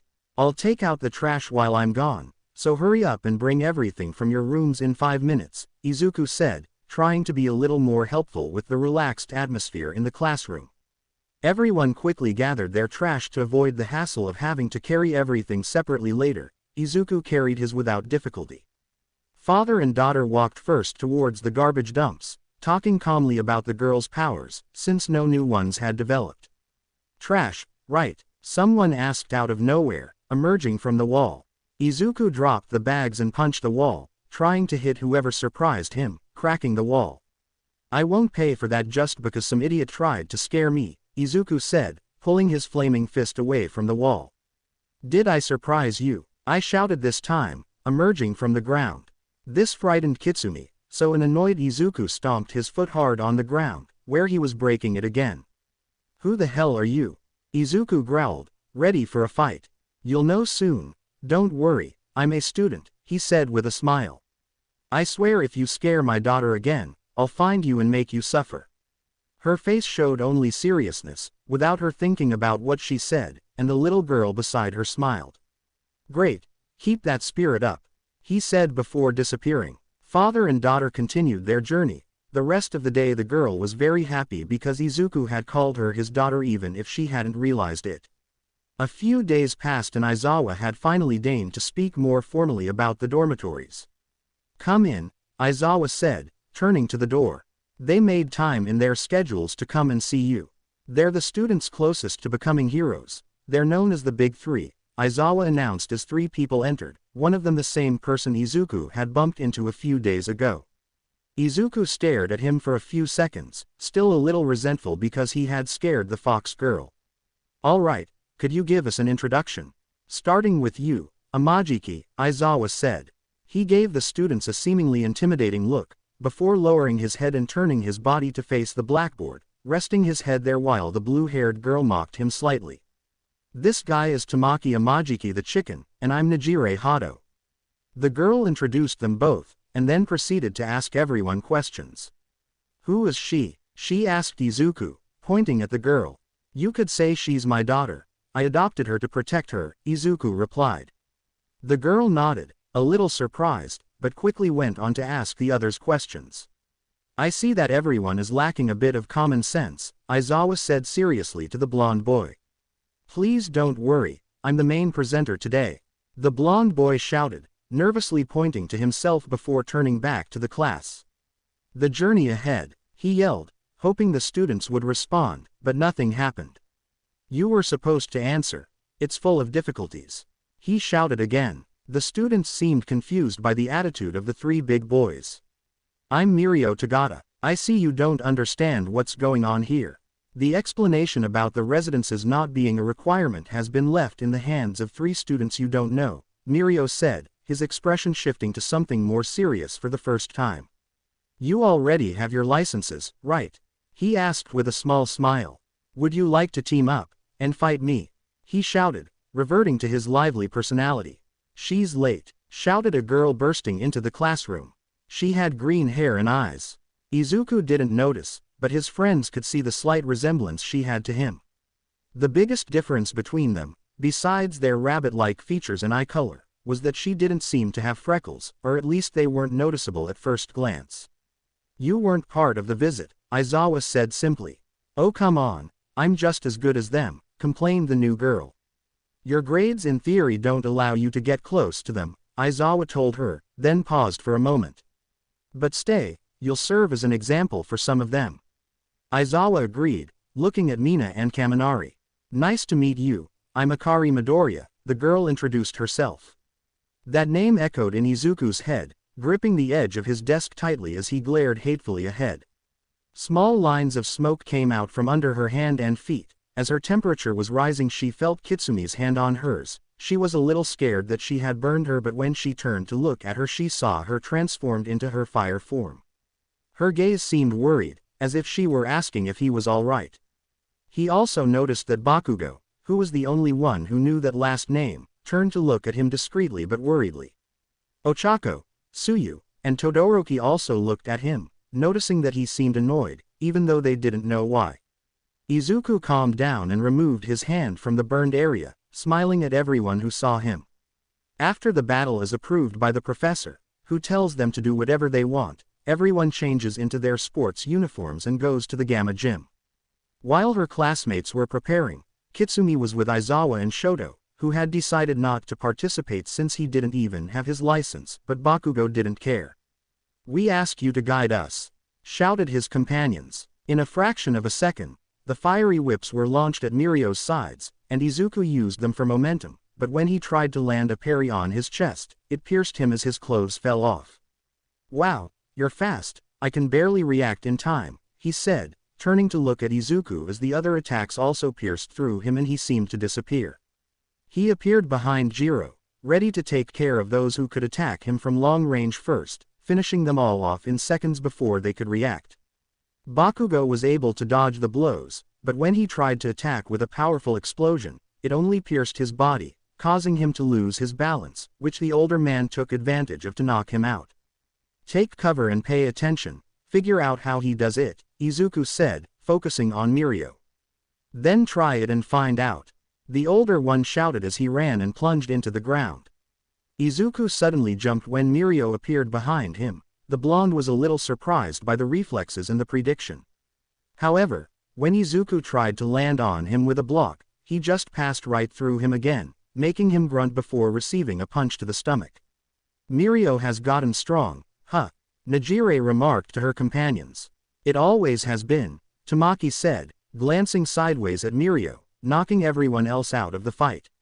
She should learn to control herself, Akari said now with a nervous smile. Power, shouted the blonde boy, crossing his arms and pointing at himself. Just as his teammates were about to congratulate him, Mirko was suddenly propelled forward and rolled on the ground. Everyone who was still conscious noticed a slight burn on his back. Behind him, Izuku lowered the leg he had used to kick him while extinguishing the fire. I've been training with Mom since I was 5. I've faced things as strong as a guy who could split mountains with his fists, and I used to get burned more often because of my quirk. That pathetic punch won't knock me out. Come on, I know you can be stronger. Izuku smiled as Mirko quickly got up. Bakugo also got up without much difficulty and helped Jiro, Uraraka, Kirishima, and Tsuyu to their feet. I'm surprised you don't want to keep fighting, Kirishima said, since Bakugo seemed as well as Izuku. He's an idiot, he needs to relieve stress. I'll let him have it for today, Bakugo said seriously, seeing Mirko appear behind the green-haired boy. For now, Izuku simply dodged, his ear twitching and his brow furrowed. When Mirko disappeared back into the ground, Izuku brought his arms closer to his body, ready to block. He did indeed block the next blow, feeling it stronger than the first, so he stepped back a little, but the movement of his ear suddenly stopped and Izuku smiled slightly. I was right, he told himself, ready for the next attack. This time his arms were ready to strike. Nitro charge, he shouted, and right after, his opponent appeared. When Mirko appeared in front of him this time to try and surprise him, Izuku easily dodged and, with the speed increased by his nitro charge, began to strike Mirko's chest. Although he only punched through, he didn't stop hitting. When Mirko tried to attack him, he moved forward, punching through Mirko and continuing to strike. Some were confused, others believed that Izuku was simply desperate and hitting frantically. Every time Mirko tried to attack him, Izuku would escape and continue hitting Mirko's chest, and sometimes his face. This time Mirko appeared further away, and Izuku's ear prickled as he heard him take a breath with a hint of desperation. Using his nitro charge, he closed in before the blonde could recover, grabbed him by the hair, driving his head down to meet him with a knee strike. Before he could recover from the shock, Izuku kicked him in the side of the head, making him fall. As he was about to get up, the blonde boy saw Izuku's fist close to his face. I'm sorry if I went too far, Izuku said, extending his hand as he looked at Mirko's bleeding nose. I'm a little angry about something else too. He glanced discreetly at Akari. If this hadn't been training, I'm sure it would have been more complicated. Mirko took his hand and stood up. Ha ha ha, you're amazing, Mirko said cheerfully, wiping the blood off his face. How did you do that? Kirishima asked, approaching with his entire group. Mirko's classmates also approached, surprised. My hearing is very sensitive. I noticed he didn't seem to be breathing when he was intangible. I just prevented him from making his chest tangible again so he couldn't breathe until I could land a good hit. Izuku shrugged. Mirko gave more details about his quirk, although Izuku already knew the basics, but knowing all of Mirko's other complications and that he had still become so strong made him have a little respect for him. While the blonde boy was cheering on the class and Izuku was carrying Kitsumi, who was excited to see him fight again, the green-haired boy turned to look at Akari. Wait here a moment, Goto Chako. Izuku put her down and the girl nodded as Izuku approached the older girl. Can I talk to you privately for a moment? Izuku said, suppressing the angry glare he was probably about to unleash. The girl seemed confused, and they both moved a little way away between the concrete pillars in the gym, to get away from everyone. Izuku remained silent for a moment, trying to calm himself. Part of him just wanted to jump up and hit her, but his rational side reminded him that she had nothing to do with it and probably didn't even know what had happened. Why did you want to talk to me? The girl asked after a few seconds of silence. What's your father's name? Izuku asked simply, with a faint hope that he was wrong and the surname was just a coincidence. Hisashi, the girl replied, surprised as to why a stranger was asking that. I guess that makes us half-siblings, Izuku sighed, suppressing his anger. He didn't know how else to explain it, so he hoped that would help her understand faster. What? The girl seemed to understand quickly. That's impossible, she said, very confused, but a part of her was noticing some resemblance between the boy in front of her and herself. Ask your father what happened to Rumi Usajiyama 15 years ago, Izuku said simply, shrugging his shoulders. What are you implying? The girl asked. Nothing, but I know you'll hate it if I tell you, so I'd rather you ask him. Mom says he was always a pathetic weakling who breaks under pressure. Izuku started to leave, but she grabbed his shoulder. What do you gain from this? She continued to question him. Part of her already knew what was happening, but another part refused to accept it. Now that I think about it, nothing, but I guess I'd rather you knew. I don't think it's fair that you and your mother live a lie. I bet he's still deceiving your mother even now. How often is he away from your house? Izuku asked, half jokingly, but she remained silent. He works abroad. I see him 1 week a month, the girl said, more to herself than to Izuku. I recommend you consider the possibilities, Izuku sneered slightly and left. So you're going back to the old man? Shoto asked as they both trained after school. That's most likely it, he was a good teacher. Izuku sat down in the stands next to the bicolored boy. And what will happen to her? He asked, pointing to the little girl who sat next to Izuku and gave him a bottle of water. Thank you, Izuku patted the girl's head. I don't know. We're supposed to come to class, but we'll be at the agencies all afternoon. I'll ask Endeavor if I can take her and drop her off at the offices if we have a patrol or mission.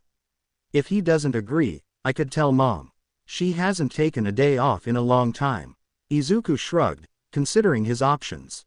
Then we'll be teammates again. A small smile appeared on the bicolored boy's face. Before you make a decision, Mirio suddenly reappeared, and Izuku reflexively attacked with his fiery whips. Stop appearing out of nowhere, he said, making them disappear as Mirio put his clothes back on, which had fallen off when he became intangible. Can we talk in private? The blonde man asked. She's staying, Izuku stated firmly as Shoto left, saying he would return to the dorms. I accept, he shouted with his usual enthusiasm. Now, what I wanted to say is, do you know Night Eye? The blonde boy asked. Izuku thought about it for a moment. I think I've heard of him before. He used to be All Might's partner, right? He asked, and the blonde nodded. I'd like you to visit him. I'm sure he could see your potential, he smiled broadly, although you should talk to him first to see if he'll accept you. I could try it, I suppose. It would be good to have different approaches and not just endeavors, Izuku thought before agreeing. First of all, I'd like to ask, what kind of hero do you want to be? This time he seemed a little more serious. What kind of hero? Izuku looked at the little girl beside him, thinking of his girlfriend, Kota, and all the people he had ever helped and those who had supported him, like his mother's. I just want to save everyone I can, to protect the peace. This time he placed his hand on the girl's head. After all, she was one of those he had to protect. This is perfect, I'm sure she'll like you, he said, giving a thumbs up with a big smile. That same weekend, Izuku left early with Kitsumi to meet Mirio and head towards Night Eye's office. Izuku was calm, thinking that if this didn't work, he could still go to his friend's father or maybe their mothers. We're here, said Mirio, pulling Izuku out of his thoughts, where he was holding Kitsumi's hand. Nice place, I said, looking at the building. I forgot to mention it, but the gentleman is rather strict, he said, drawing Izuku's attention. If you don't want to be rejected, you'll have to make him laugh at least once. The strange request made Izuku give him a strange look. Despite his appearance, he's in a rather expectant mood. The most I can do for you is introduce you. He's the one who will decide if he accepts you, you have to make him recognize you. They both walked to the hero's office. Mirio told Izuku that he should open it. Izuku shrugged, not understanding why all the drama, and simply opened the door. I brought the first-year student I told you about yesterday. Mirio shouted. The first thing Izuku saw made him reconsider coming here. Apparently, From what Mirko mentioned, the hero's assistant hadn't managed to make him laugh and was now tied to a tickling machine. Izuku's instinct kicked in first, so he jumped and kicked the machine to pieces, freeing the blue-skinned woman. When Night Eye approached him, Izuku quickly turned around and punched him in the face, knocking him to the ground. "It's best if we leave them alone," whispered Mirko, leading Bubble Girl and Kitsumi out of the office. "Be grateful it wasn't on fire," the boy said seriously. "You're too serious. Laughter is something that should always be present," said the man, getting up from the floor.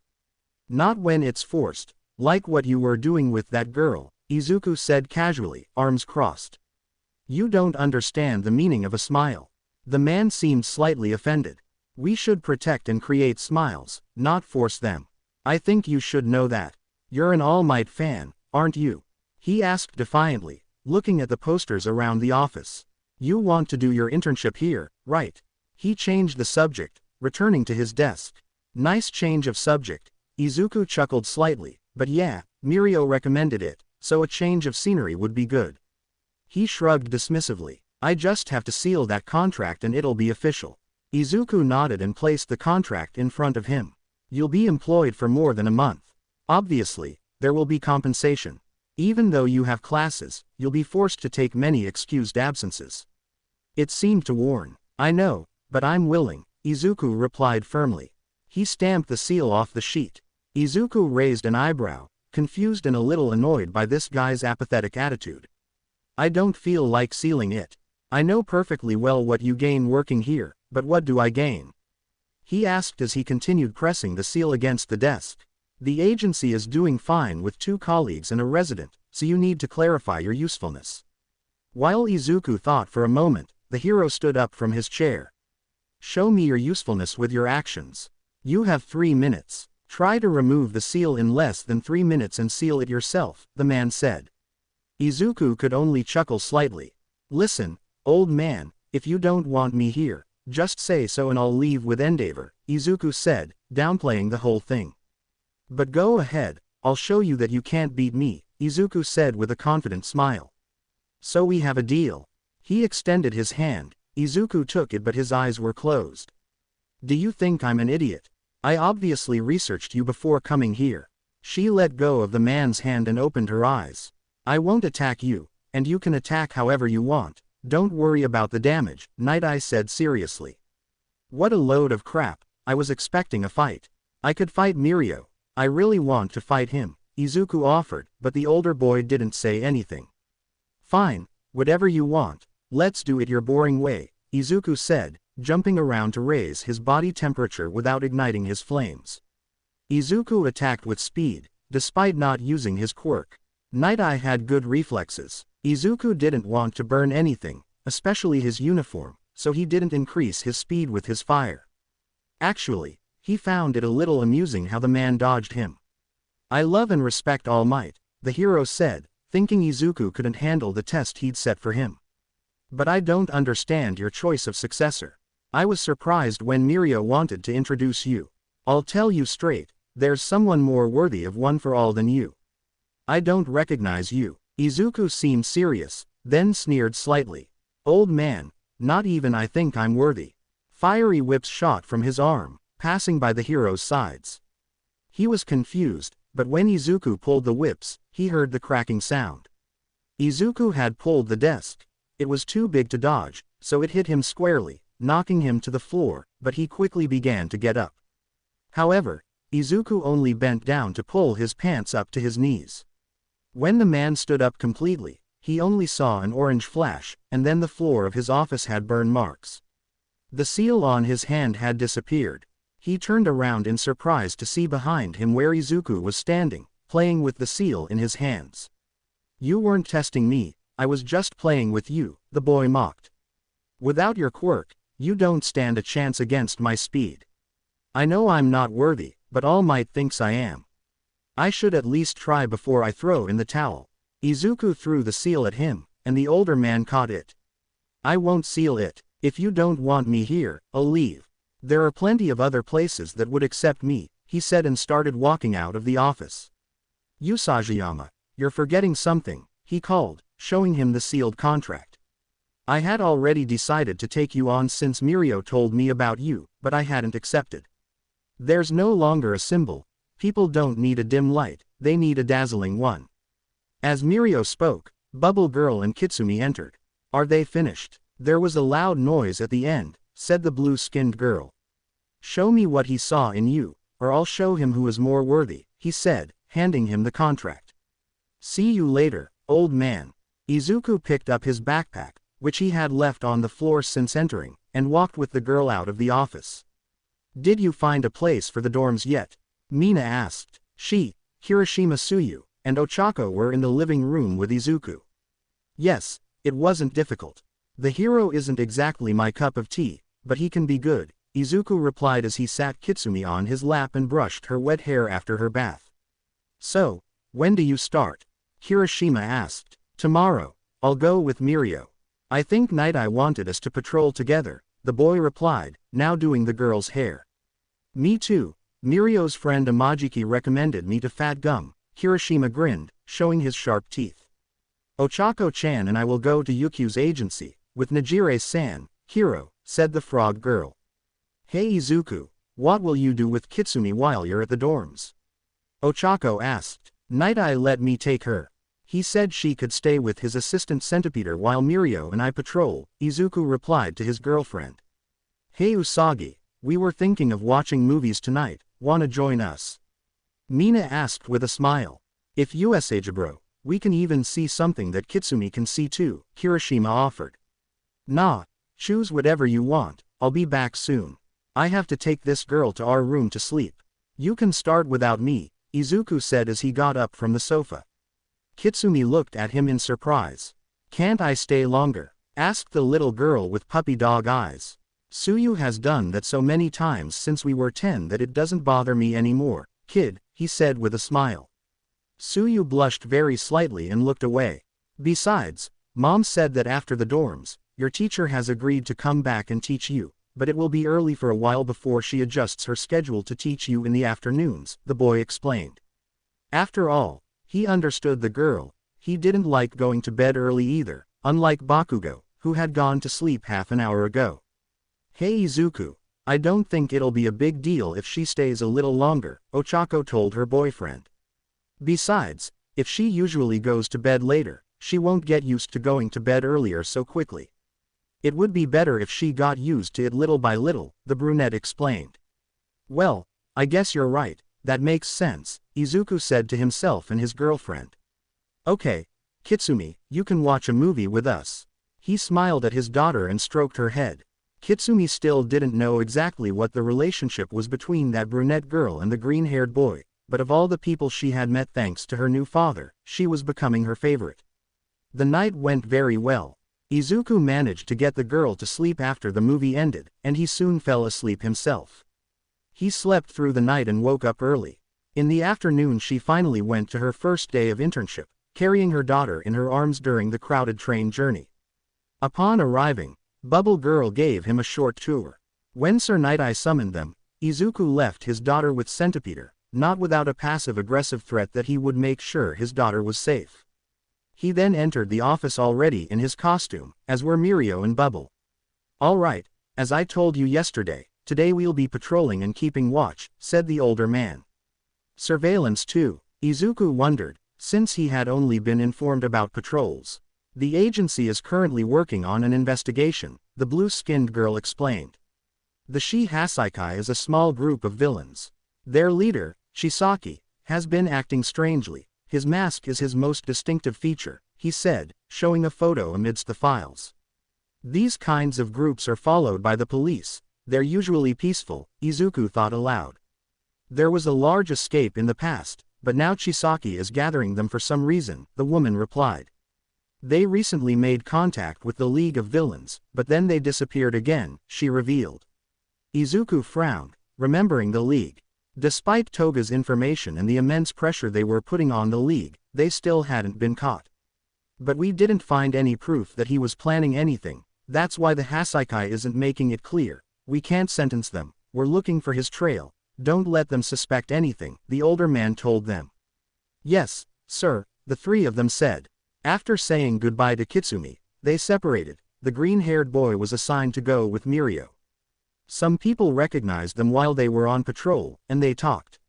"You've patrolled before, but tell me, was the League of Villains traumatic?" The blonde man asked. "Not really, it was difficult but I think I handled it well," Izuku replied. "Well, don't worry, Sir and Bubble Girl will be the ones to pursue the objective, we just have to patrol," the blonde boy said. "By the way, we haven't told each other our hero names yet." He smiled at the boy. "Oh, that's right, I'm Cinderace," Izuku said by way of introduction. "I'm Lemillion. I can't save everyone, but at least a million." "So, I'm Lemillion," the blonde boy said, pointing to himself. "Having these suits and walking the streets makes us heroes. You need to be on your guard, Cinderace." Izuku nodded at the blonde boy's words. Even Izuku had to admit that his attitude could be quite contagious from time to time. They continued walking, but Izuku's ears perked up when he heard footsteps running towards him. Before he could react, something bumped into him. When he turned around to look at her, he realized it was a girl. "Oh, sorry, are you hurt?" Izuku asked as he noticed the bandages on his arms and legs. When he brought his hand close to her, she shuddered and pulled it away. "Are you okay? Can you get up?" he asked, sounding worried. He took her by the armpits to try and help her up, but stopped when he realized she was trembling. "Don't do that," a voice said, and the three of them turned to see where it came from. The voice caused Izuku to feel something like a stabbing pain in his head, as if warning him that something was wrong and he should jump into the fight at any second. "Don't give the heroes any trouble," the voice came from Shisaki. Izuku struggled to maintain a composed expression, but the stabbing pain intensified. "We're sorry we bumped into you," Mirko apologized. "With such a flashy mask, you must be from the Hasaikai, right? They're famous around here." He continued the conversation. "Yes, don't worry about the mask, I'm very sensitive to dust," the adult continued the conversation. "I hadn't seen you around here before. We're still new, we're a little nervous," the blonde said, rubbing the back of his neck. Meanwhile, Izuku was quickly but discreetly scanning his surroundings. Still close to the girl, with tall buildings nearby, it wouldn't be difficult for him to take advantage of the terrain. By combining his whips with the fiery balls, he could maintain distance, as he knew nothing about this guy's abilities. "We're just students," Mirko replied when the adult asked which agency they belonged to. "It's pretentious to say we belong to any agency. We're just looking for some experience. Anyway, we should finish our patrol before lunch. Let's go," he said to the older man and then to Izuku. "Yes," Izuku nodded, about to stand up, but stopped when the girl clung to his jacket. "Don't go," the girl whispered, trembling with terror. "Don't go," she whispered again. Izuku didn't know if it was just because his sense of hearing was so heightened thanks to his quirk, because of the throbbing that grew stronger with each passing moment, or because of something else, but that whisper, that tiny whisper, that almost inaudible whisper that the other two probably didn't even hear, sounded to him like the loudest and most desperate cry for help he had ever heard in his entire life. "She seems scared," Izuku said, his voice betraying nothing. "It was empty." "It's because I just scolded her." Izuku didn't believe him at all. The man's eyes narrowed in annoyance. "Oh yeah, these bandages don't look like they're from playing a lot." The man's expression remained serious, even when he tried to explain that he fell a lot. "Do you think it's normal for a girl to tremble so much and not want to let go of a stranger?" Izuku's gaze never left the man. "Don't impose your beliefs on other families," he said, getting annoyed. "Well, everyone has their own life," said Mirko, who now didn't know what to do and hoped that Izuku would give in or understand. "What are you doing to this girl?"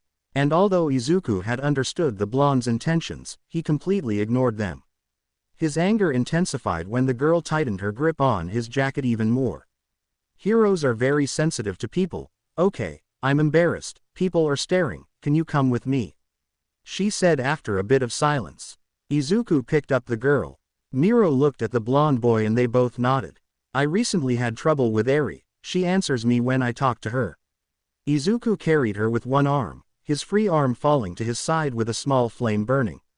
"It must be difficult being a father," Mirko said, since Izuku would probably launch an attack at the slightest sign of worry. He was trying to keep the conversation as normal as possible. It's hard to keep kids, they feel you can and they'll be somebody, they really believe it. Izuku noticed it, the girl did too, he touched his glove, it seemed like a warning.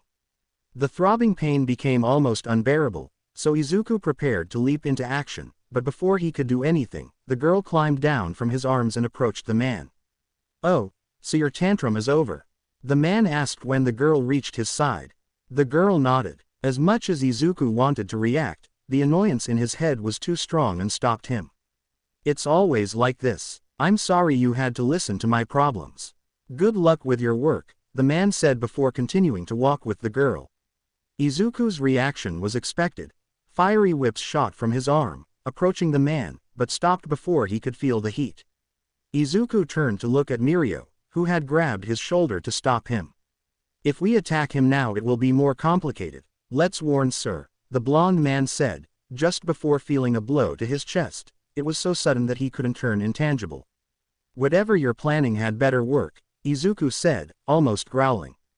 When they met Sir Night-Eye and Bubble Girl, they reported everything, and the older man told them that they should form teams with other agencies. Izuku went to the agency, but before picking up Kitsumi he stayed on the roof for a while. Even though it was raining lightly, it was a private place and he needed to try and get rid of the annoying throbbing in his head. Suddenly he felt sleepy, closed his eyes for what seemed like a second, but when he opened them he was in a familiar place. "Here again. Hey Baldy, I've gotten better with whips, you don't need me here. Take me back," he said, a little annoyed. He already had enough on his mind without dealing with this. "It's not him this time," a female voice said calmly, appearing in front of him. "I know you, you're Nana Shimura, right? All Might talks about you a lot," Izuku said, but without much enthusiasm. "Oh, so Toshinori's talking about me, but you didn't unlock my quirk, you're just not attuned enough to one for all yet, so I came," the woman said. Izuku didn't seem to react. "What quirk?" Izuku asked, confused. "The throbbing in your head is called a danger sensor. I don't know the exact details, we just wanted to warn you since it can be annoying at first, but I can see you're so upset you didn't even realize you can speak now," the woman said, smiling slightly. It was true, although most of Izuku was still a shadow, his mouth was now free. "So this thing will warn me of danger?" Izuku asked, but then he heard a voice in the distance. "Basically, yes, we can't talk much more, you don't have time, you'll have to learn to handle it yourself. I'm sorry," the woman faded away slowly. "Say my regards to Toshinori," that was the last thing I heard from her. "Hey, wake up," the voice she had heard in the distance was now clearer, it was Bubble Girl. "What?" said Izuku, confused and sleepy.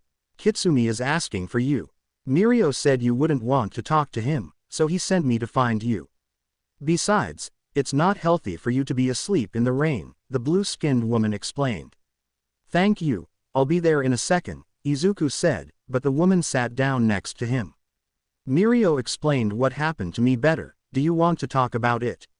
the woman asked. Izuku sighed. "When I saw her, I couldn't help but think of Kitsumi, the first time I met her, but this time I couldn't do anything. I could do something, it wouldn't be difficult," Izuku said, frowning. "Don't be so trusting, boy, something bad could have happened," the woman told him. "Maybe, but with the speed I'm capable of now, I didn't even have to fight. I just didn't react in time," Izuku said, lamenting. He stood up, not letting Bubble Girl continue speaking, he simply left. He needed to see Kitsumi, to make sure he was alright now that he was so upset by what had happened earlier. The following days were difficult for Izuku, he didn't have enough concentration to pay attention in his classes. All his attention went to Kitsumi, and although the girl wasn't going to deny that she liked being the center of attention from her new dad, even she knew that something was strange. Ochako was also worried about her boyfriend, he had been distant and preoccupied. One night she woke up to someone knocking on her door. It was 1 in the morning. She thought it was Izuku, but when she opened the door, she found Kitsumi, who was looking at her shyly. "I had a bad dream," was all she said. "And where is Izuku?" the brunette asked, confused. "I don't know, I woke up and you weren't there, but you told me earlier that if I needed anything I could come with you or sue you. Is it a bother if I ask you to stay with me?" she asked, still somewhat shy. "No, it's no trouble, let's go to your room." Knowing it was also Izuku's room, they went, and Ochako stayed with her until she fell asleep. Izuku, on the other hand, had managed to sneak into the gym by melting the locks. He'd probably have to pay for it. He couldn't remember how many hours he'd been there, but the throbbing wouldn't let him sleep. He could control it a little, but the throbbing in his head became unbearable when he remembered Eri and Chisaki, only confirming that this new quirk considered that idiot a danger. Usajiyama Shonen was so focused that he didn't notice All Might approaching. All Might, Izuku said, breathing a little heavily from the exhaustion of training for so many hours. You've seemed very frustrated these last few days. Does it have something to do with Tagata? The blonde asked. He must have already told you that Mirio was his candidate for One for All, he said, sitting down in the stands. Not really, it was quite surprising that he knew about it. Izuku sat down next to him, but I don't care about his approval. I already have plenty of people who support me. The most important people to me support me. My mothers, Ochako, Tsuyu, Kitsumi, Bakugo, who's the one who knows about One for All, and you. I don't need that guy's approval. He shrugged. Hey, I did some research on you and that guy.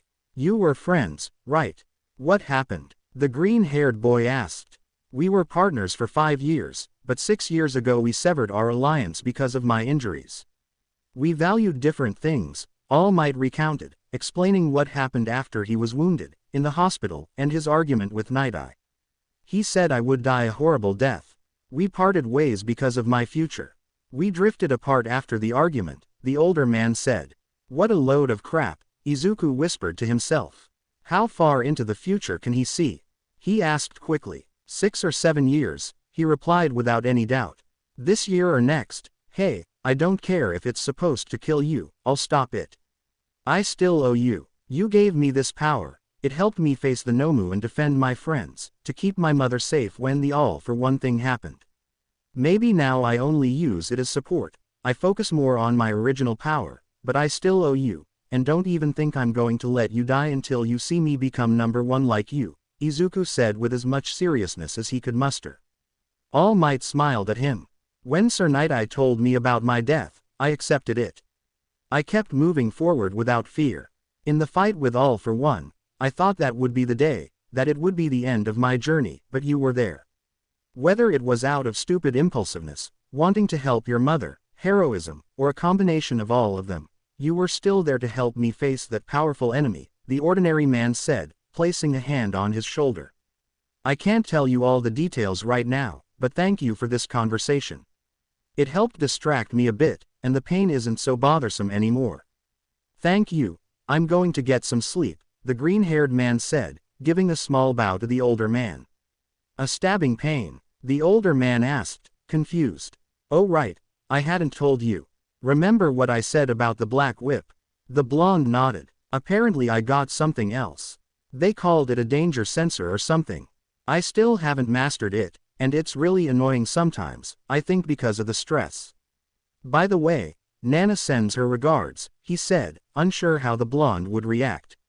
Thank you. You'd better go to sleep, said the man after closing his eyes for a moment and quickly wiping away a stray tear. Izuku walked outside, standing outside the door for a few seconds, his keen sense of hearing picking up some sighs and whispers from the man. He sighed. As much as he could and wanted to hear more, it didn't seem right. He knew that the subject of Nana Shimura was sensitive for All Might, so he decided to give her privacy. He returned to his room, entered through the window, and upon seeing Kitsumi's bed, he saw her asleep, but he also saw Ochako sitting in a chair next to her bed. Mochi, what are you doing here? Izuku asked, much more used to calling her that affectionately. He had a bad dream. He came to ask me for help because you weren't there, the girl replied, getting up and approaching him. Are you okay? She hugged him, and Izuku returned the hug. Can we just stay like this for a moment? I'll explain later, as soon as I can, I promise, I whispered, not wanting to let go of the hug. The girl sighed and finally agreed. If she could help her boyfriend relax and then he could tell her what was happening, that would be enough for her for now. Fortunately for Izuku's new quirk, it wasn't long before he was called by the agency. Even as he left the dorms, he ran into Kirishima, who was also heading to his residence. While they were talking, Ochako and Tsuyu also came out, as they too were going to their residences. The group, made up of the four of them and the girl, met other heroes. They boarded the same train, got off at the same station, took the same route, and even turned at the same corner. It was strange, but none of them said anything. They found the three big guys and entered the building. There were many heroes there. Scanning the surroundings, Izuku could see Gran Torino, Aizawa, and even Mom. Izuku whispered to himself when he saw Ryoko, now more used to calling her that because it seemed strange to continue calling her aunt. Izuku quickly greeted his mother, who returned the greeting, but then turned to his friend and girlfriend, as they were residents. Just then, Night Eye began to speak. It was said that there would be a meeting since, with information from other heroes and gathered by themselves, they had made progress in their investigation of the Hassaikai. Suspecting that it would be something serious, Izuku took Kitsumi to another room, told her that if anything happened she should call Ochako and gave her his phone, before returning to the meeting room. The meeting began with Bubble Girl explaining that Night Eye's agency was investigating Shi Hassaikai due to an altercation with another criminal group and that some things didn't add up. The other Centipede assistant clarified that she too had been investigating. It was discovered that there had been an encounter and subsequent confrontation with the League of Villains. Since it's related to the League of Villains, Tsukauchi and I were called in, Gran Torino said, then clarified that the detective was gathering information from witnesses. I didn't expect to see you here, brat. I'm afraid you'll get into trouble, he said to Izuku this time. I'm used to it, Izuku said as the throbbing in his head returned slightly, probably from being so nervous about what they had discovered. Even if they're from UA, why are their children here? The sun will set before we can complete the plan, said a hero next to Izuku after Uraraka asked a question about the hero network. Almost instantly, he felt the heat radiating from his side as Izuku stared at him intently. We suspect the Hasaikai's main source of income is drugs. We're requesting heroes with experience in those matters, Night Eye clarified after Fat Gum said that Kirishima and Imajiki had important information. Apparently, they had stumbled upon something related to performance-enhancing drugs before. I've already captured guys like that, and then in Red Riot's debut fight, they shot Tamaki with something I'd never seen before, a drug that destroys quirks, Fat Gum said, angrily crushing the sweets he was holding in his hand. After the initial concern, Tamaki confirmed that he had been able to recover, showing his arm transformed into a cow's hoof. The hero next to Izuku said it was a relief that he could recover and that it was only temporary, but Sir denied it and said that Aizawa would explain. It's different from my quirk, Aizawa said, explaining that he could temporarily stop the genes of quirks but not damage them. We took Tamaki to the hospital after the shooting, and his genes were damaged. Fortunately, he recovered on his own afterward, the hero in the yellow suit added. It only damaged his quirk. The guy who shot him doesn't speak. The gun broke and only had one bullet, but thanks to one ricocheting off Kirishima's body, we got another one with the drug, he said after Sir asked if they analyzed the location where he was shot. The girls, including Najire, congratulated Kirishima, although he didn't quite understand what was happening. What we discovered made me sick. It contained human blood and cells, Fat Gum revealed. Those words were enough to make Izuku's danger sensor pop in his head, startling the group, but he pretended to be fine so as not to interrupt the meeting. So, the effect comes from someone else's quirk. A quirk that destroys quirks? Yukio asked. Someone else said they didn't understand the connection between that and the Hassaikai. The guy who captured Kirishima and the drug he used, the distribution is complicated. People and organizations sell it until it reaches the end user. There's no solid proof that the Hassaikai originated it, but they do act as intermediaries, Fat Gum explained. The other day, Team Yukio broke up a fight between two groups. The leader of one of them was an intermediary for the trafficker, Sir said again. Izuku turned to look at his mother. One of them grew to a gigantic size after taking an inferior, short-acting drug, he explained. Others said they were trying too hard to make the Hassaikai look guilty and asked if there was clearer evidence. The pang increased when a photo of Shizaki was shown on the screen. His quirk, Overhaul, allows him to disassemble and restore things, a quirk that allows him to break and put things back together, and a bullet that destroys quirks, said the hero. Guilt and shock overwhelmed both Mirio and Izuku. He felt like he was starting to burn, so much so that he clenched his fist tightly, and when he opened it, some smoke came out. There are no records of her or her birth, but when Tagata and Usajiyama found her, she had many bandages on her limbs. That was enough for most of them to understand, and they whispered about how horrible she was. What are you talking about? Kirishima asked, even more confused when he saw Izuku clutching his head with a furious expression. Do we really need the children? I'll say it once and for all, we're wondering if that Shizaki guy turns his daughter's body into bathtubs to sell, the man said. The two younger girls and Kirishima couldn't believe it and were in shock. We still don't know if they're selling them. At this point, the efficacy isn't sufficient. But if they're in trials and they're using them as samples to gather people, there's no evidence, but they're gathering people and funds from all over the country. And what if the full drug can completely destroy a quirk? Sir asked. Just thinking about it makes my blood boil. Let's go after them. Fat Gum shouted. Izuku could swear he meant it literally. Wouldn't this have been resolved even if these two had taken the girl? Asked the man next to Izuku, looking at him and Mirko. Those words were enough. At an astonishing speed, so fast that even Aizawa couldn't think about using his quirk, Izuku's chair had fallen to the ground. His flaming fist was poised before the man's face, fiery whips from his arms swirling around him. With a single thought, he could have trapped the man and kept him, but he stopped himself, knowing now was not the time to rush in. He was breathing heavily. Usajiyama, Aizawa called, calling his attention. He decided not to use his quirk, knowing what Izuku might be thinking. Still breathing heavily, he pulled his fist away and turned it off as the whip slowly retracted onto his arm, except for one that lifted the chair off the floor and brought it closer. I'm sorry, Izuku said once he sat down again.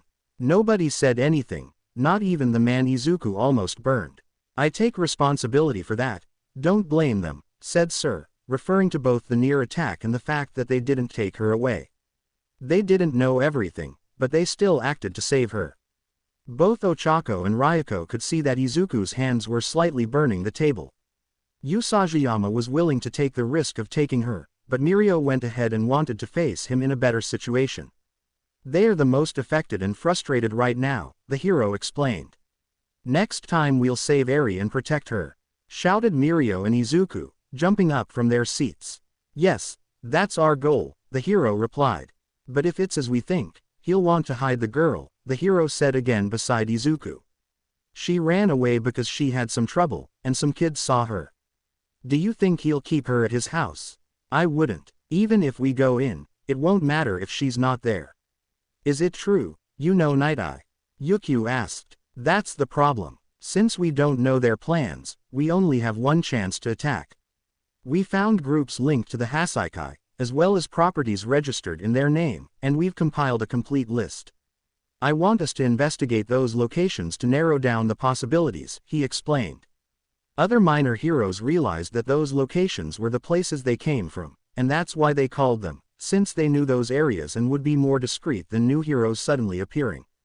For someone who was All Might's partner, you're very cautious. While we're wasting time here, Eri must be crying. The hero in the yellow suit shouted at Sir. We can't be All Might, that's why we need to get as close as possible to a 100% chance of saving her, he replied. We can't rush things. If we make a fuss and don't find her, we'll cause something worse, just like Stain's capture gave the League publicity, Gran Torino interjected. They overthink things. If they keep saying that, we'll never get anywhere. He complained again. Izuku had to admit that he somewhat agreed with him. If it were up to him, he would unleash a cataclysmic explosion on the entire house. But of course, that could endanger Eri, so he wouldn't do it, at least not until the girl was safe. Besides, he understood that he could lose the opportunity. Can I ask you something? Aizawa interjected. I don't know exactly how your quirk works, but why don't you use it on us? If we keep going like this, it seems logical, the dark-haired man said. I can't do that. I can only use it with one person a day. Besides, it's transmitted as a memory through my mind. It's like watching a movie of someone's life for an hour after activating it, but it's from that person's perspective. I only see their actions and their surroundings, the man explained. That should be enough to discover a lot, so why do you say you can't? The professor asked again. What if death is the closest thing to it? That's why my quirk should only be used when we have the highest chance of success. But that's also information, we can avoid it, said the hero whom Izuku almost punched. It's not divination, there are no clues to avoid. I don't understand you, use it on me and I'll show you I can avoid it. Insisted the hero. No, Night Eye declared with a shout, leaving most of them confused. Let's do it, there's a girl in danger, that's the most important thing, said Izuku's mother. Confirm her whereabouts and put her under protection with the most accurate information. I'm counting on your help. Night Eye also stood up from his chair. They left the meeting room, and Izuku asked his mother to take Kitsumi for a few hours while he sat with the other students. If I had taken her, even by force, Izuku said, his head bowed, as was Mirio's. Uraraka was beside him, hugging him while Tsuyu, sitting in front of him, held his hand. Both could feel his temperature was rising, but not enough to stop them from supporting him in his frustration. Tamaki, on the other hand, thought that he had never in his life seen Mirio so depressed as he was at this moment. Both the green-haired boy and the blonde boy remembered the hero's words about what Shizaki might be doing to Eri. Suddenly the elevator arrived at the floor they were on and Aizawa stepped out. Who died? He asked, approaching them. Outside of school, call me Eraserhead, he requested when Tsuyu called him sensei. I was going to suggest you suspend your residency starting today, Aizawa told them. What? Everyone shouted except Mirio and Izuku. Why? This time only Kirishima shouted. You heard the League of Villains might be involved, that changes everything, Aizawa told them. Izuku grunted, but before he could say anything, Aizawa continued, but anyway, Usajiyama still hasn't won me back. Izuku scoffed. It had become obvious after a few days in High Alliance that the teacher knew about his actions in the fight against All for One. I'm sure if I stopped you, you'd leave on your own. He squatted down to be closer to Izuku's height. I'll be watching you. If you're going to do this, do it right, Usajiyama. He placed a fist on the rabbit's chest. Understood, troublemaker. Izuku nodded decisively. Mirio's friends also helped him lift his head. Najire convinced him that just complaining wouldn't change anything. The hand you couldn't take today doesn't have to be just despair for Eri. Aizawa stood up, raising his head. I'll do it. Izuku stood up, looked up, and stared directly into his eyes. While Uraraka and Kirishima were celebrating Aizawa, Mirio stood up from his seat. Usajiyama, we'll save her next time, he said forcefully into the air. Of course we will, Izuku smiled at her, determined this time not to hesitate in saving her. Everyone left the building. Izuku, a little behind the others, took out the photo of Shizaki he had stolen from the files to motivate himself about who he should hit. After all, they had several copies, although it wasn't really necessary anymore with the motivation Aizawa, his girlfriend, and his friends had given him. Don't worry, Eri, he clutched the photo tightly in his hand. This time, a small flame flickered between his fingers. Nothing will stop me. He opened his hand and let the ashes from the photo fall to the floor. Then he quickened his pace to take his girlfriend's hand. She smiled at him and rested her head on his shoulder to show her support as they followed Aizawa to the station. Very good, Kitsumi, Izuku said with a cheerful smile as the girl controlled her fire. This was one of the few things that helped him relax lately. Now, Izuku took a deep breath and exhaled gently. The fox girl imitated Izuku. She had tried this so many times that she had lost faith in doing it, but she didn't give up anyway, and after a few attempts, her reddish fur finally returned to its normal brown color. I did it, the girl exclaimed happily. It was the first time she had been able to transform back at will. You did it, Izuku smiled at her. The girl hugged him, and he hugged her back. Are you proud? The girl asked, her eyes filled with hope. Of course, he affirmed to the little girl who hugged him even tighter.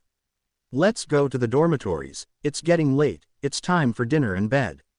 The little girl took his hand and they walked together to the dormitories where everyone was just getting ready for dinner. The green-haired boy really didn't know how he would cope with his current situation without this little girl, his daughter, by his side. She helped him not to think so much about what had happened. Even when he was feeling down, she noticed and tried to cheer him up by making little jokes that really made him laugh. That night Izuku couldn't sleep again. Although he had been told he would participate in the mission, neither he nor his classmates were involved in gathering information, not even the older ones. So he had no choice but to wait, and that very night, a message arrived on his phone. He went down to the common room where he met Uraraka, Tsuyu, and Kirishima. "Did you also receive the message?" asked the dyed-haired one, and the other three nodded at the same time. "The time has come," Izuku said seriously, holding fire in his hands. The next day arrived. Izuku ate lunch quickly and prepared a lunch for Kitsumi which he put in a lunchbox. He went to wake her up, and he and Tsuyu said goodbye to everyone even before Kirishima and Ochako, since they were leaving Kitsumi at Rumi's house. Ochako was still asleep because she wasn't used to staying up late. They walked for a while until they reached the house. When Rumi opened the door, Izuku hugged the little girl and said goodbye to his mother and the child. "I'll be back as soon as I'm done with all this," he said, stroking the girl's head.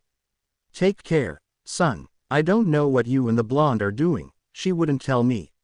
Take care, both of you," he said to his son, and then to Tsuyu as well. "We'll do it, Mom. I'll tell you everything when it's over." The two young people said goodbye. The two young men walked and boarded the train to go to Night Eye's agency. Shortly after, the meeting began.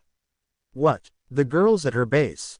Rock Lock shouted. Ochako and Tsuyu had to grab Izuku's shoulders to prevent him from quickly running out of the building. "The residence of the president of Hisaikai," said the dragon heroine. "So the investigation was in vain?" The dark-haired hero asked again. "No, it allowed us to obtain information," Night Eye said. The man explained how he found one of the Yakuza buying things for girls, and although many believed that wasn't enough proof, he continued explaining. "I explain how she took advantage of the situation to use her quirk on that man to find out where he was going, the place he was taking the toys to, and that he would give them to the girl." "So you did use precision after all?" the hero demanded. The green-haired man simply replied that he was going to use it to be sure. "So everything's clear, right?" said Fat Gum. "We know exactly when they'll be there thanks to the surveillance we've been doing these past few days," Centipeter said. "We've already spoken to the police to get a warrant," Bubble Girl continued. "Now all that's left is—" "Get in there," shouted the hero in the yellow suit, and the blue-skinned girl complained because he had stolen the line she was about to say. Izuku the rabbit boy turned to look at Ochako who was next to Kirishima and Tsuyu. The brunette took his hand and the three of them smiled at her. Izuku smiled back. "We'll make it, Usajibro," Kirishima told him. "Usajiyama," Mirio called, calling his attention this time. "Let's do it," he shouted, waving his hands wildly. Izuku couldn't help but smile again. A bit of Mirio's enthusiasm was returning. "Yes, the only reason I haven't gone and destroyed that place with a cataclysmic explosion is because Eri is there," he said suddenly, reaffirming his annoyance and his desire for revenge. Everyone went to get ready since the students didn't have their costumes yet. Izuku put on his costume and went out again as fast as he could, even though he still had to wait for the others and Night Eye still had to give the order to move. "So that's why you were so stressed," Ryaku said, approaching him. The boy simply nodded. "I'm sorry I didn't talk to you sooner, but you know, it was a more discreet operation than we could discuss in front of your mother." He smiled apologetically. "Okay. Don't worry," she smiled back. "Today I'm going to fix my mistake." With that, they were given the order to leave and head to the agreed-upon location. Once there, an officer explained some things to the rest of the police. "When Night Eye used his premonition quirk on one of the Hisaikai members, we were able to discover a facility beneath the leader's residence. This confirmed that the girl we tried to save is being held there. Although we don't have the complete blueprints, the path that man took is the shortest and also the best lead. We have to investigate this enormous underground base. But even if we fill it up, if they use their quirks, it won't be easy. That's why we've made a list of all the quirks of the Hisaikai members we know of so far." The officers handed the lists to the heroes. "We can't let them hide, that's why we have to identify and capture them as quickly as possible," said another officer. "We have to go all out," Kirishima told his friends with his typical energy, something Tamaki pointed out to him. "I'm so nervous," Ochako said to herself. "From detective work to working with the police, there are still things I don't know," Suyu also said, this being the first large-scale mission for all the first-year students. Yes, they don't usually teach this kind of thing in schools, it took me a while at first, said Izuku's mother, approaching them in Nijire. The professionals are very calm, and you're kind of scary, Kirishima said to Izuku, who was leaning against a wall, bouncing a stone off his foot that occasionally sparked, all with a serious face that made him look like he was about to kill someone. I didn't see Gran Torino, that's weird, he said, continuing to bounce the stone. He couldn't come, Night Eye said, approaching. The League of Villains made a move, and they also said they had to start arranging the transfer of a prisoner league member, the officer said. At this last thing he said, Izuku bounced the stone one last time, caught it in his hand, and crushed it to pieces. I can't believe they're still going on with that idea, Kirishima said quietly, especially with what's happening now with this mission, which the director should be aware of. Hey, Professor Aizawa called to Izuku, I'm going to Night Eye's agency. Do you know what that means? Izuku nodded. Heroes, the situation could turn violent. If you detect any suspicious behavior or resistance, act immediately. We are facing criminals who have managed to survive until now. You must not let your guard down and must fulfill your roles. The operation will begin at 8:30, said the officer in charge as he and the rest of the officers saluted. As soon as you read the order, come in, said the policeman. They were all gathered at the front gate of the Hisaikai's house. He keeps saying it because he doesn't trust us, said Rock Lock. You know that's not how it is, you need to relax, Fat Gum told him. To begin with, the Yakuza operate in the shadows. If they see so many heroes and police officers gathered outside their homes, they might just hide. As he said that, a flash of fire leapt out over the entire crowd of police officers. Izuku pushed the officer in front of the main door out of the way and stopped the large Yakuza with both hands as he smashed the door with a single blow, while Aizawa used his bandages to keep some other police officers at bay. What have you come for? It's very early, said the Yakuza, sounding somewhat sleepy. You woke up early and you're the first idiot I've run into, you're having a bad day, Izuku said, letting go of his arm. He quickly moved to strike his stomach, forcing him to bend over, then lifted him up and hit his chin with an uppercut, knocking him to the ground as Rock Lock wondered if they had been discovered yet. The Yakuza quickly got up, his arm growing even longer as they prepared to strike again. I'm more awake now, what did you come here for? He yelled, hitting the door. Izuku was ready to hit him back, however. Back off, Yukio shouted, transforming into her dragon form. The Yukio agency will handle him. The rest of you, get in, she said, subduing the man. We'll take care of it, Cinderace, she added, her voice lower this time to her son. Take care, Izuku said before running inside with everyone else, but not at his normal speed, keeping up with the rest. We're the heroes and the police, we have a search warrant for suspected drug manufacturing and sales. The officer shouted at three Yakuza standing in front of them. Izuku wondered if that even mattered at this point. A search warrant, one of them wondered. What does it matter? Said another, using his quirk to create thorns from the leaves of the bushes and launching them at them. Izuku stepped forward and, surrounded by fire, burned most of them, turning them to ashes in milliseconds. Others were blocked by police shields, and another hero quickly subdued the attacker. I understand when I'm older, but aren't the rest of them hiding either? Rock Lock wondered. Let's use the shortest route to get there. Fat Gum shouted. Usajiyama, let's go. Mirio shouted. Izuku nodded and said yes while increasing his speed slightly. More Yakuza appeared, though they only seemed to interfere as a nuisance, the heroes were holding them back. Leave them to us and go on ahead. A hero shouted. Thank you, said the hero Night Eye as he continued running. It's an emergency, there's no time to take off your shoes, Fat Gum said, entering the house. They haven't done anything suspicious yet, he added, intrigued. It's starting to worry me, Rock Lock agreed, but there's nothing else to do but move on. Did someone leak information? It seemed like they were expecting us, Tamaki wondered.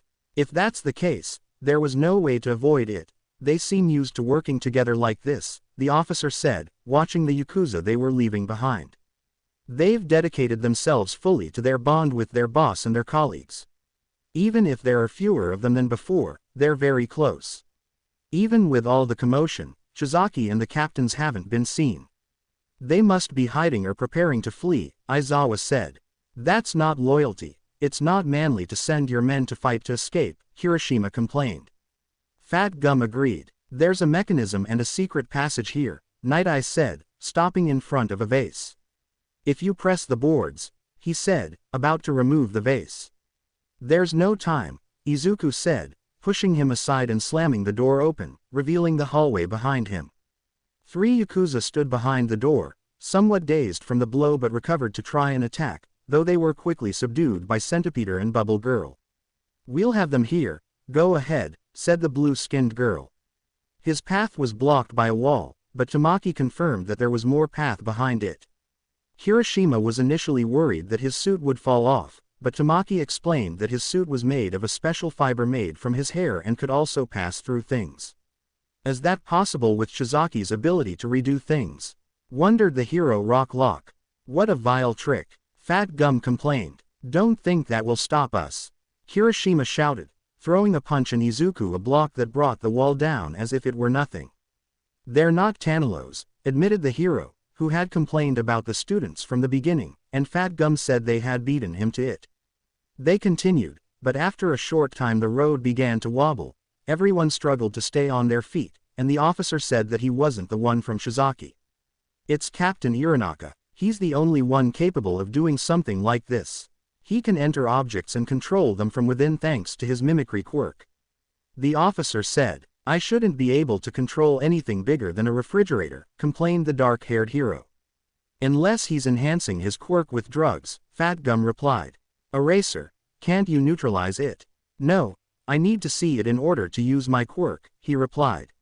If the path keeps changing, they'll have plenty of time to escape, Tamaki said as fatalistic thoughts formed in his head. Tamaki, we'll make it. You're a Sunniator. This is just a small obstacle. It doesn't matter if the path changes. Comfortable at the destination, I can still keep going. Mirio grabbed his shoulder before running off. Night Eye called after him, but he kept running. Time is crucial. They know it, and that's why they're stalling. I'm going to get ahead. He kept running. Beneath Izuku, the heroes and some police officers, the floor opened up. Everyone was hit except the boy, who, used to it, easily landed on his feet. A classroom, Izuku said, looking around. Rock Lock said they had moved away from their target. Good, I'll blow the roof off to get back. Back off, Izuku said, about to punch upwards. Well, heroes falling from the sky. Came the voice of another Yakuza. That's strange, isn't it? There were 3 of them, all ready to fight. Fat Gum was the first to be ready for the fight, but Tamaki stopped him. Save your strength for the objective. If you're just stalling, I'll take care of you, said the dark-haired man. Eraser erased the quirk of one of them that prevented them from using their weapons, so the police pointed their weapons at them, and Sunniator caught them with tentacles. He slammed them to the ground, took all their weapons, and smashed them with his crab-spiked hand. There's no time to lose. If the pros stay here, we'll give them what they want. We need to save quirks like erasers for later, he said, now that everyone was imprisoned. I can stop the 3 of you, Fat Gum, he said, as confident as Izuku could hear. Trusting his student, Fat Gum told them to continue. Eraser erased the weapon user's gift again and knocked unconscious the one with a bag covering his entire head.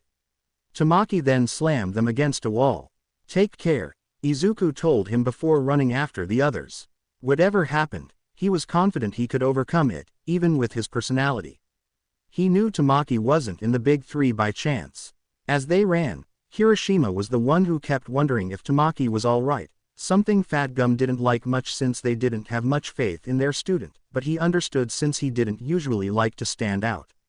A man trusts the one he lets watch his back. I yelled at Kirishima, yes, he'll be fine. Kirishima shouted after that. Izuku, who hadn't said anything until that moment, was surprised by how quickly Kirishima's attitude changed. After more screaming from Kirishima, Rock Lock thought he was being a bit overwhelming. Aizawa, on the other hand, realized that they weren't moving the basement anymore. He figured whoever had done it couldn't move the entire basement at once and had focused on the police officers who were left upstairs. As they ran, a concrete pillar emerged from the wall and pushed Eraser away. Fat Gum pulled him out of the area, but unknowingly took Kirishima with him as well, since he too tried to help Eraser. "Shit," Izuku said when he saw they had been taken away. He tried to break the wall with a kick, but the concrete was too strong and the path they had taken was already blocked. "We can't handle that right now, Usajiyama," Night Eye said as the place began to shake again. "Rock Lock," he called. "Don't act like the leader, we're in this mess because of your mistake," she retorted, using her quirk to immobilize the spot. While he was carefully positioning the location and reaching the limit of his quirk, he told them not to stay since the place would be cramped and his quirk couldn't encompass everything. "He's going to attack from one of the unmarked spots," he suddenly warned, however the attack was easily thwarted by a block from Izuku. Eraser didn't know where he was watching from, so he couldn't find him to nullify his quirk. "We'll end up crushed, he's cornering us," the dark-haired hero continued as another wave of concrete approached, but Izuku kept dealing with it. It wouldn't do much good if they didn't get rid of the source. Izuku couldn't stop thinking about Eri, the danger she was in, and how everyone, his mother, his girlfriend, his friends, his teacher, and the professionals, had given them the opportunity to get this far. Izuku couldn't stop now. "Come on, idiot, throw everything you've got at me, nothing will stop me," he yelled, even more furious, thinking about what would happen if it were his daughter in such a situation. His anger increased even more when he thought that she could have ended up like this if he hadn't seen her that night he met her. I destroyed another wave of concrete. After that everything seemed to stop, but Izuku didn't let his guard down, ready to counterattack. Suddenly, walls descended from the ceiling, separating them. Izuku remained with his teacher.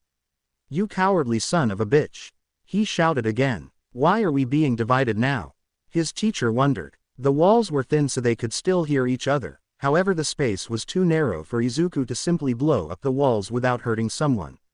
But when they heard that Rock Lock was in danger, Izuku risked breaking down the wall that separated them. Luckily, there was no one with him to hurt. However, someone had stabbed Rock Lock and left him lying on the ground. The masked man turned to look at them, and blades were protruding from his arms.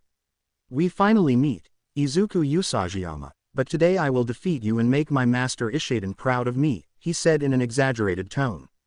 I quickly launched blades. One managed to cut Eraserhead's shoulder, but Izuku dodged them. "I, the Honorable Bisharp, will take you before my master."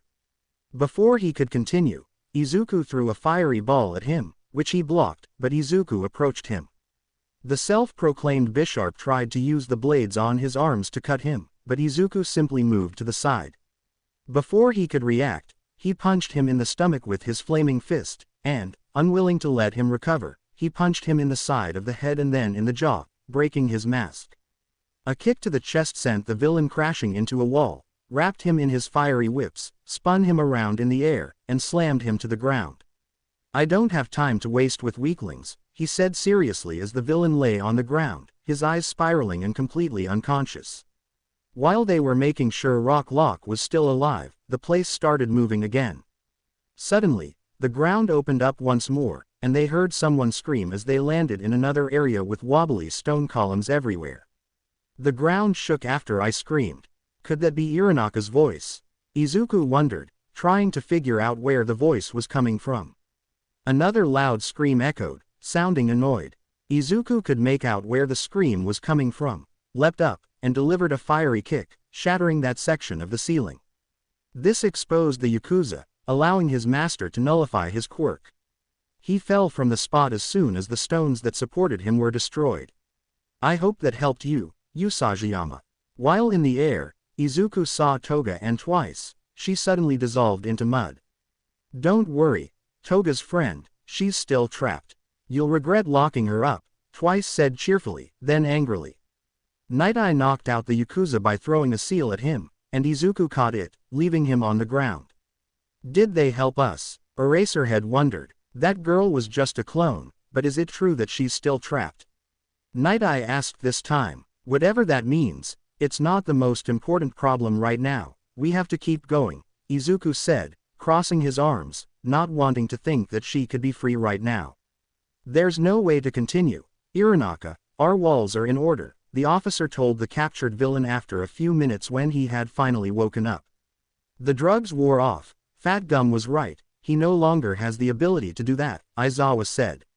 They were arguing about the League of Villains while Izuku walked desperately trying to move forward. Along the way, he found something unusual, a stone that looked like it had just been wet.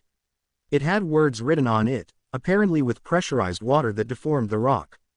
He took it and read it. A little help, I hope this shows you that I'm not your enemy, at least for now. I'm Toga, by the way. I'll explain in your dorm. The message was signed with a heart, also made with water.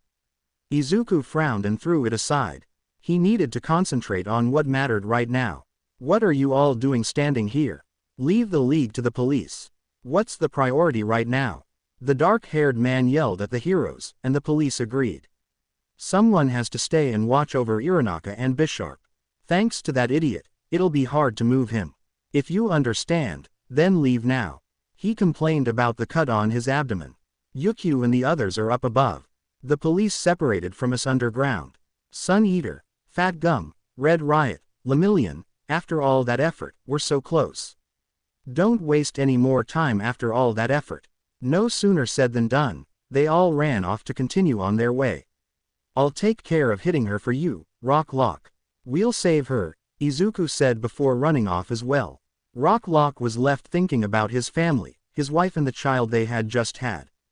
He never meant to offend them while they were at the meetings, when Izuku tried to attack him, because he cared about them, about everyone. That was because, even though they were from Ua, they were still children, but now that she thought about it, they were allowed to act. They had acted much more like heroes than many adults she had ever met. You said they'd save her, didn't you? Well, make sure of it, Cinderace. She shouted as she watched him walk away. As they all advanced, they encountered some unconscious Yakuza. A wall stood in their way, and Izuku accelerated to get ahead of the others and broke the wall with a single kick. He could see Mirko badly injured being attacked by the boss. Izuku landed a direct kick so strong that it broke his arm, sending him back a considerable distance and crawling along the ground while Eraser had erased his quirk. Ares behind me, said the tired and wounded man, stepping aside to reveal the girl as Night Eye approached them both and hugged them. It's all over now, incredible, you were amazing Mirko. He hugged him, while Chizaki tried to use his quirk but couldn't. Lemillion had him cornered, keep pushing. His master shouted to Izuku, who nodded decisively. Get up, Chrono, he yelled at his henchman. The older man pushed Izuku, receiving a cut on his hair from the henchman. The long handle slows down the movements of whoever it pierces. I wanted to pierce them both, said the henchman, retracting the handle. It took you a long time to wake up, said the chief. No matter how hard he tried, Aizawa couldn't help but blink. It was all for nothing. He shouted, putting his hand on the ground. Chizaki, Izuku shouted, bursting into flames and running towards the enormous spikes emerged from the ground. Izuku easily broke them, but preferred to step back, extinguishing his fire to hold on to Night Eye, who still had the other two in his arms, and prevent any of the three from getting hurt.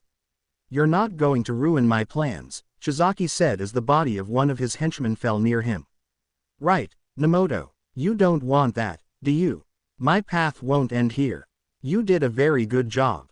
He held the man's face over the mask he wore. You would die for me, wouldn't you?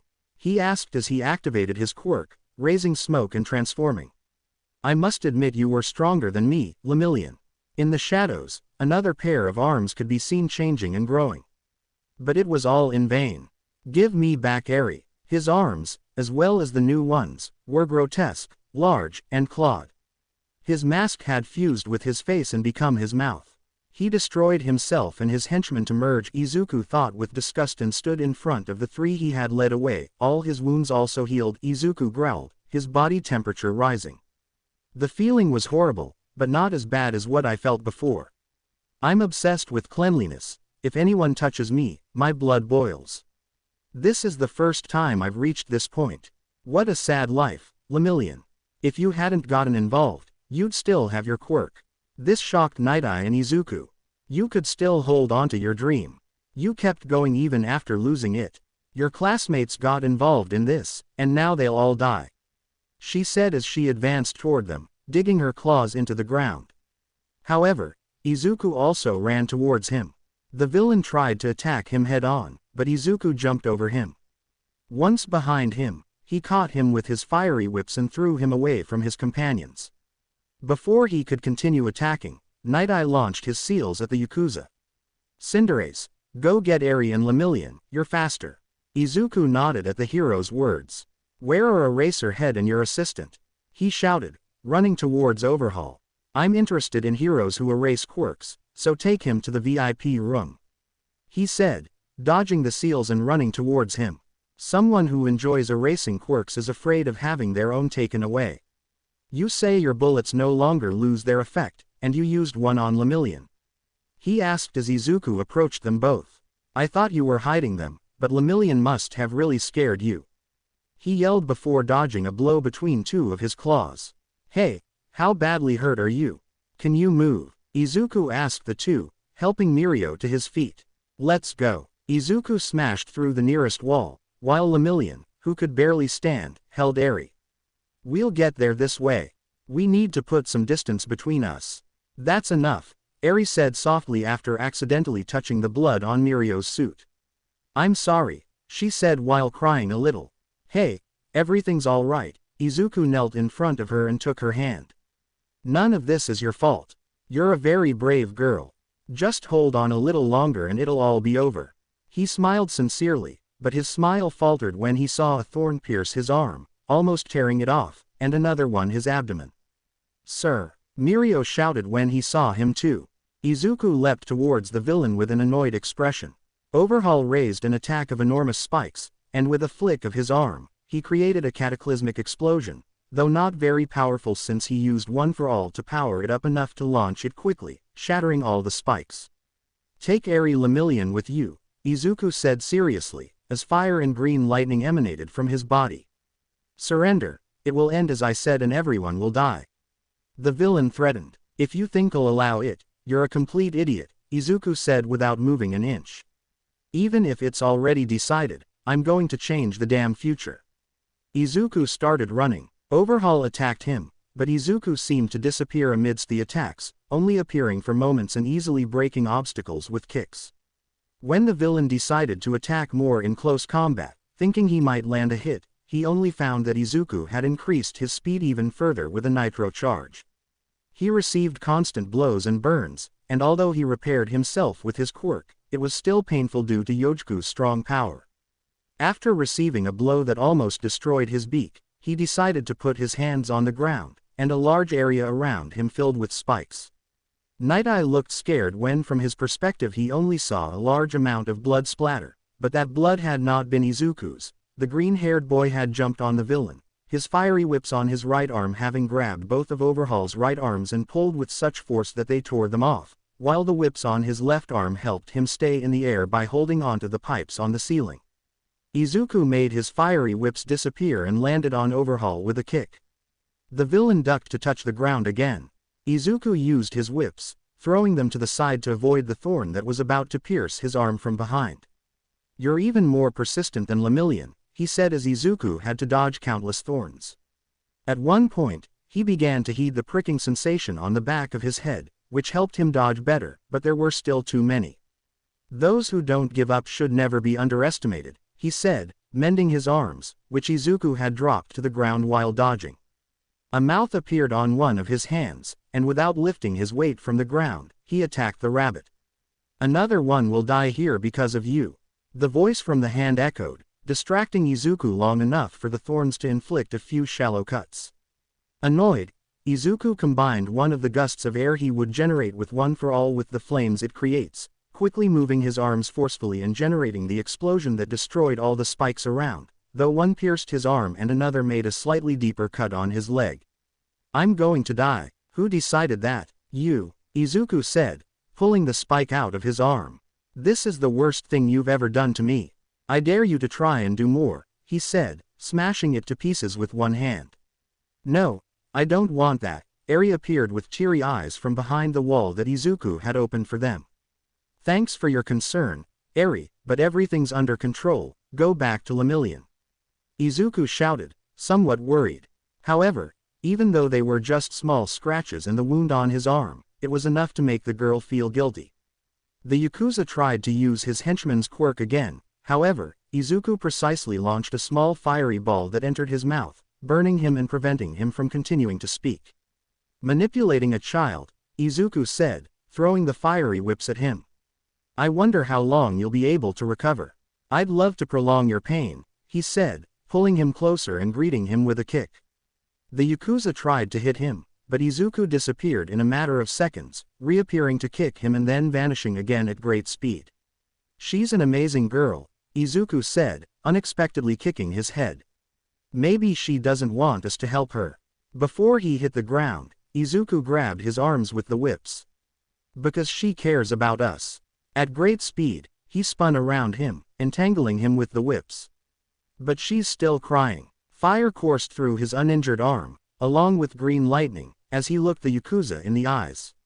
We already took risks. I'll save her. Cataclysmic explosion. He struck Overhaul, sending him crashing into rubble, followed by the fireball that exploded, creating a cloud of dust at the point of impact. Izuku used less force to avoid burning his arm, but it still hurt and even burned a little, so he activated the regulator on his jacket. As the dust cloud began to disperse, the villain's body was revealed, covered in wounds and burns. He was about to touch himself, but the fiery whips from Izuku's good arms stopped him. Don't even think about it. As much as I want to prolong your suffering, it's better to end this, Izuku said before turning to look at Eri. See, everything's under control. He smiled at the girl, while the fiery whips on his other arm wrapped around the wound on the same arm, forming an improvised bandage. However, as if saying that had brought bad luck, the ceiling collapsed on him, knocking the even bigger Yakuza out of the entrance. Being bitten by Ryaku, and right behind him by Suyu and Ochako, Izuku had no choice but to unleash his fiery whips and leap back. Izuku, his girlfriend shouted as soon as she saw him, and then she saw the hero seriously injured. Damn it, girls, take care of Night Eye. The rabbit boy yelled as he ripped off his jacket and tried to see through the dust cloud they kicked up to find Eri. He barely had time to run before a pillar lifted her up. You son of a bitch. The green-haired boy shouted when he saw Overhaul also lifted onto a pillar. Get back here, Izuku said as he jumped, and both pillars merged, with the villain holding Eri. Mirio's cut cape also floated up on a rock next to where the villain was with the girl.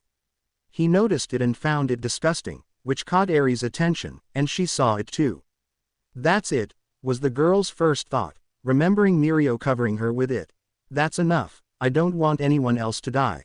I don't want that. She remembered everyone fighting, Mirio enduring his injuries, Night Eye being hurt, Izuku pulling the quill out of his arm to defend her. Why are they doing this? She remembered the blonde boy's words, I'll be your hero, I won't let you suffer anymore. She reached out towards Mirio's cape as his power unleashed, grasping it as Overhaul separated from his henchman. As she held the cape, she saw Izuku leaping towards her with a serious expression that, upon seeing her, transformed into a comforting smile. They won't give up. Not until they save me. They won't give up even if they die. She saw Izuku extend his hands while holding her jacket. I must let them save me. I have to go back. She remembered feeling safe in Izuku's arms. In that warm embrace, I have to go back to his warm arms. With that thought she jumped off the edge, still holding the cloak in her hands. Izuku braced himself against the rocks to jump, even with his injured leg. He couldn't allow himself to let her go, not again. This time he had to hold on to her with everything he had. He covered her with his jacket when he caught her so as not to touch her directly with his arms while the girl hugged his neck. Give it back, shouted the villain. More spikes shot out towards him. Izuku found it difficult to move with Eri in his arms, but he did what he could, refusing to let go of her again. He would never allow himself to let her go again and for her to go through something like that again. Izuku advanced, destroying the cement spikes controlled by his enemy. He growled furiously until he disappeared again, this time generating a wave of air with One for All. The temperature of this air was high, something Eri didn't feel thanks to the regulator. This shockwave destroyed all the cement the villain controlled and even a bit more of the structure of the hole the girls had fallen into. Night Eye, still clinging to life, stared towards where the green-haired man had disappeared. Izuku was in the air, higher than he had ever jumped before. Moreover, he was falling too slowly, which allowed him to stabilize himself in midair. He smiled at Eri, covering her well with Mirio's cloak and his jacket. Meanwhile, Night Eye told Froppy to go after Mirio and asked Uravity and Yukio to take him to the surface.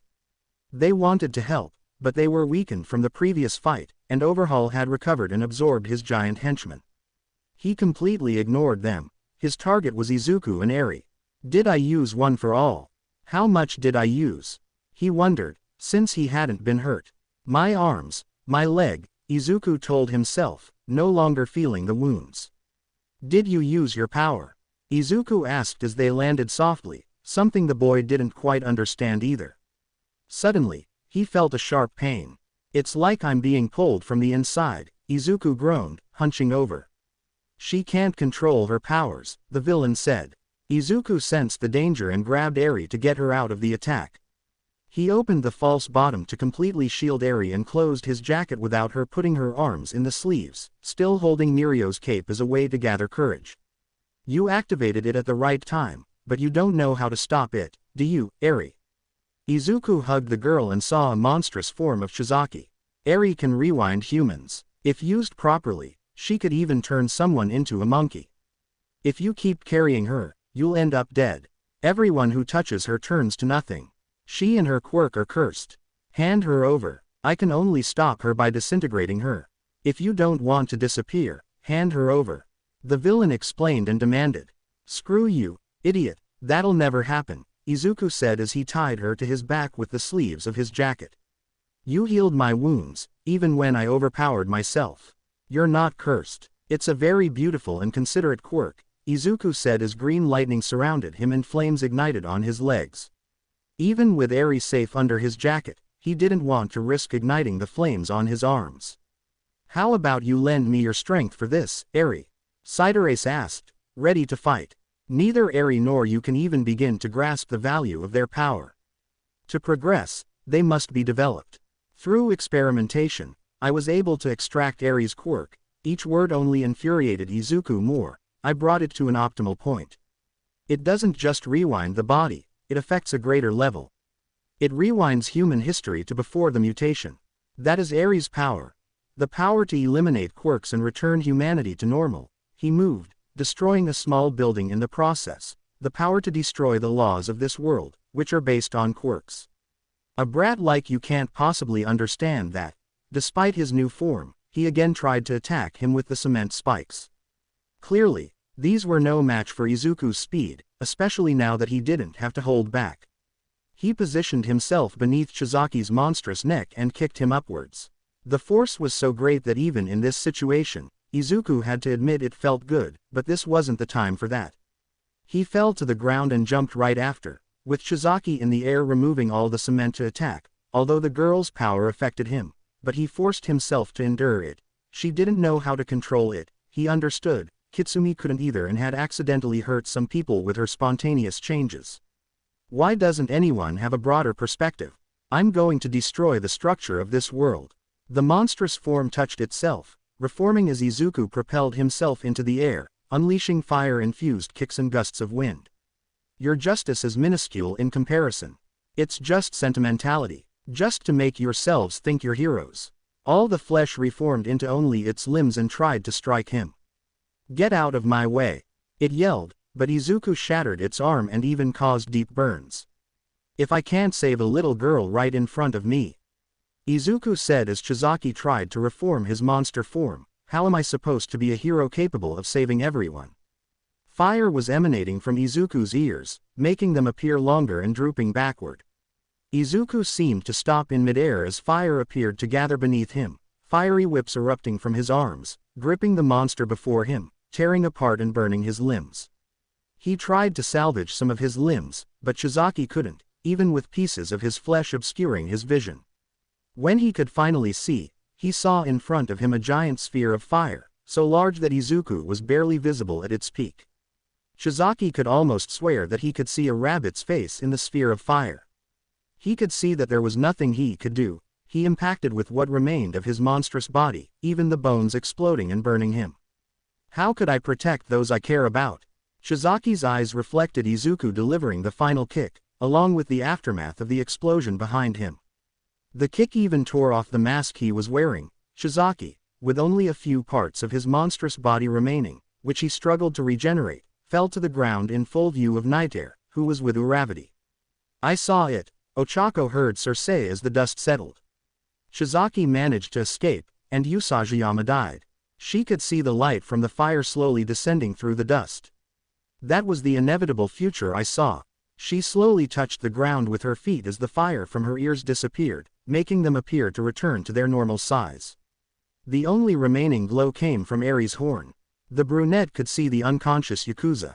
But this future, I hadn't seen it, so, is it possible to change the future? She wondered as she watched Izuku untie the sleeves of his jacket and lift the girl off his back. Hey, how are you? I didn't hurt you by mistake, did I? Izuku asked the girl, pulling down her hood. She shook her head, though Izuku hoped it wasn't because she regenerated before feeling any pain. You're just a little dirty, the boy smiled calmly, noticing some ash on her face. He wiped it off with the sleeves of his jacket without touching her directly. Suddenly, he felt an even sharper pain than before as the light emanating from Eri intensified. Shizaki tried to move, to attack them with what little strength he had left. Izuku wasn't worried. He prepared a blow to burn the arm, but Eri's power overcame him, affecting him to such an extent that it even rewound the giant henchman and separated them. Izuku seemed surprised, but he couldn't dwell on it for long because of the pain.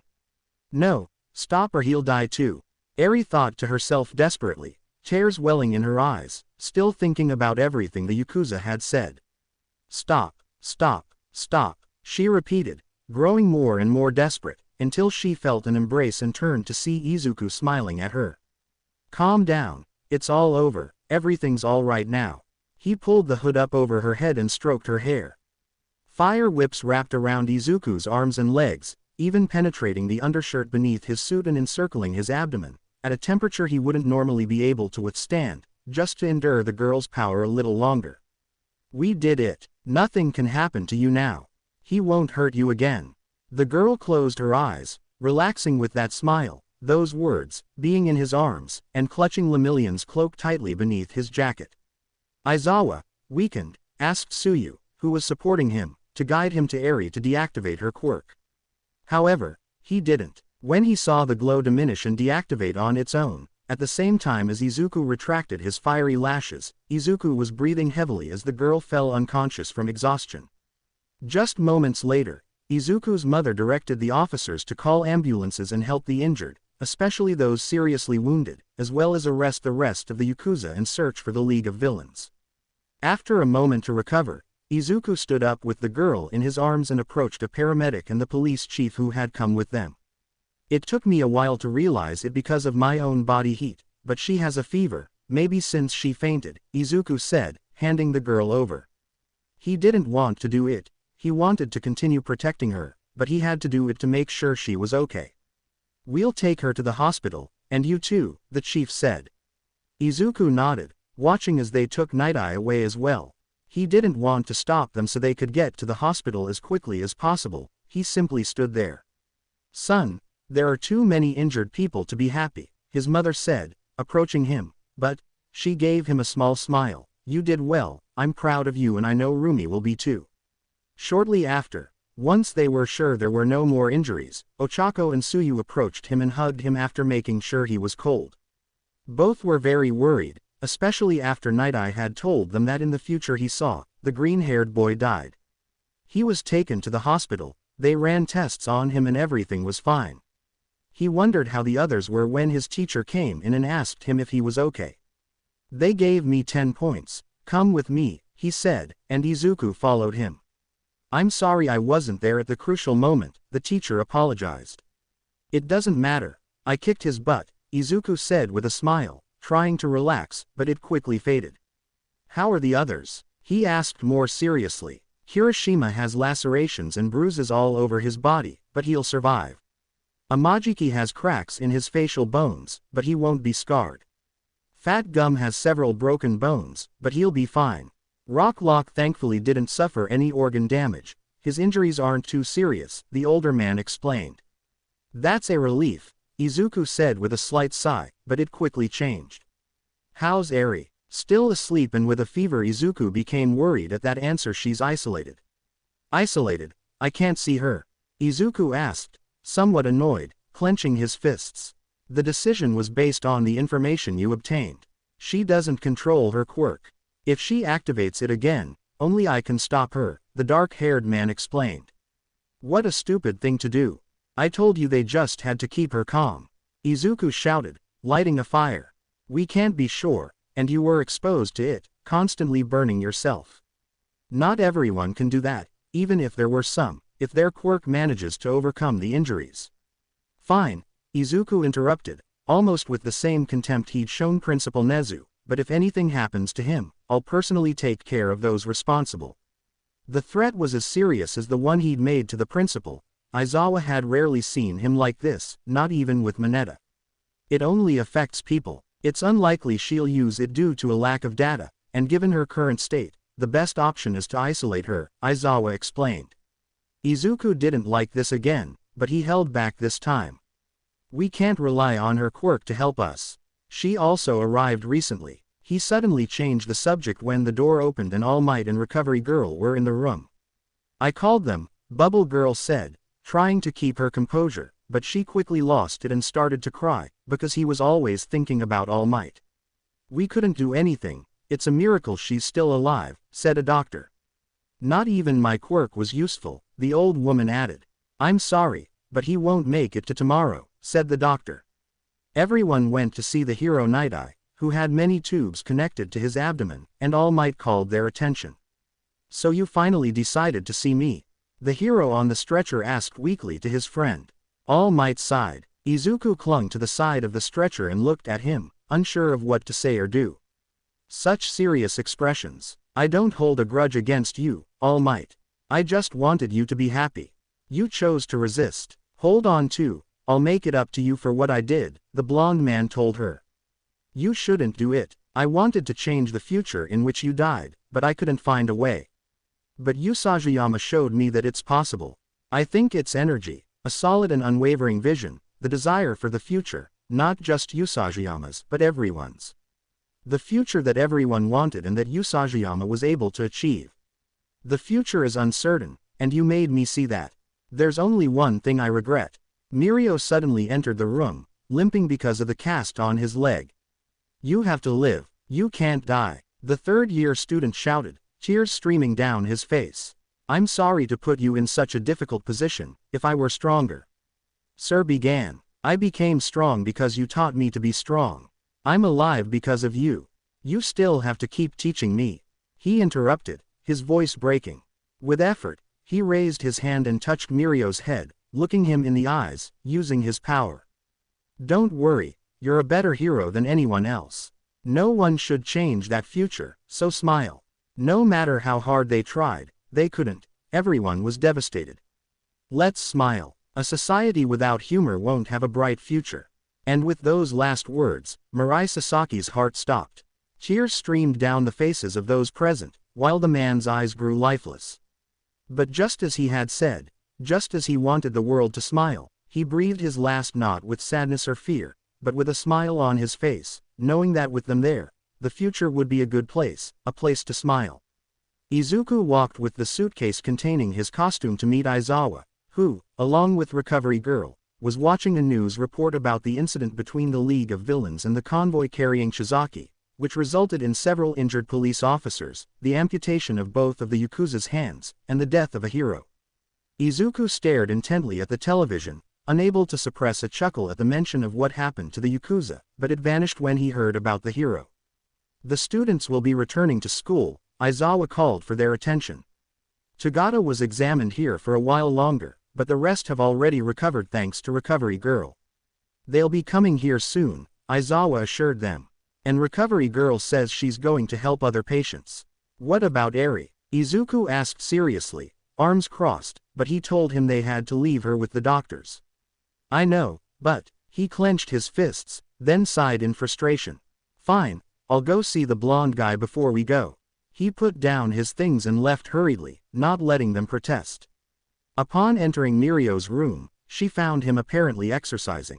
Good morning, Usajiyama. They say I'll be staying another day in the hospital, but I'm fine," he said cheerfully, leaving Izuku puzzled. Izuku looked at him and became a little more serious. "Listen, I know, I lost my quirk and my teacher. I shouldn't be able to smile, but that's precisely why I do." He sat on his bed. "Sir was quite harsh with you, but he smiled a lot with me." He remembered his teacher's last words. "That's why I won't cry anymore. I'll be a great hero. Besides, if we're discouraged, Eri might suffer too. You're a damn optimist. It's the best thing about you, don't change it." Izuku sat down next to him. "You know, without you, none of this would have been possible. If I could." Mirko didn't let him continue. "Without you, neither would I have.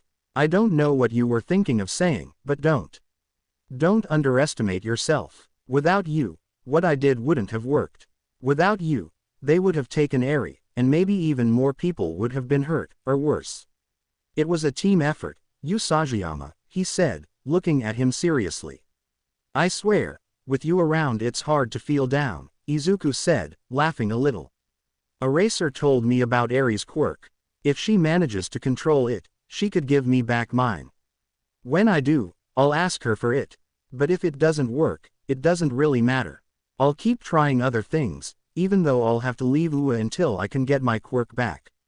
But I'll be fine. After all, I have the Sir's prediction, so we have to smile." He gently punched Izuku's shoulder. Izuku couldn't help but smile. "Do you think Eri would like to meet Kitsumi? She's been through some bad things too, though not as much as Eri, but she tries to stay cheerful. I think it could be a good idea."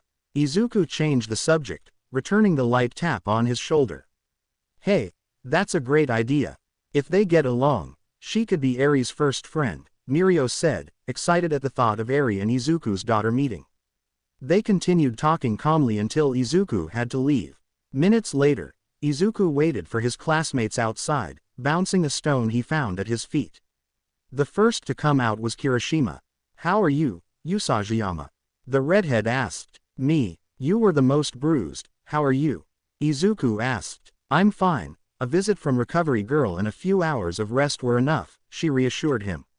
Izuku Usagi-yama and Eijiro Kirishima, a police officer called, interrupting their conversation. "I know you just left the hospital, and I'm sorry to bother you, but I need you to accompany me to the police station to discuss the Shihasaikai case." They both nodded and went with him.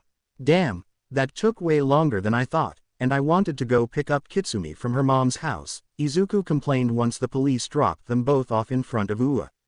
Izuku turned around quickly when he heard someone running towards him, but instead of getting into a fighting stance, he opened his arms. "Izuku." Ochako almost threw herself at him to hug him. "Hi Mochi," Izuku said, kissing her on the lips. "Did you just arrive too?" he asked, holding her close. "Yes, we had to sort out some paperwork with your mother," the brunette replied. "The grandmothers gave me sweets," the little girl in Suyu's arms suddenly said.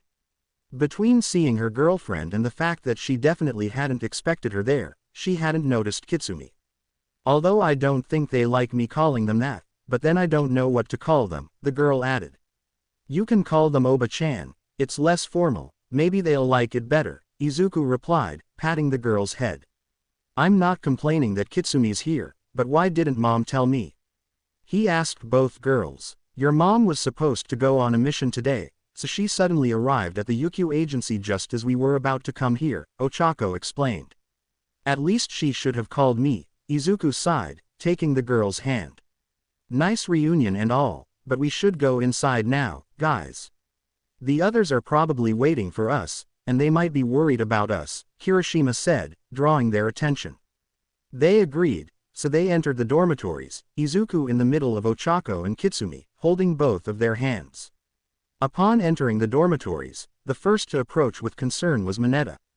"They're back," he said, stopping in front of them, followed by everyone else. "Sometimes you're annoying, but I guess I have to admit you're not a bad partner," Izuku said, looking at Mineta.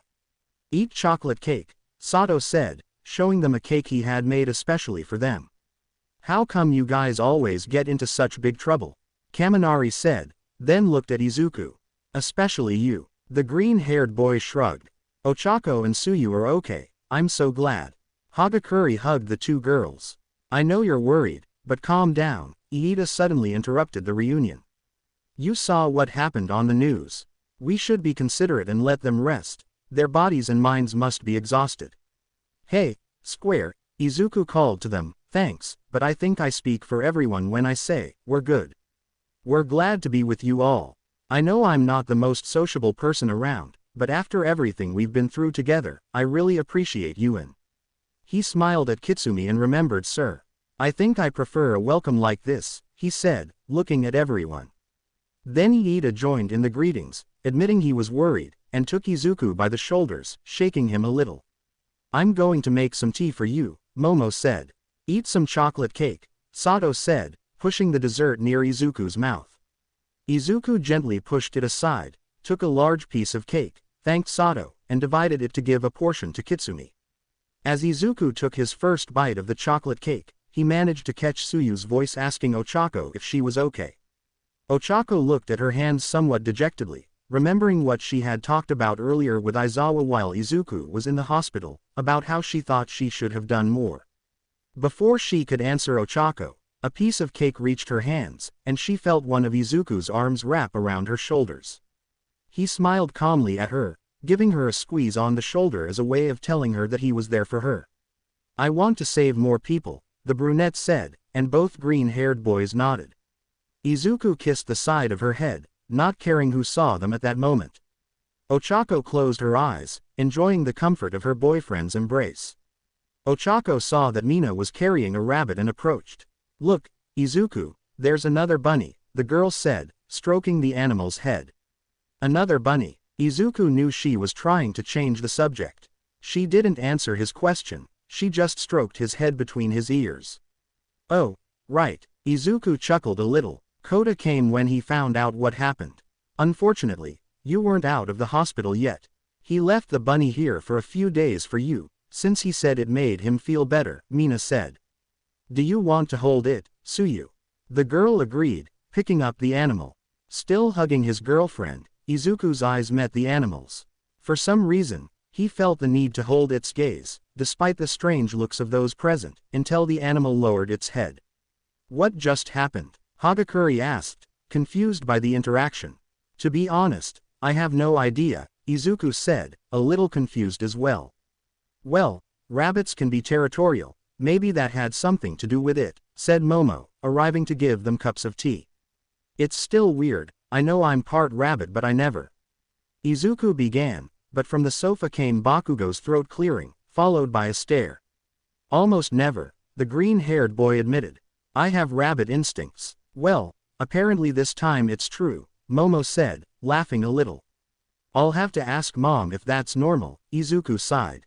Hey Bugs Bunny, Bakugo called, come with me, he said, leaving the dorms. I'll be back soon, he said, giving his girlfriend another quick kiss before heading out to find the blonde guy. They sat on the porch for a moment until Izuku broke the silence. Where did the Bugs Bunny thing come from? Izuku asked. Now that I think about it, it's kind of weird calling you Deku after your girlfriend called you that so much, Bakugo said before looking at him more seriously. And next time you do something stupid like that, wait until I get my license so you have competent help, he said, hitting him on the head. Speaking of which, how's the license coming along? Izuku asked calmly. We still have a few things to do to get them, but I'll get them before you go on another mission like this, I assured her. Don't be so sure about that, Izuku said, laughing a little. Okay, the real reason I brought you here, I talked it over with the extras and we all agreed it's better if I tell you. She took a breath, seemingly trying to control her own anger. That idiot of a director told us that Toga is already being transferred here. It's annoying that he didn't even wait for me to get back from the mission, Izuku said with frustration and anger. I don't know why he's so obsessed with this, but this time it suits me. What are you talking about? Bakugo asked. I thought I saw her during the mission, and there was someone who apparently worked for whoever is looking for Kitsumi. I need information, and that crazy woman is the only thing resembling an informant I have. There are questions I need to ask her, he said, crossing his arms. Be careful with her, nerd. We don't know what she might do here if you give her the chance, Bakugo said. Don't worry, If anything happens I'll make even the principal pay, Izuku said seriously. Besides, why are you so worried about it? Does it have something to do with Jiro? He asked with a mocking smile. Bakugo punched him hard in the arm. How's it going with that? He asked with a mixture of mockery and genuine curiosity. Don't start imagining things, idiot. Kyoka and I haven't spoken since camp. Izuku smiled a smile that was somewhere between mockery and amusement. What are you laughing at? She yelled, trying to hit him again, but Izuku dodged the blow. I know you're lying. Bakugo was about to shout again, but Izuku stopped him. You called her Kyoka. You idiot, the green-haired boy reminded him, then tried to hold back his laughter at his friend's expression. It's late, I'm going to sleep. The blonde man got up, didn't look at him, didn't respond to his accusation, just went inside. Izuku also entered, returning to his girlfriend, determined to support her now that he knew she wasn't feeling well. His classmates forced them to go to sleep, and Izuku snuck into his girlfriend's dorm room after making sure Kitsumi was asleep. Are you feeling better? Izuku asked as he snuggled up to her. Yes, thanks to you and Tsuyu, Ochako said. After the time they had spent together, she had grown accustomed to these kinds of interactions with Izuku. Even so, I want to improve so I can be able to help more people, she whispered, more to herself than to Izuku. And that's why we're here, Mochi. We're both getting better, and you'll be amazing. You're already my hero. He gently kissed her forehead before they both fell silent and went to sleep. Izuku woke up early in the morning to a message from the headmaster saying that Toga was already in the most secluded room of the dorms and that the device was already set up to paralyze her if she tried to leave. He carefully got out of his girlfriend's bed, making sure not to wake her, left the room, went to give Kitsumi, who was still asleep, and went up to the floor where Toga was. Surprisingly, he found Aizawa there. The director wanted to wake you up, but I convinced him to just send you a message. They brought her in the early hours of the morning, the major informed him. This still seems like a horrible idea to me, Izuku said, approaching his teacher. Here, it's already configured with options. Right now, if you leave this room, the device will activate. There's another option to activate it throughout the entire building and another for the whole school, just in case, the dark-haired man said, handing the remote to Izuku. Izuku picked it up. It looked like a cell phone. When he turned it on with the small button, the screen displayed a picture of Toga at the top with green letters next to it that said, armed, referring to the paralysis device. In the center was a small list with 3 options, highlighted was, room, and below it said, dormitories, and, UA. More settings could also be added. Finally, the bottom of the screen was divided into 3 buttons that said, Armide, Disarm, and Paralyze. I didn't think they'd give me so much control, Izuku said, putting the controller away.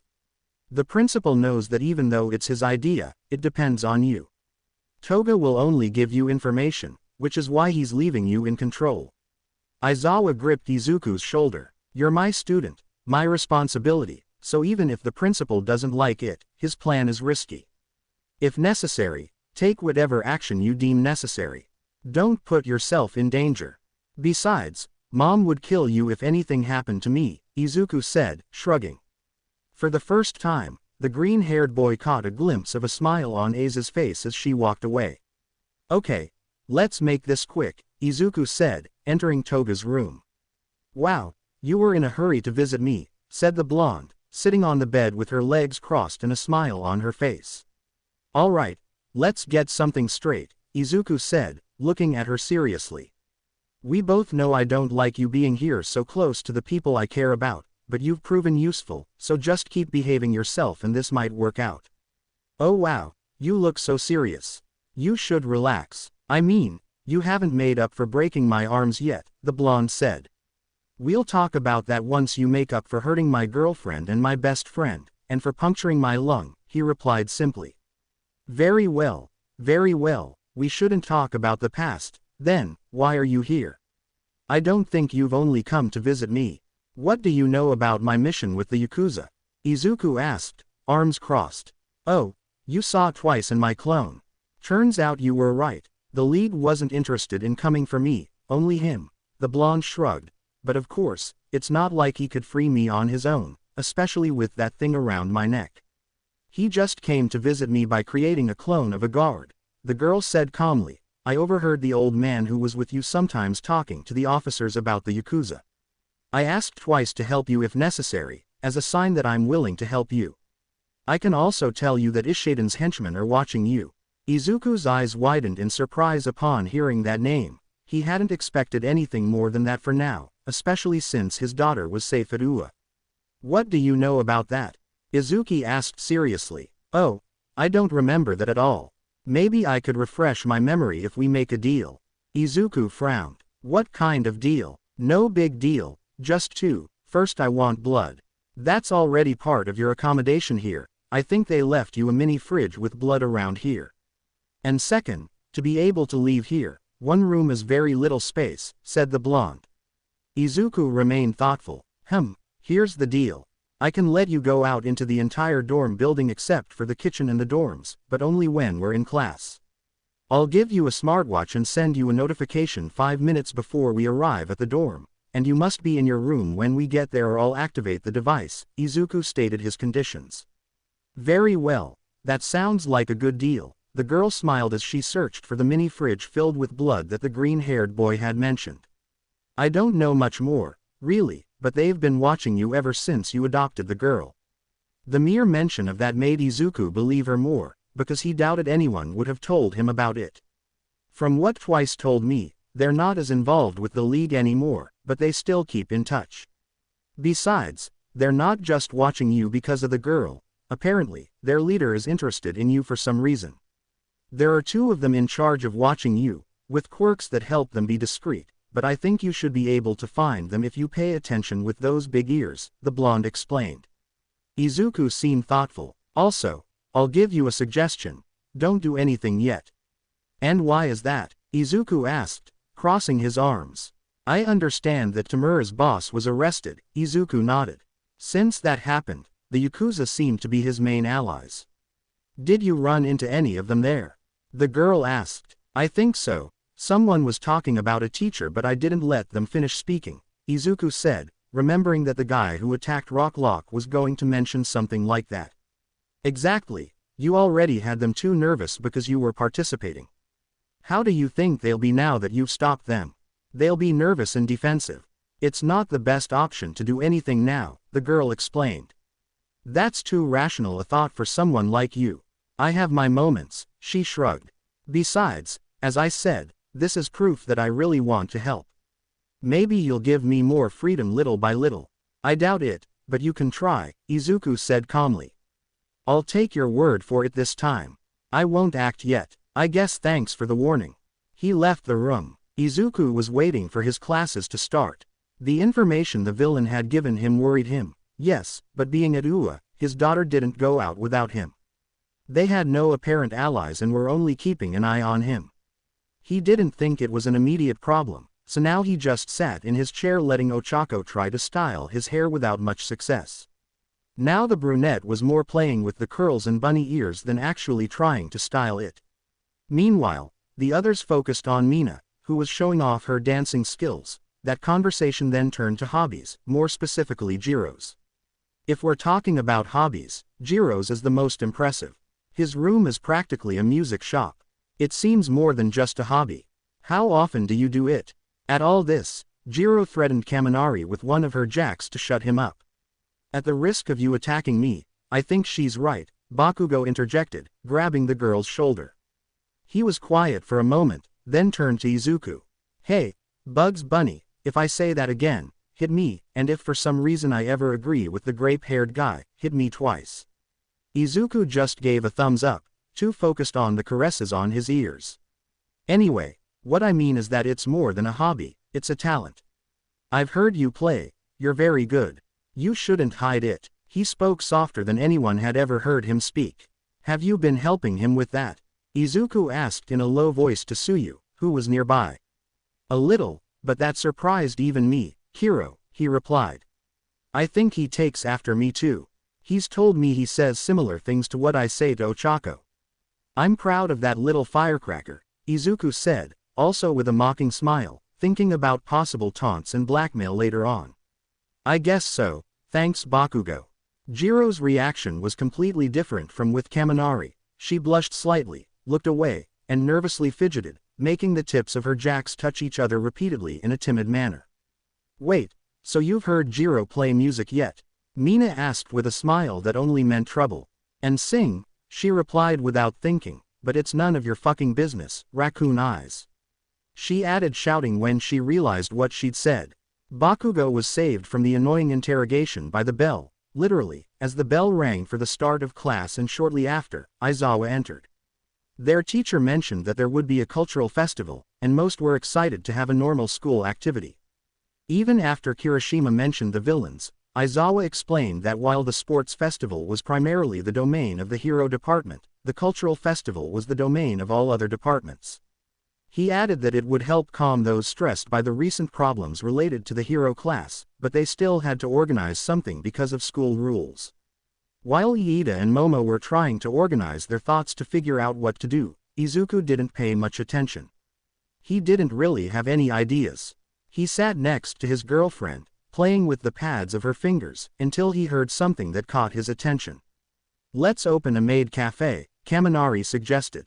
How soft, Kaminari, one of those tits. Mineta was interrupted by Tsuyu, who somehow tied him up and hung him upside down from the ceiling. Mochi shop, the brunette said before her boyfriend leaned close to her ear. Don't tell Bakugo I said this, but this time I agree with Kaminari, but only for you, I whispered, winking at him. Although, if I think about it, if you really dressed like that, I'd prefer to see you alone. The brunette turned into a blushing mess, and if it weren't for Izuku holding her hands, she would have put them in her face and been curled up in a ball floating all over the classroom. After a very unproductive discussion about what to do, and Aizawa threatening them that if they didn't come up with an idea by tomorrow morning he would hold an open class, they decided to decide that night in the dorms. And although Izuku was curious about what they would ultimately choose, he had extracurricular classes that caused him to miss out. He couldn't escape that even after defeating the Yakuza. Izuku was now in the classroom, doing his work while also helping Kitsumi with her homework assigned by her private tutor. Ochako, Tsuyu, and Kirishima were also there. Very good, you're a very smart girl, Izuku praised when the girl finished her homework. Now eat dinner while we wait for my class to end and we can go to sleep. He gave her a lunchbox in which he had already prepared dinner before coming to class. What do you think they'll choose? His girlfriend asked as she finished the last assignment present Mike had given them. I don't know, I hope it's nothing complicated, or that it makes things worse with the other departments. Not that I care that much, but it would make things easier to have a good relationship with them, although Hatsume is enough for me. Ochako stared at him, frowning. Because of the suit improvements, Ochako, because of the suit improvements. I didn't think you were jealous, Izuku said, touching her cheeks. Only with her, maybe more with the girl from Class B. At least Hatsume is only interested in your outfit, but the girl from B is blatantly flirting with you, she pouted. Is she flirting with me? The green-haired boy asked, genuinely confused. Seriously, sometimes you annoy me so much by making me blush, and I don't understand how you don't realize it. Well, that's what happens when I like you that much, Izuku said with a smile, closing his notebook with the homework completed and kissing her cheek. There you go again, said the blushing girl. Thanks again for what you said, Bakugo. Even though Kaminari said it too, I felt better when you said it, Jiro confessed softly. She and the blonde boy were on the dorm porch, having already decided to do the musical performance. I've played with the girls a few times, but you're the only one who's heard me really sing. I guess that made your opinion even more special. It's just the truth. For you, it's a hobby, but you're good at it and you enjoy it, so why not? You should show off something you're good at, show all the extras that you're the best. The blonde man announced aggressively. You're nicer, but you're still you. I like that about you. She paused for a few seconds. I like it. I meant to say I like it. I'm going to make sure my instruments are properly tuned. She ran into the dormitories. Tsuyu, Kirishima, Ochako, Izuku, and Kitsumi emerged from a bush. What the hell were you doing there? Bakugo yelled at them, looking like he might jump out and attack them at any moment. We didn't mean to interrupt, Ochako said with a small smile, now understanding all the teasing her boyfriend and Suyu gave Bakugo. Very manly of you to support our colleague. The redhead said happily. Alright, leave the love-struck one alone, Izuku said, making everyone move forward. Bakugo grabbed his arm. Alright, you guys go ahead. Kitsumi, go take a bath. I'll be there in a second. He patted the girl's head. We chose a musical performance, Bakugo said after a moment of silence. I know it makes her nervous, but I also know she'll like it. Do you think it's a good idea to, do what you and Roundface did at the sports festival? Wow, you don't even dare say it, Izuku mocked, dodging a punch. Okay, look, Ochako made the first move. You could talk to her about it, but as a suggestion, yeah, why not? Just wait until after the presentation.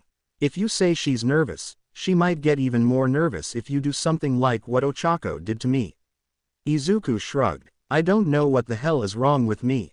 I always thought that if I ever got interested in someone, I'd just say so, the blonde complained. Calm down, Firecracker, things aren't that bad, believe me. If you really like it, and judging by your behavior, the whole class probably already knows you do, improve. It doesn't distract you, at least it gives me another reason to be better. Don't underestimate it, idiot, Izuku said calmly. By the way, I'm going with Eri tomorrow. She wanted to see Mirio and me. Aizawa told me during the supplemental class. Take the brat with you, it might be a good thing, Bakugo said, pointing in the direction the girl had gone. Yes, I had thought about it. I hope they get along.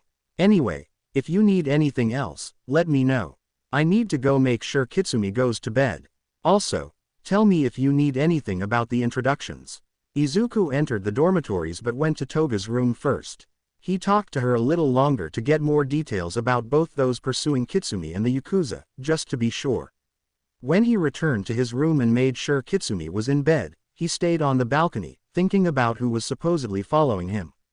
He knew that for now they were only watching him, and as much as he didn't want to admit it, Toga was right. But for now, he had to concentrate on other things in his life beyond fighting villains. I hope you guys enjoyed this video and make sure to like and please hype this video. Now we will see you in the next video.